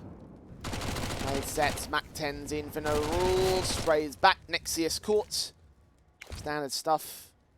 Ideally avoid that player if you can for MOUZ. Don't feed him the money. Keep the economy as low as possible. Ultimately, these aggressive prods should go well for them. Yeah, they'll fight. AK could well win 2 or not get overwhelmed by 2 players. 1 rifle back. I'm so disappointed I didn't see that Zeus kill. It was close. It's always the range, though, isn't it, with the Zeus? It's like, what, 2 feet?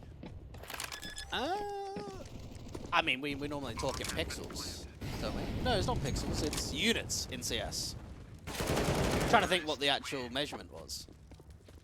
What, in units? Yeah. Because how fast is the running speed in units with the knife out? 250. Ooh, okay. Do you know how I know that? No. From Net Surf. graph? Oh yeah, the Surf. Because Surf servers give you a little like timer widget, and it gives you the speed at which you're traveling at. Oh, made it too easy. Yeah. Should have thought that one was coming. 11-7. MOUZ NXT. Now facing their first rifle round at this stage. Had the force, had the conversion, and the eco. Now they have the M4s across the board to try and hold off against ONYX and get this half started for them. And still could reset. Look at the money line here for the ONYX side. It's not great. Yeah, they're putting a fair amount of pressure down here towards the bottom of the ramp portion. Nexus out when the smoke starts to clear. Only gets 1. Decent trade in there for Slen, though. Responsive for the 2-for-1. That's all you can ask about at this stage. But he's going in for a bit more. His confidence is brimming, but maybe a little bit lesser so. No, he double dips and gets a double kill. Pixel with a responsive and doubles up of his own right. Now needs to get a quadra to clutch this round. And this is where Pixel's got to try and see if he can separate them apart. Give himself an opportunity of getting 1 fight at a time. Now, notice he's got a full point of util. He's got double flash, he's got smoke, and he's got molly. So he's got plenty of time to work with. He can smoke the bomb, get the plant in. AK leaning closer. Being quiet, revealing no info to the MOUZ side. And they're playing inside a mid and elevator, so they're not even going to be on the site itself defensive. They're playing for the retake above all else. Just make sure you play together. Whatever it is, establish that crossfire. And now they know it's got to be A. Smoke can go down to the cross, but it won't suppress them from the site itself. They can always make the long trip around. Bomb tap once. Saw the adjustments right there for Pixel. Jimpat to fall. But where's QQ? He has no idea. And he won't have an idea until it's far too late. MOUZ gets started on the CT side. It's definitely felt as if MOUZ NXT have converted more clutches than ONYX have. And honestly, Jay, that sometimes can be factors of winning a best of 3 or even winning a map, is coming through with those 1vx's. A very good attempt, and it does offer up a bomb plant, which means that there's another buy on the table, so they can be happy in that regard at least. Bring up the AWP and the AKs once again. Try to resist MOUZ. Stop them in their tracks. Stop them from getting out into the home finish sprint. They themselves are also limited. They took a lot of damage on their CT basis. The SMG of Kriz and Jimpat very quickly aggressive up in towards mid. Gets 1, not quite 2. Mojo responds to it, but he's got more resistance. And now it's about the regroup for MOUZ NXT. There's another info play to come down from the ramp portion. Nexius is seeing absolutely nothing in that slight gap in the tarps towards the right-hand side. Smokes up. They're suppression again towards ramp, but no one's there to receive it on the ONYX side there. Basically forcing their way forward towards the B site, and Krisen's going in for a backstab. This SMG is going to get so much info. If he goes to the left, he's going to hold this whole round down. As he goes to the right, he'll realize what's going on. Oh, they know now. Oh, they're all grouped up together. It's all a matter of timing. Is anyone checking? Utility thrown, footsteps heard. He waits and baits and spots so many. Two to line up. Gets the first with the bomb carrier. Struggles. USP pulled out against the AWP. And he lands it in everything. One man left in Mojo on the site. Burst sprays, blinded. Can't do jack. It's 13-7 for MOUZ. And for ONYX, again, you think about what's been granted in that round. They're going for a B site Xe, and they're just being read. There's a backstab down there from mid. They know it's going to be B. There's two defenders to already deal with before that MP9's got into position. MOUZ NXT looking to make it yet another map with only offering up single digits with the rounds to their opposition. It's pistols out. And a mow down for Jimpat. 3 kills found. Mojo cannot recover that rifle. Pixel surely shouldn't do so himself. The M4's the 5.7's leading around the corner. Slend credited with the final kill. 2 more to go for MOUZ NXT. They are within touching distance of the next round. ONYX need an absolute miracle if they want to start getting a comeback forward again. And I think about the individuals on who's going to be able to make an impact play. I think it has to be Mojo. He's normally been the guy to get them out of trouble, to create some magic on the server. Tough position to be in. And potentially the last rifle round here for ONYX if they can't get it together. Look at the aggression from Nexius, wasting no time getting this started. Pixel dead and buried, and Nexius might be low, but he's stuck around for more here. He does fall away. The smart call in the end. And it shows the confidence in and behind the players here for MOUZ NXT to be able to swing out dry. No util whatsoever or no ramp smoke. The Slend is keeping that pressure up towards the top of the crane and going to make it nearly impossible for ONYX to regain this ramp control without plenty of util.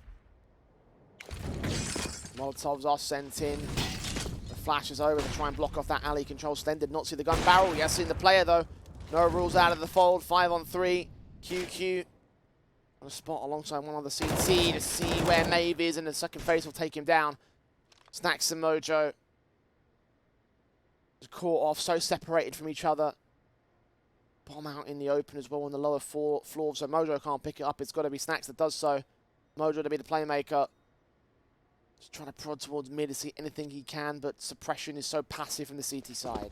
It's just all about that contact. Winning out that first duel towards the elevators. Have to win it instantly. There's the tap. There's the ghost already been given up. And now Snacks is trying to act towards A. Just can't get anything.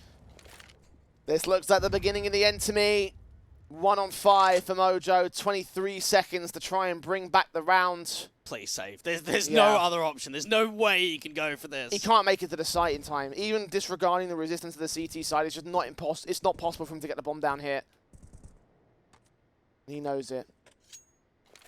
Been back at the bridge, holding on to the rifle, and giving up map and match point for MOUZ NXT. 1 more to go. And that is the worst case scenario. Yeah. Anytime you're giving up 15, you want a bomb plant. You maybe want to have cash in the injection of the bank. But when you've got neither, it means that it's going to be a very scrappy buy for what should be the last one of this game. 8 match points otherwise. ONYX not quite as staunch a comeback as the last map, but no less difficult at this stage. Even a scout being brought forward from Pixel, the situation is just really not fantastic for them at all. Nexius with his nade set, doing damage, spraying blinded, chipping away at the HP bars, but nothing else is found. They're trying to see if they can regain some of this ramp control. They're being spammed up quite heavily. Burst forward of the M4. Incendiary sent Nexius, caught off, and no rules will be able to find the pick back as a result. The AWP is Slend.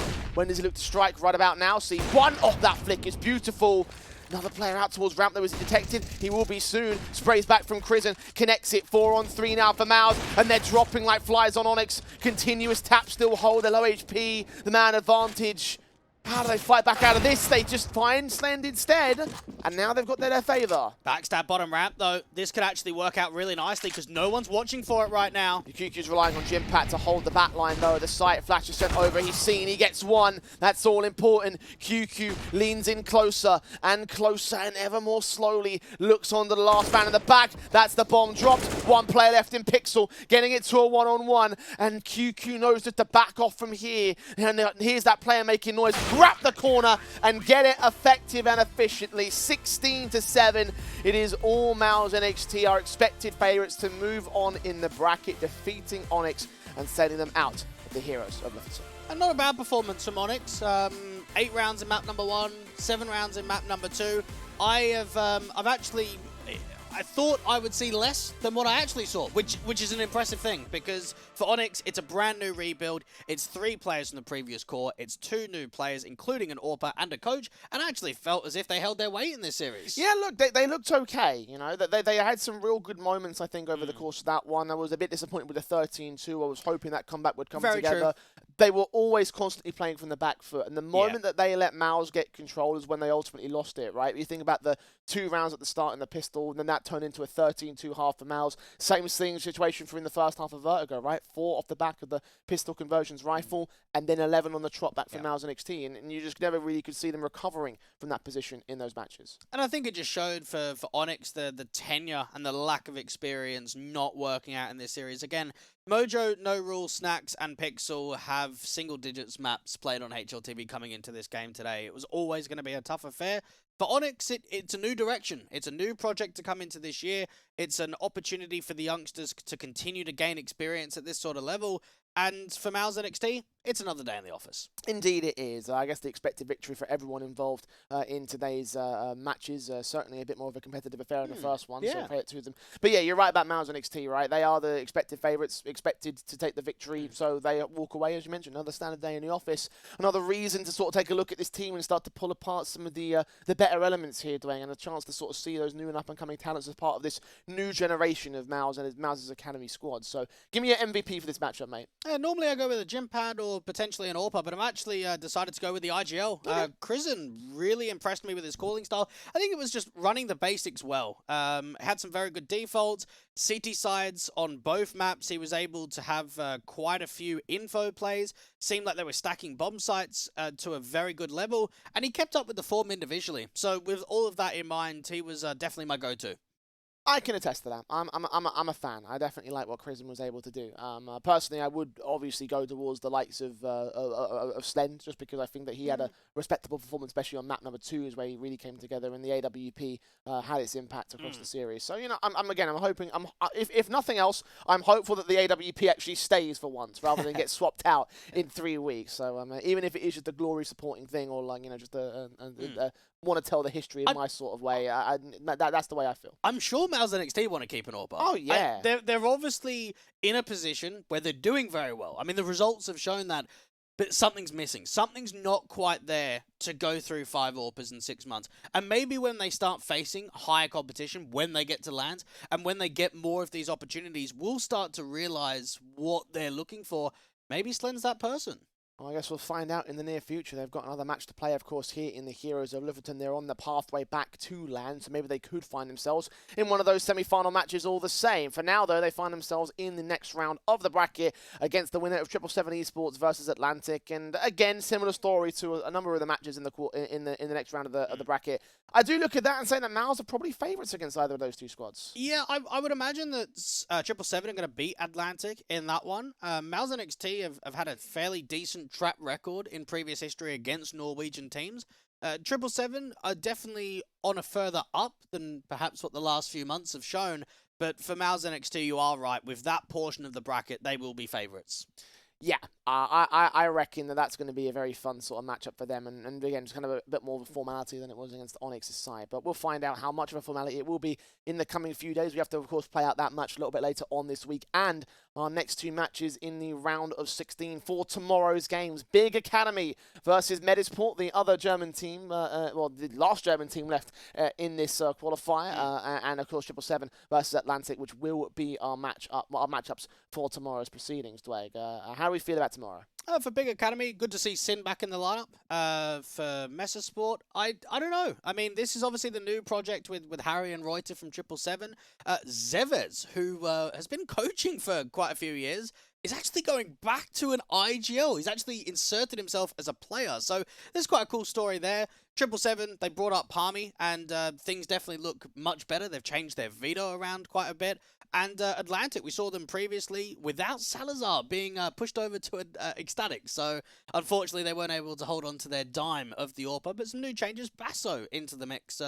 Definitely an experienced rifler. So a lot of shifting plates there in tomorrow's matches. Definitely so. Okay, well, there could be some very interesting results as a result of that, all coming up for you tomorrow at the same start time of 5 p.m. CET. For the day, though, that has basically been it for us here at the Heroes of Lofoten qualifiers. And Dwight, it really has been an interesting day once again.